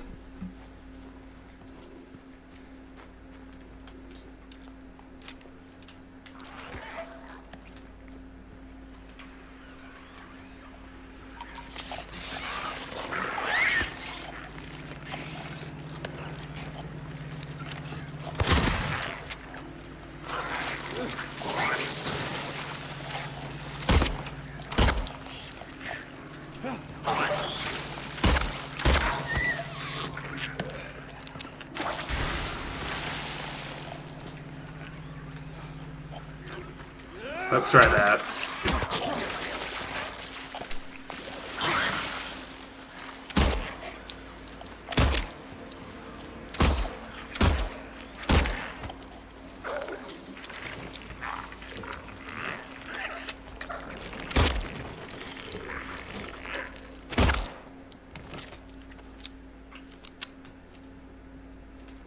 And just like that, I'm pretty low on handgun bullets, so I'm going to use the shotgun for a while. Not low, but that's about where you want to keep your stash to stay healthy. So I'll use the shotgun for a while because I got a lot of ammo for it. Fireplace key. We got it. A heavy key that opens the fireplace doors.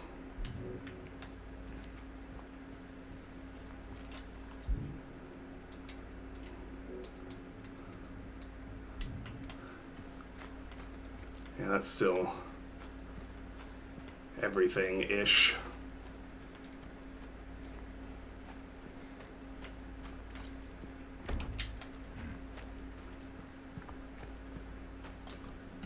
Did we get all those? It hasn't updated. Interesting. Might have to refresh it.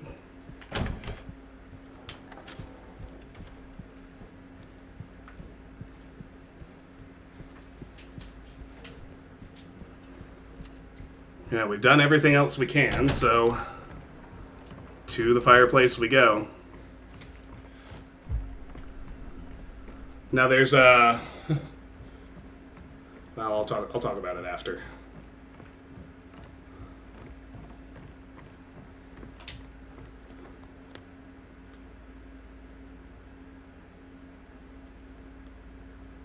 I feel like I missed something somewhere. Yeah, there's something in the hall.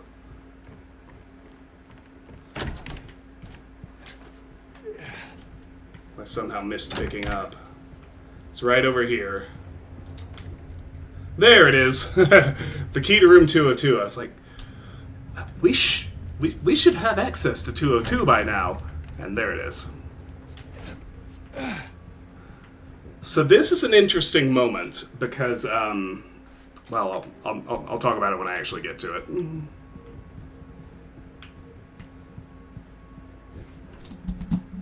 I want this to update. Like, how do I make it update? I don't know.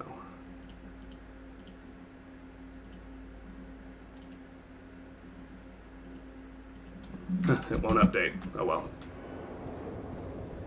Taking its time, I suppose. Yeah, here we go. A key to room 202 in the Lakeview Hotel.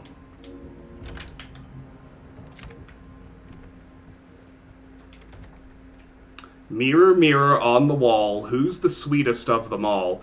Peel away the shiny skin, see the rotting flesh within.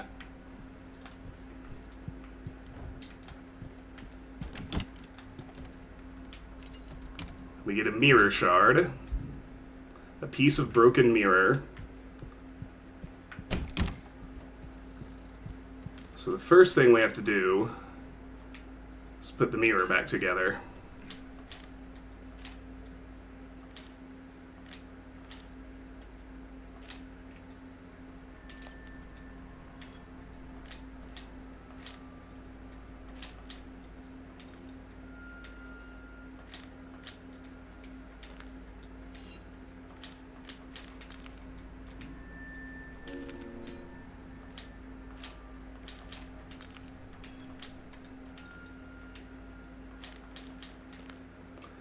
And now this, we have to place one of the apples. This is not a puzzle, it is a choice. Using the ripe apple tilts you toward the Maria ending. Using the rotten apple tilts you toward the leave it in the water endings. So for this one, we will use the ripe apple in just a second.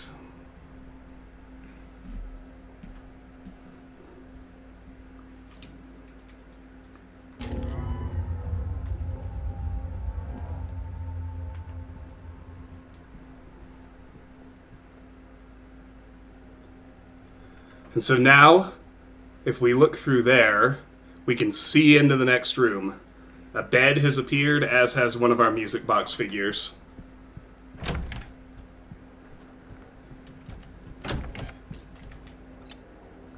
The Snow White figurine. A figurine of the fairy tale princess Snow White. Yeah, I'm stressed that it's not updating, but I really shouldn't be. I don't think there's any reason to be. Note that these pills have appeared by the bed as well.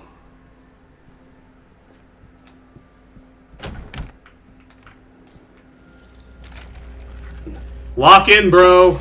Here they come!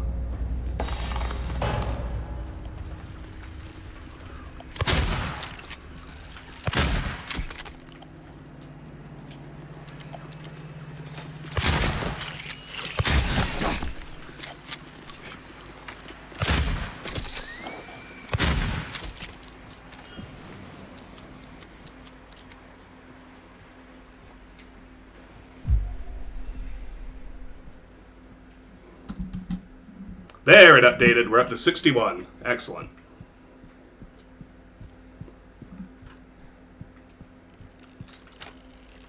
Lock in.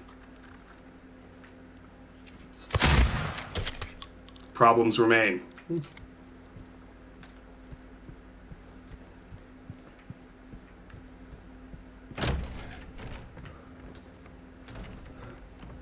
what I like here is that now that this window is completely busted, so the strong implication is that they actually came in through the window, which is kind of neat to me.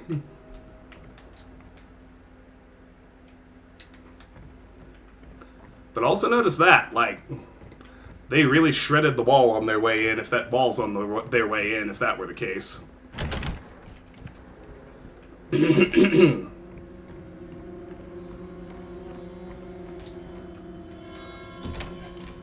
Alright, now we're ready for this. Fireplace key. And we get an autosave, which is important. Here's our Cinderella figurine.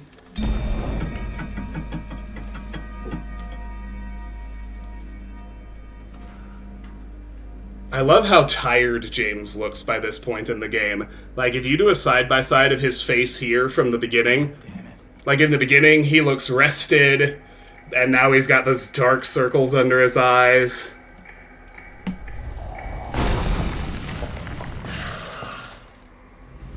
Alright, this is our first face-to-face Mandarin. Now, you never fought them face-to-face in the original. This is something they added for the remake. This is theoretically a mini-boss. You can kill it. It's one hell of a bullet sponge, but you can kill it. That said, you can also nope out of the fight, which, particularly on hard, with the fact that I actually still kind of need to use my ammo to kill at least 13 more well, this one would count, but I need to kill at least 13 more enemies. I'm gonna roll. So...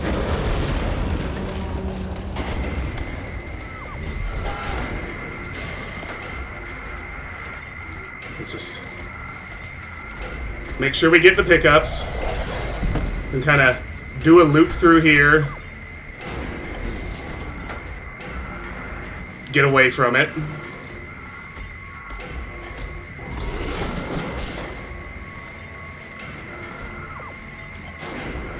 Push.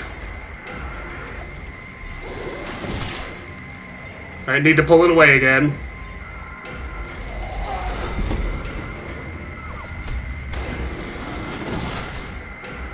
Now we can break the wall.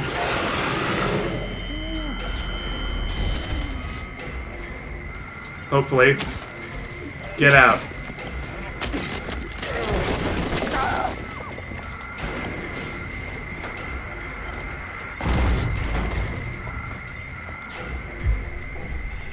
Single hit is fine.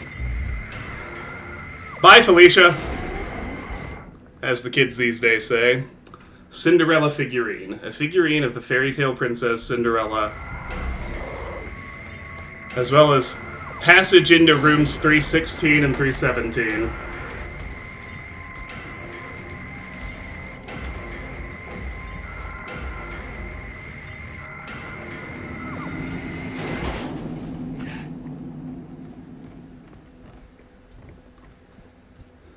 And just like that, we're in this room.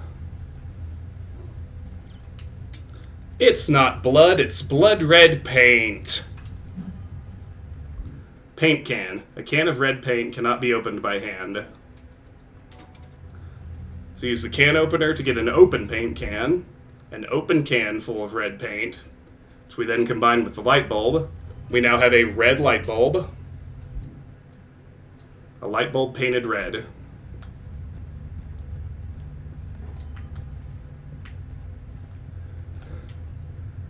With that, dear friends, we can head back to 205.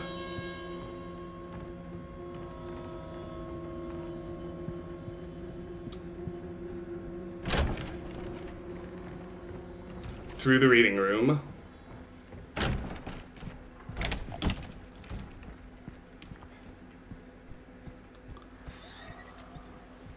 Put the red light bulb in. And that's what we see. Love, lust. Now let's put those into the briefcase.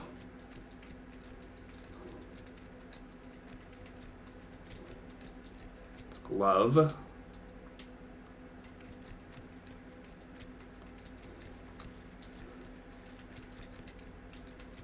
And lust. And we get the employee elevator key. The tag attached to the key says employee elevator.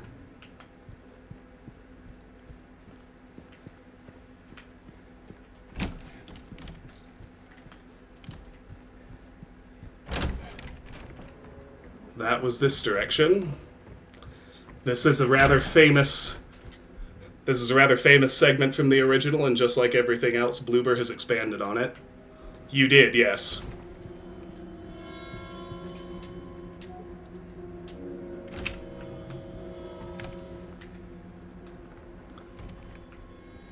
So the screen's tearing so bad because it's currently loading the employee section of the hotel.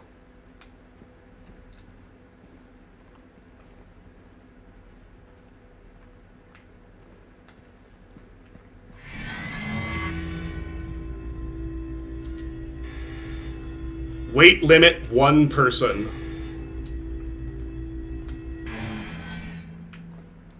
So what that's telling us in its loud, screechy, ever so video gamey way.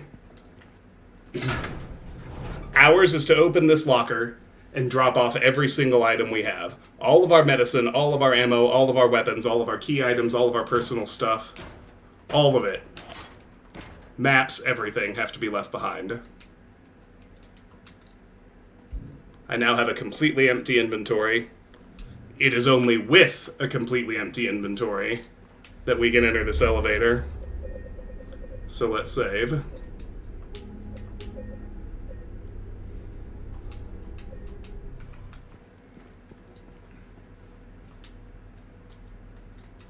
The only place we can go is the first floor.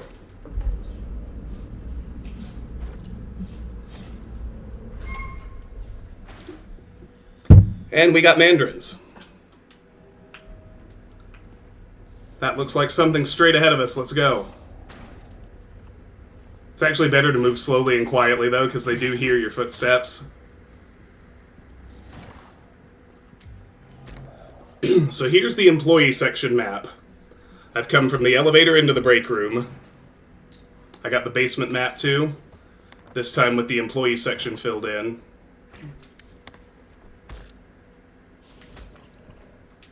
I love the space heater in the corner that says, "I'm Johnny, one hot guy."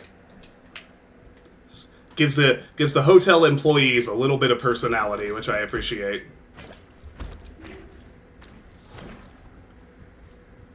Lakeview Hotel.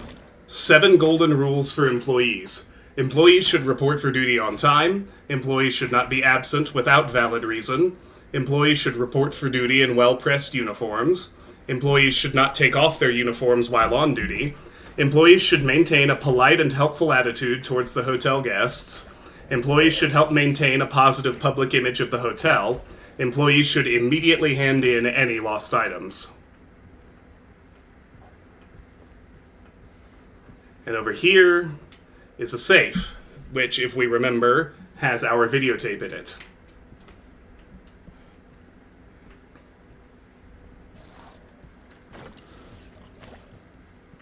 Alright, so from here, where should we try and explore first?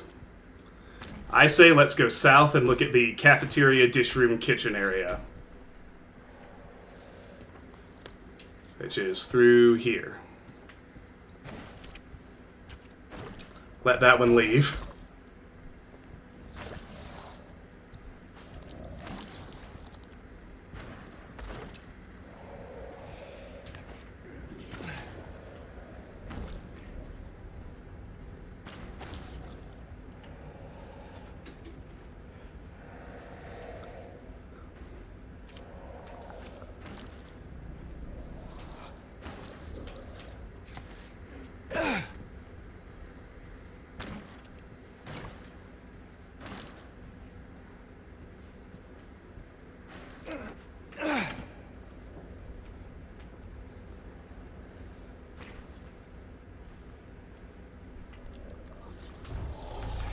Can't get into the kitchen that way.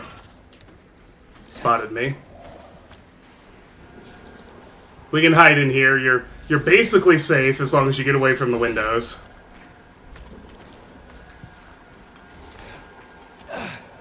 Now that it's all pissed off and ran this way, I can hop into the cafeteria through here. And I also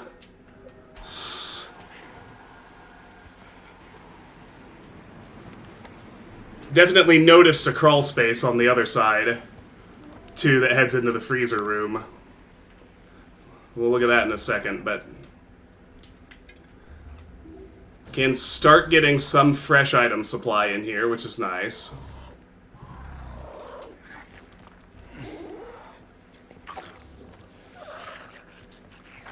There's a lying figure patrolling the kitchen. I'd really rather not aggro it if I can help it, but it's pretty hard not to. So I'll tell you, I'll try to fully check it. It sucks with the thing running after you, and no ability to take it down and have a leisurely explore. There are really only 2 things we need to do in there. There's a missable achievement, which is important to get, and 1 key item that we need to pick up. I'm going to see if I can just kind of walk through the room behind him without alerting him, because we don't even have our flashlight. We had to put it down, too.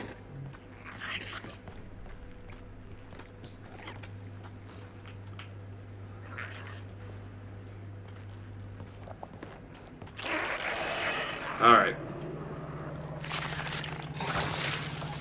So in this room, look at the bread rack. So if you look at that rack of bread, the only spot in the game, Silent Hill 3 fans get another nice nod. You unlock the achievement, it's bread. You unlock it by interact with bread. So yeah, there it is. It's bread. Where is it? Okay. So now we can go over here, and we can pick up the green gemstone.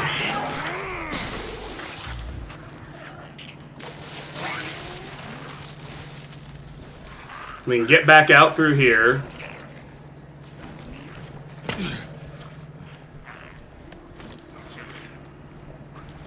I want to get to the crawl space that I saw over there.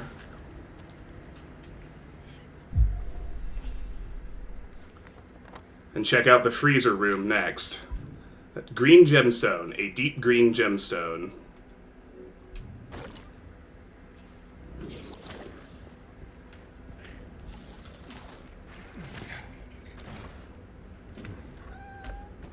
Or I could just go into the pantry room.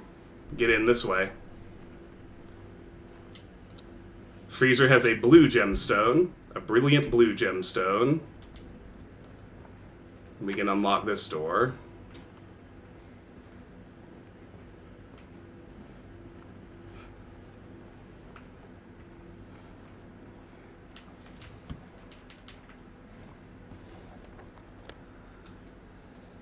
Alright. Across from us is a locker room. Next to us is a laundry room. We kind of need to check both. I'll try the laundry room first.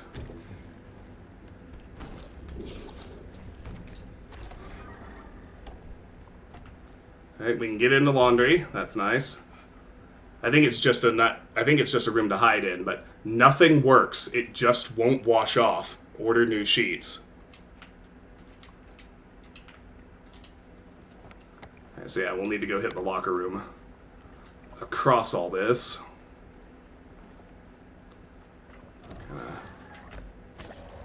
Have a gander out there.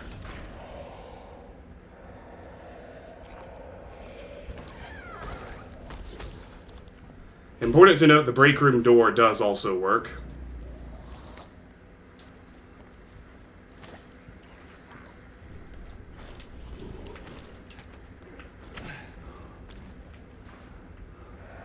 Alright, so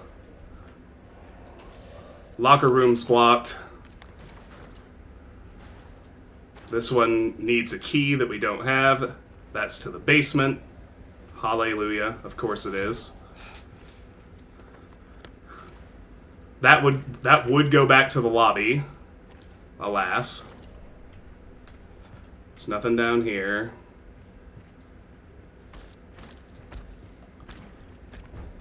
Can't get into the manager's room. Can't get into the TV room. Can't get into the maintenance room. But we can get into the manager's office, and we've managed to check everything else.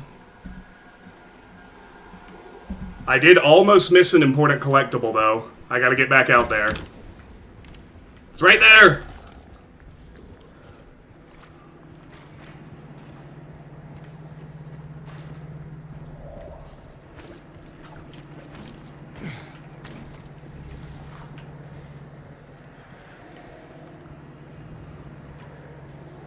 It would park right there, wouldn't it?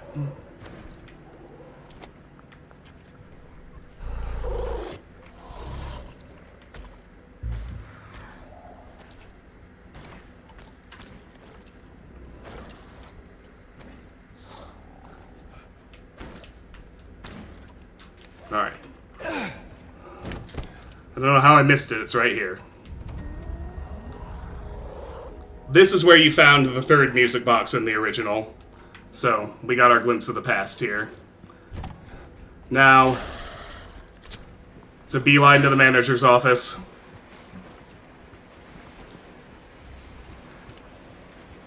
Now I have everything I should. And we've explored everywhere but here.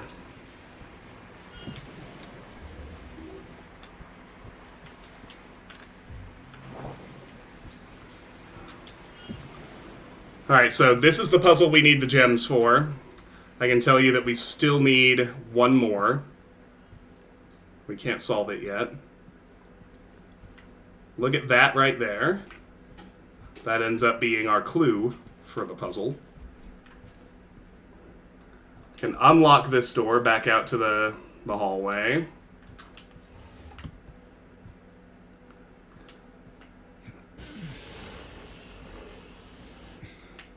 We can push this over.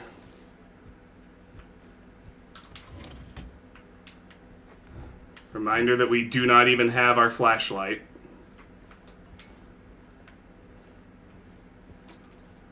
But in the manager's room,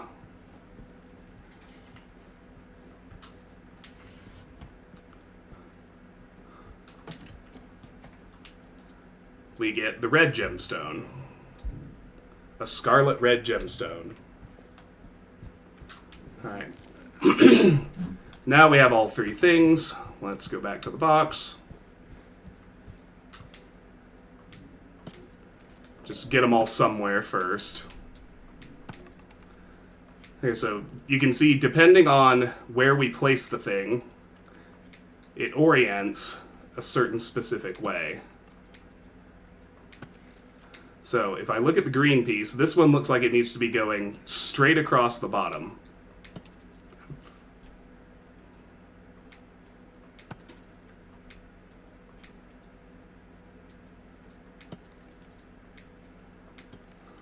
There, that one. So the green is in the right spot. You can kind of look at the rest of what looks like a boat. Looks like I accidentally put the blue in the right spot already, because that piece is oriented the way it needs to be. And there we found the right spot for the red, and we got the keypad numbers memo, 7414.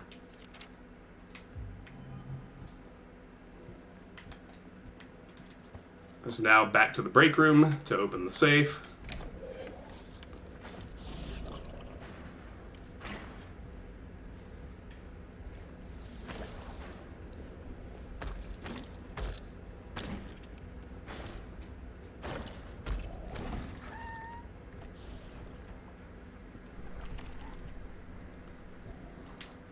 Seven, 4, 1, 4. And there we get the videotape and basement key. A videotape left at the Lakeview Hotel 3 years ago. A simple key, the tag says basement. Alright, so we know which door we can open to get out of here, too.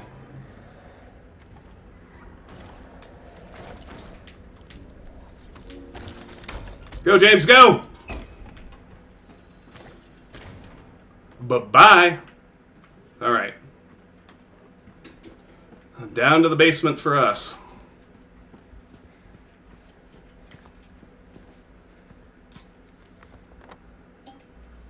So we kind of got a big hallway.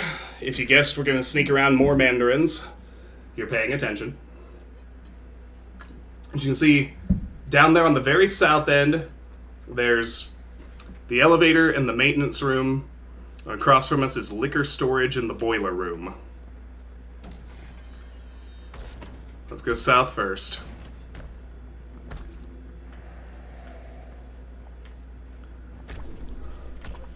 Squeeze through into here.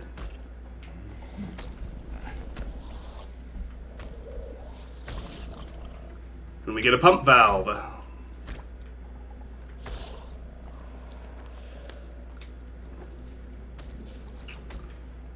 I think we can get in this direction as well, and it's actually kind of smart to make some noise back here.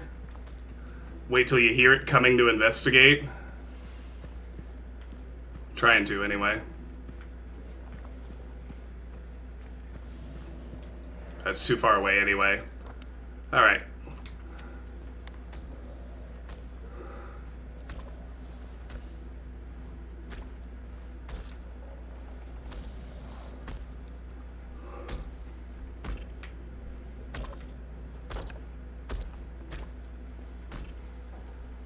Here's liquor storage, which we can get into.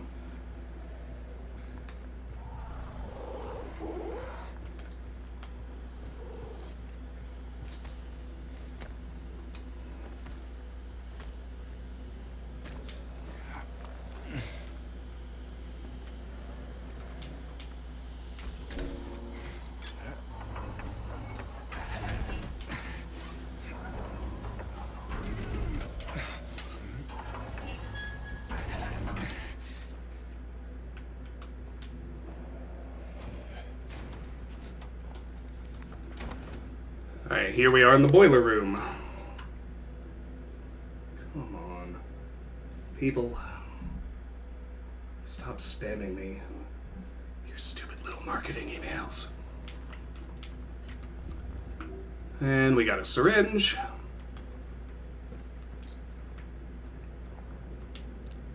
Venus Bar, the Venus Tears Bar key.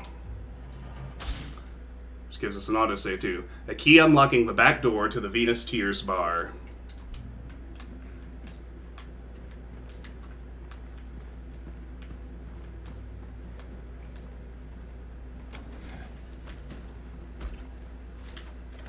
Need to get our pump valve again.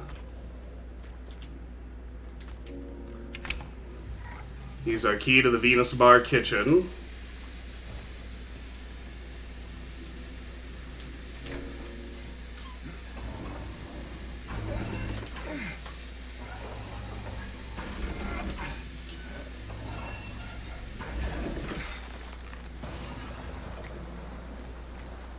Alright, and now we cannot go back the way we came.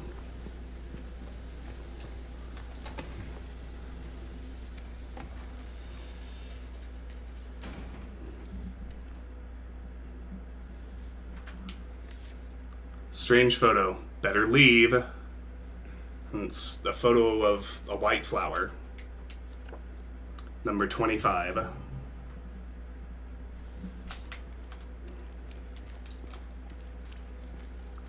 Leaking aquarium.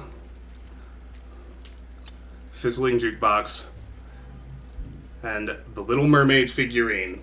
A figurine of the fairy tale princess, the Little Mermaid. Third and final one.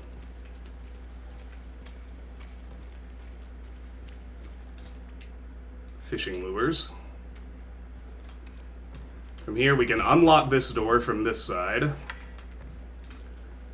We can save, which I will go ahead and do. We're getting close to the end.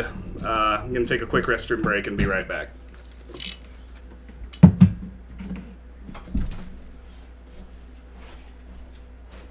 Hi, River.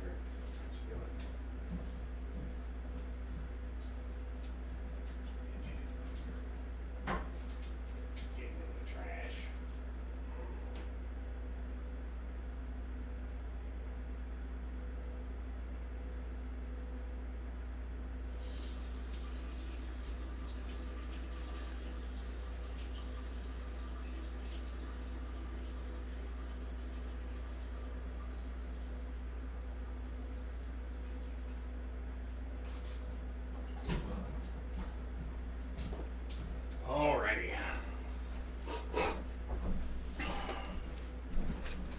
See if we can't actually wrap the first playthrough tonight. That'd be something. Alright. I would hope it's as obvious to you as it is to me that our very, very first, highest priority order of business is to go get our items back.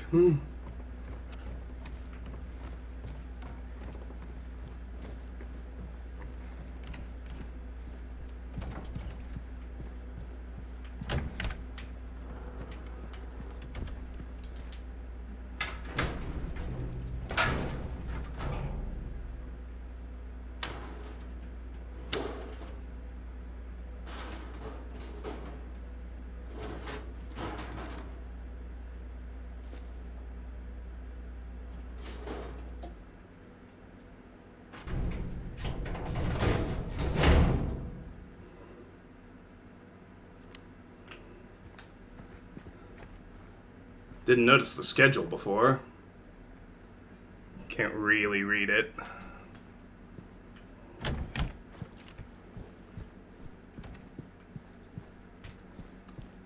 I may have to wait till the third playthrough to get the ranged kill achievement after all, because I'm actually out of enemies. Isn't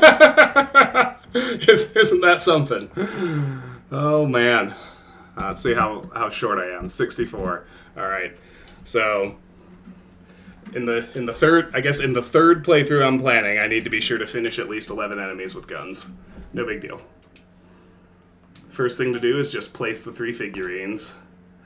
They each only fit in one spot.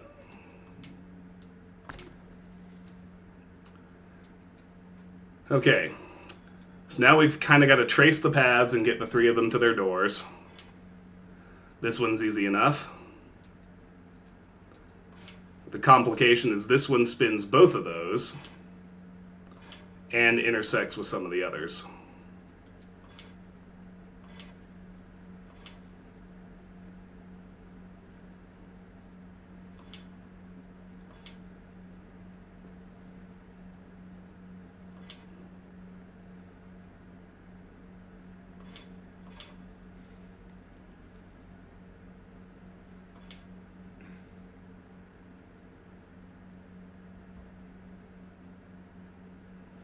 Okay, that one's good. I'm kind of... Let me double check just to be sure I'm tracking it right. Yeah, that one's good.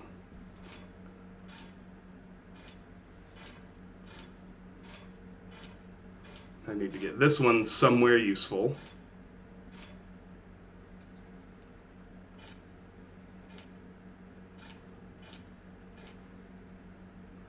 Let's see if that works. That'll do it. All right.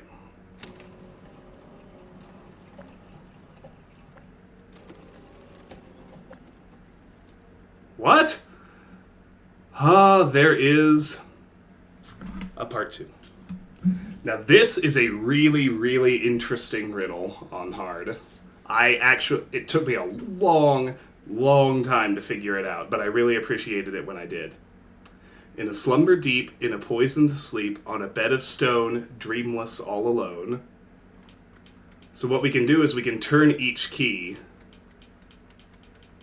some number of times.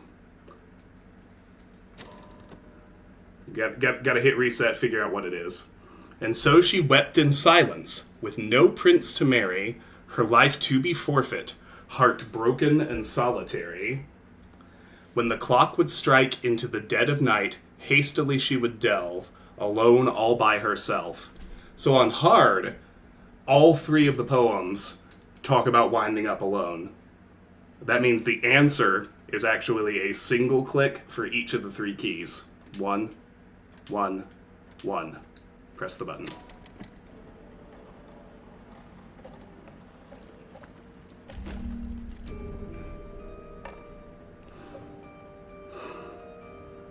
Third floor corridor key and an autosave.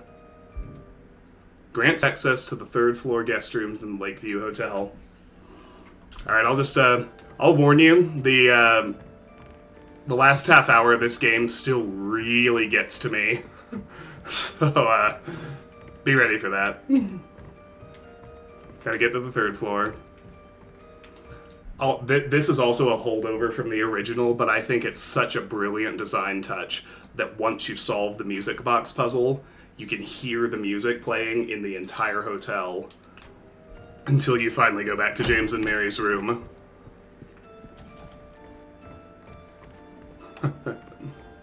Thank you.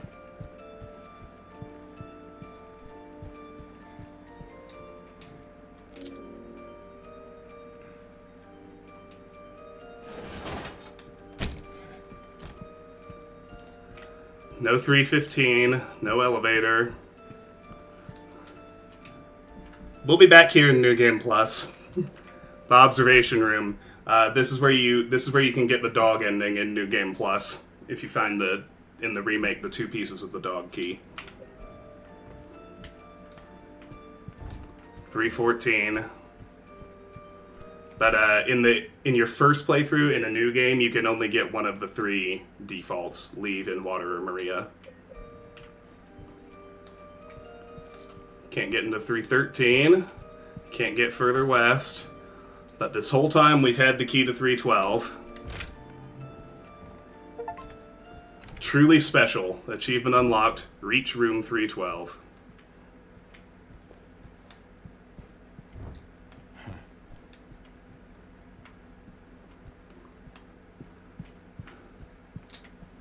Nothing to do except use the VCR.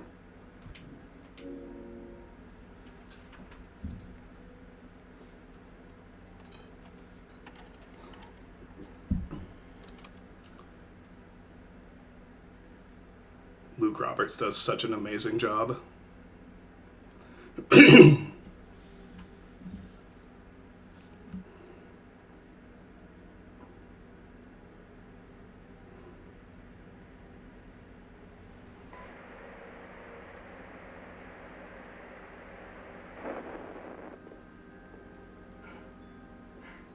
Are you taping again?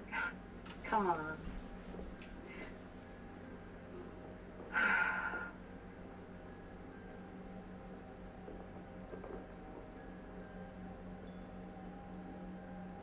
I don't know why, but I just love it here. It's so peaceful. You know what I heard? This whole area used to be a sacred place. I think I can see why.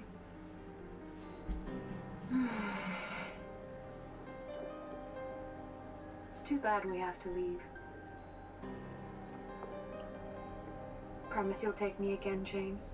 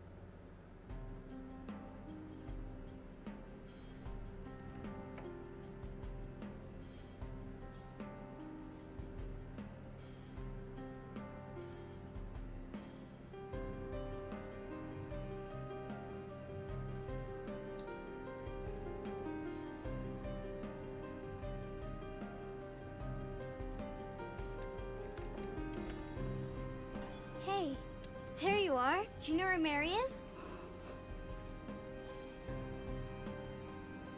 Come on, talk to me. Mary's gone. She's dead.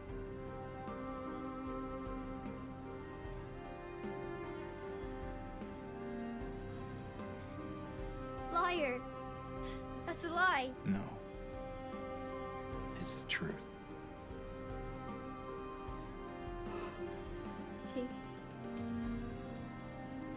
She died because she was sick.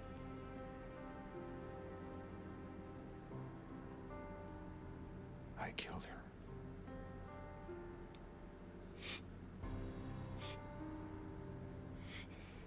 Kill her?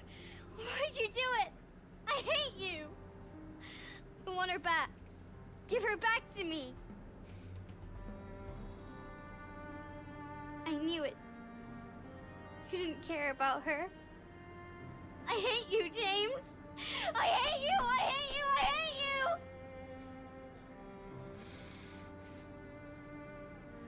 She was always waiting for you. Why? Why? I'm sorry. Mary, you know, isn't here.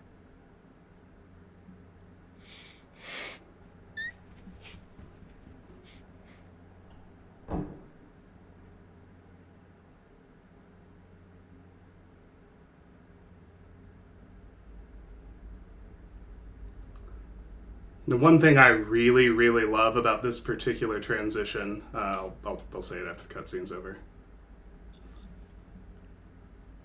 James!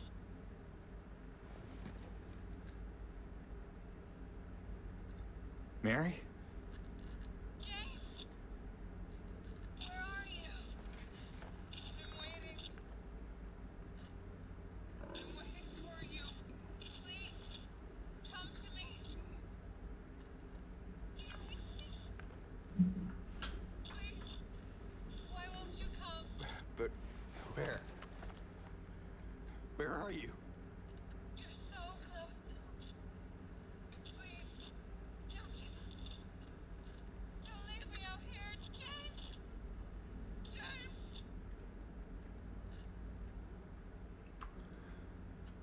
So unlike the other transitions to and from the other world in the game, this one, the nice version of the hotel that we were in for so long, is actually the other world.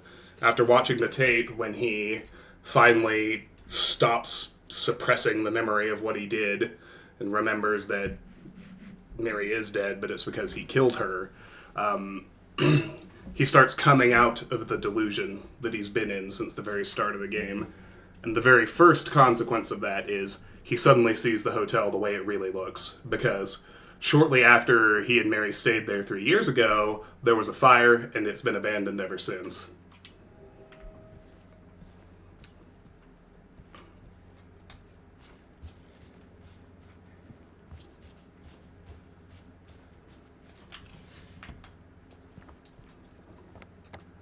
And we're in 312, and our map is reset again. But you can sort of relax. I told you I had run out of enemies, and I meant it. You'll see what I mean.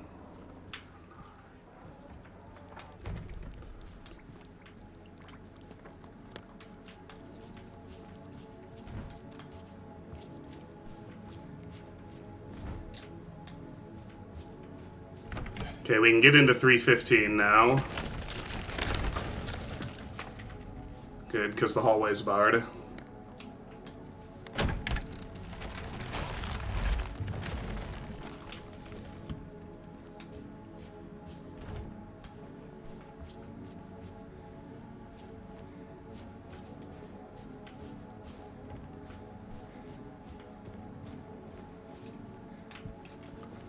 Now we're in 313.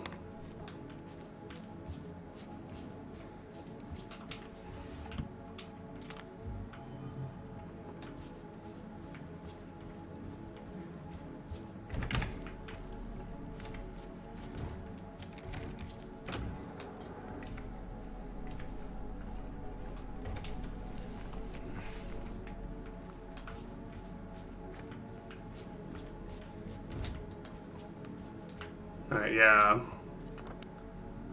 We never made it over here to the East Wing, so this is all a new area.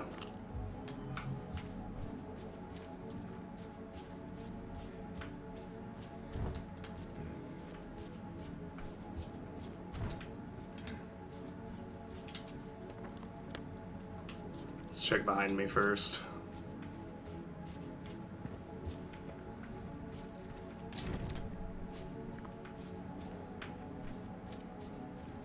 Not going that way. We can get into 311, though. And apparently 310. Let's just give it a minute, then.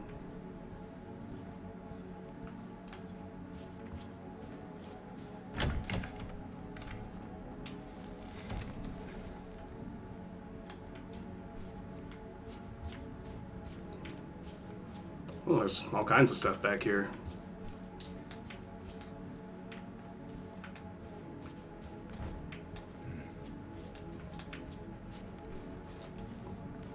And we can get into 309 this way.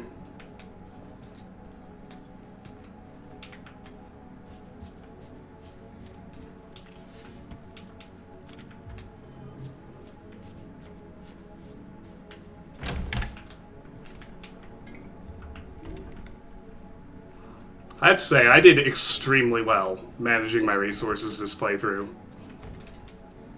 Too well. I couldn't kill 75 enemies with guns.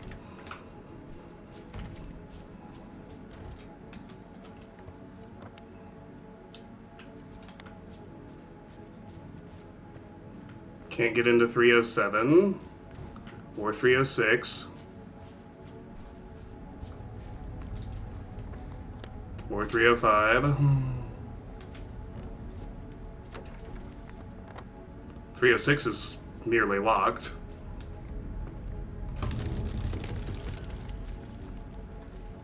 Make note of that. Believe it or not, that rumble as we stepped over that was a clue. No 303. No 302. Here's 304, though.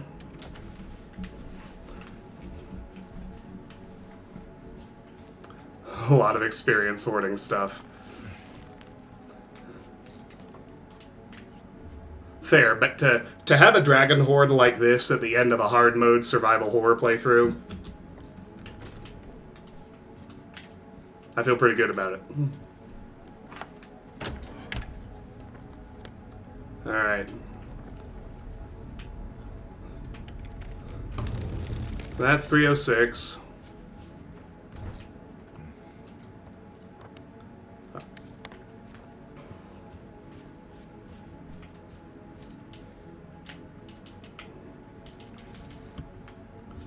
So that kind of just leaves this. Need to move that cart, but let's crawl through here first.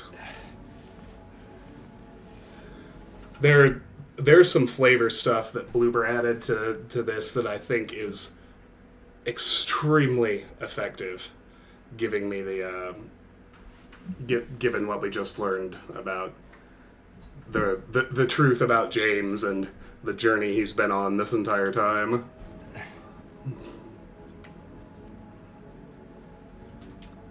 There is no healing of thy bruise, thy wound is grievous.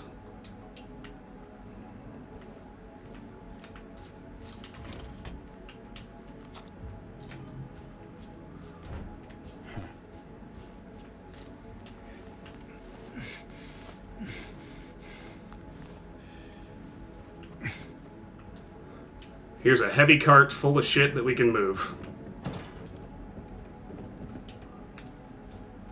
Don't go too fast, though, because in the bathroom it was blocking. I think the second to last strange photo. Still can't get it right, it says. Can't really tell what the graffiti is or even what it's supposed to be of, besides some kind of boarded up door in a wall. This is number 22. Incidentally, the strange photos, they are confirmed by Bloober to be a game-spanning extra puzzle. No one has solved yet. The Reddit crowdsourcers are still working on it, even though the game's been out nearly a month.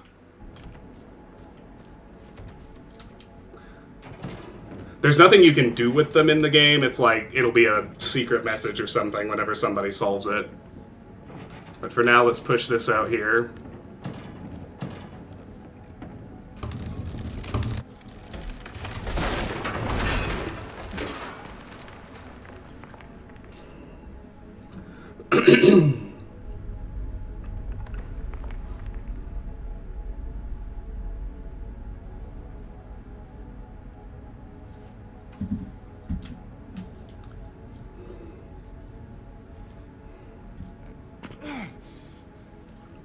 Alright, that gives us an autosave, and we've made it to the second floor. Not going that way. Or that way. No 204, so north it is.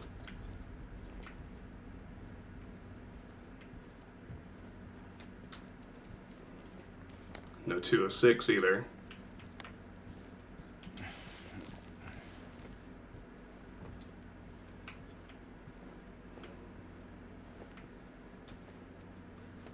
Looks like 207's open. And the restroom. Okay, we can get back to the reading room that way, so let's... Stairs are out. Let's check 207 first, since it is open.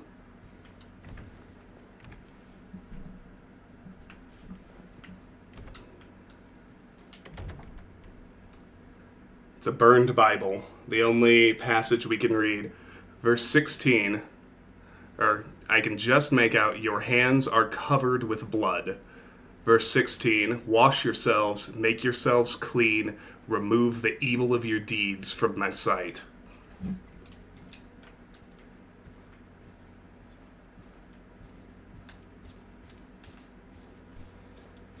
That was also not in the original, and I think it's a very effective ad.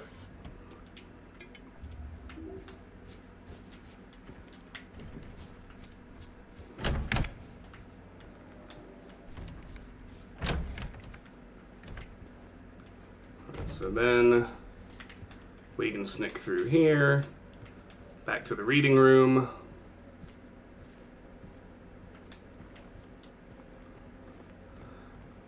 This cassette player was in the original. This should be the final glimpse of the past. I should, if I haven't screwed up, I should pop the achievement when I look at this one. There we go.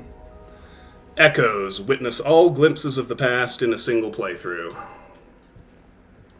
That's important because when we go for the speed run, we're going to ignore a lot of collectibles, so this first thorough playthrough is when I really want to make sure I get them all.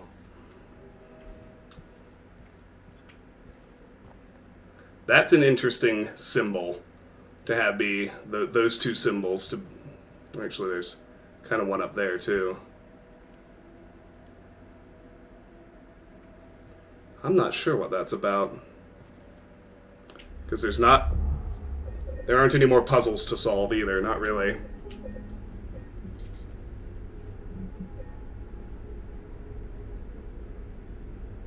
Man.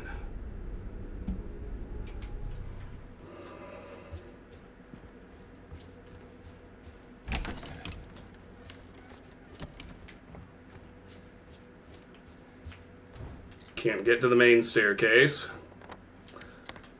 Through the cloakroom it is.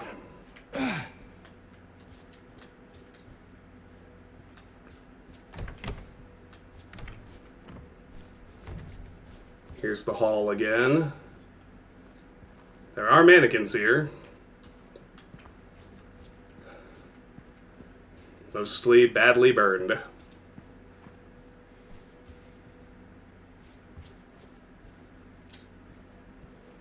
And that one with the clean face is certainly a little bit unnerving. We can see the elevator through there.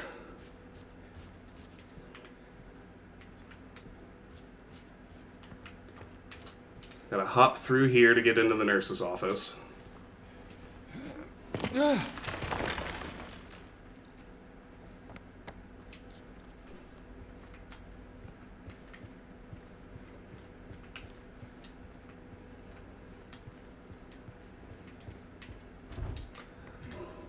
And here comes an interesting dose of probably reality from what the hospital was really like. Mary's treating physician. She will not be cured. All that suffering. I am no longer sure if it was of any use. If it meant anything at all. I can't say if it was newfound understanding. If there's any wisdom to be had in all that happened. I suppose that's where you learn. And I hope you will.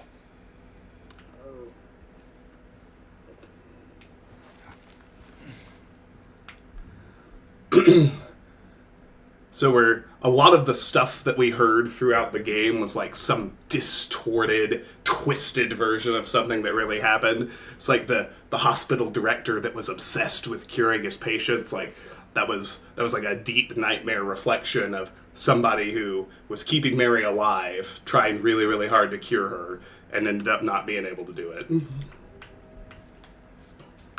And then ended up, of course, questioning whether keeping her alive just to suffer and be in pain meant anything at all.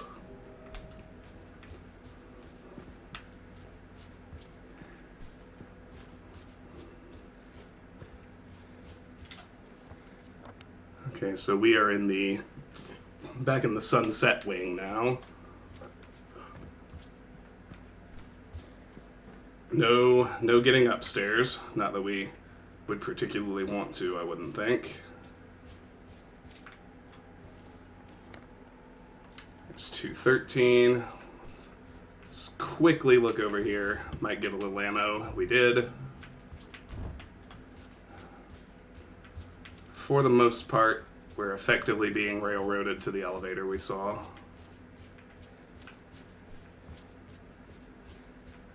You can't get down there.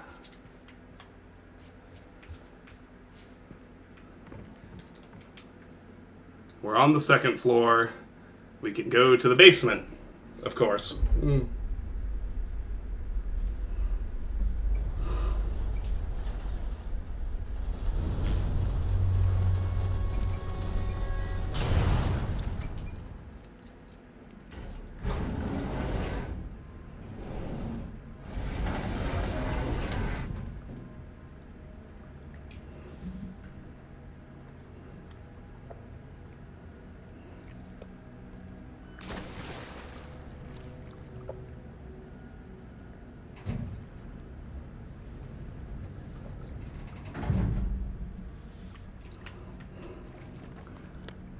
All right.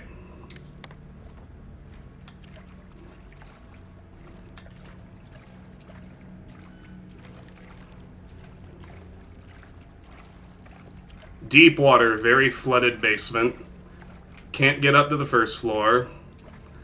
Can't get to the restroom. Only into the bar.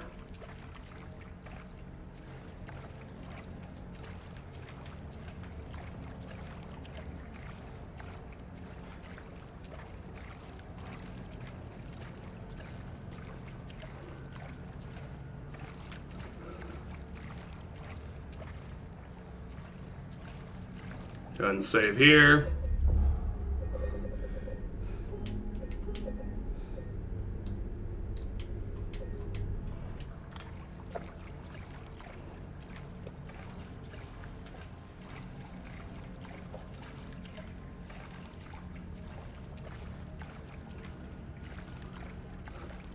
No boiler room. Yes, liquor storage.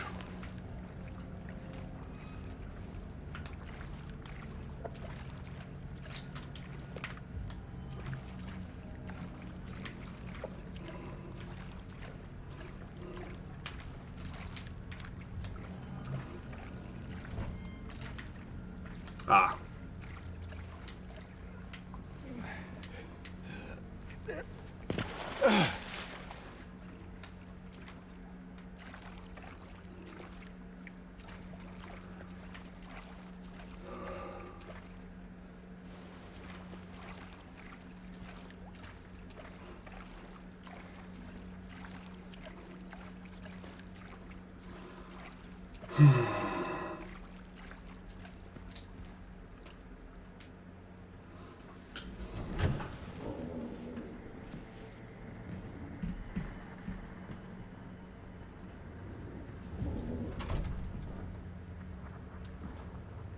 Mama? Mama! I was looking for you. You're the only one left. Maybe then I can finally rest. Mama. What's wrong? Wait, Notice the two bodies on the wall of the staircase. you're not my mama. It's you.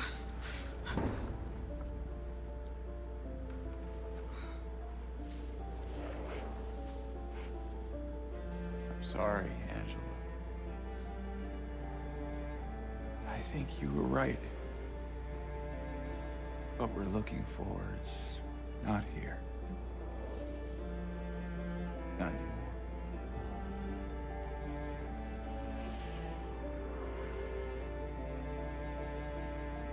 Thank you for helping me earlier. But I wish you hadn't. Even Mama said it. I deserve what happened. No, Angela, that is not true. Don't pity me. I'm not worth it.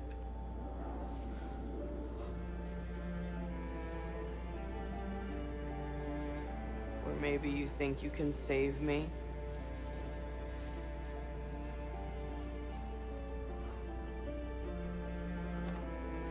Will you love me? Care for me? Heal all my pain?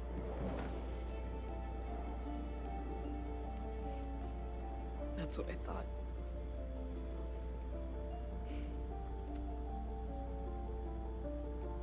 James.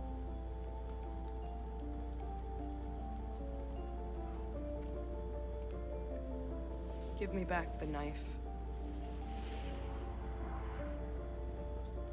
No, I won't. Saving it for yourself.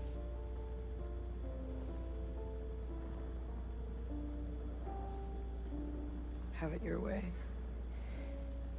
It doesn't change anything.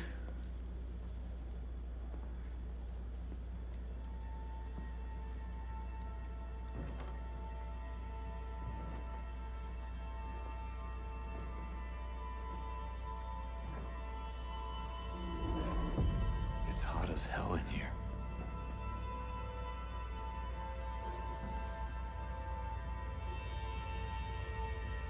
You see it too?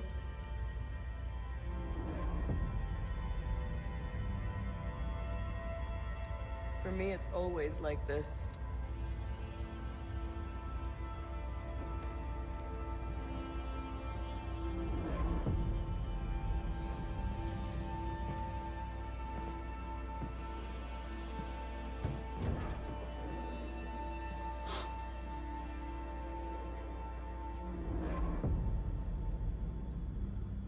That's our look at Angela's version of Silent Hill.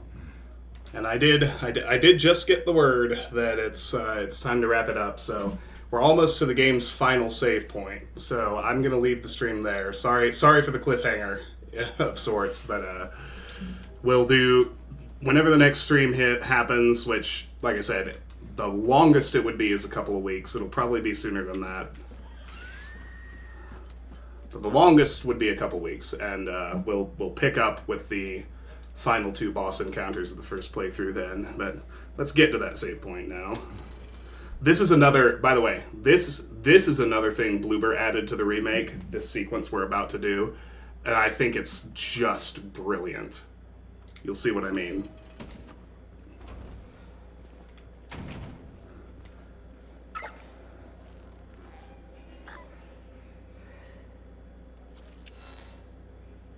James is free of his delusion. He knows the truth now.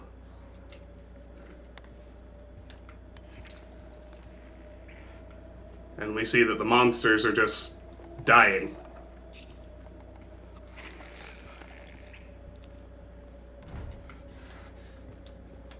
Can't get to the lobby this way.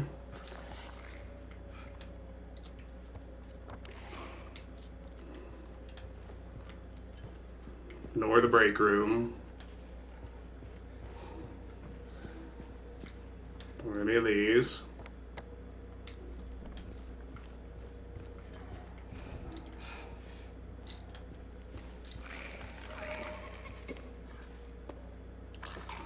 There's a nurse.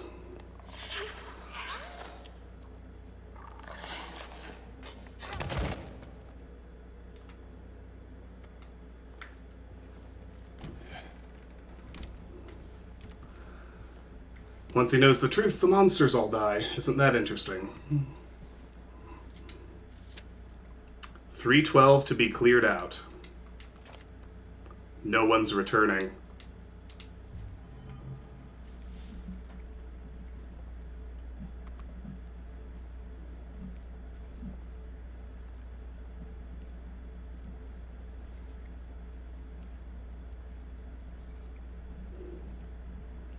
That should have popped the memo achievement. It didn't.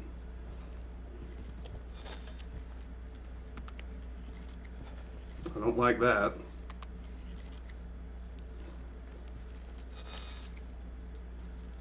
This one doesn't quite die on its own, but you can see it's now terrified of me. Which I find really interesting.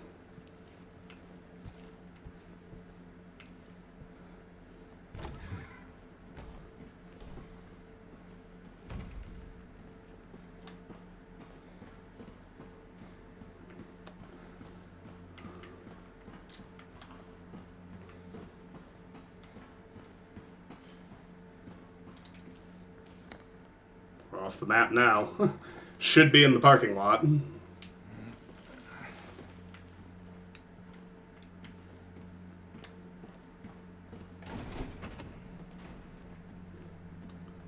Here's the final save point. Another touch I really like. In the game's very last save point, James can no longer look straight at us. See how he's averting his eyes? I love it. Those little details are just magnificent. Well, shit, I'm gonna have to figure out what memo I missed, or if it's just delaying the achievement pop, but that's gonna do it for me for today. As always, it's been a real pleasure being with you guys. Thanks for hanging out with me. I don't know exactly when the next stream will be, as I said. At maximum, it'll be in a couple of weeks. For now, though, thank you for being here. I really appreciate it. Hope you're enjoying Silent Hill 2. We will wrap up that first playthrough next time. Till then, good night. Hope you had a good weekend. I know we're all launching into a new work week. Let's make the best of it. See you soon. Bye-bye.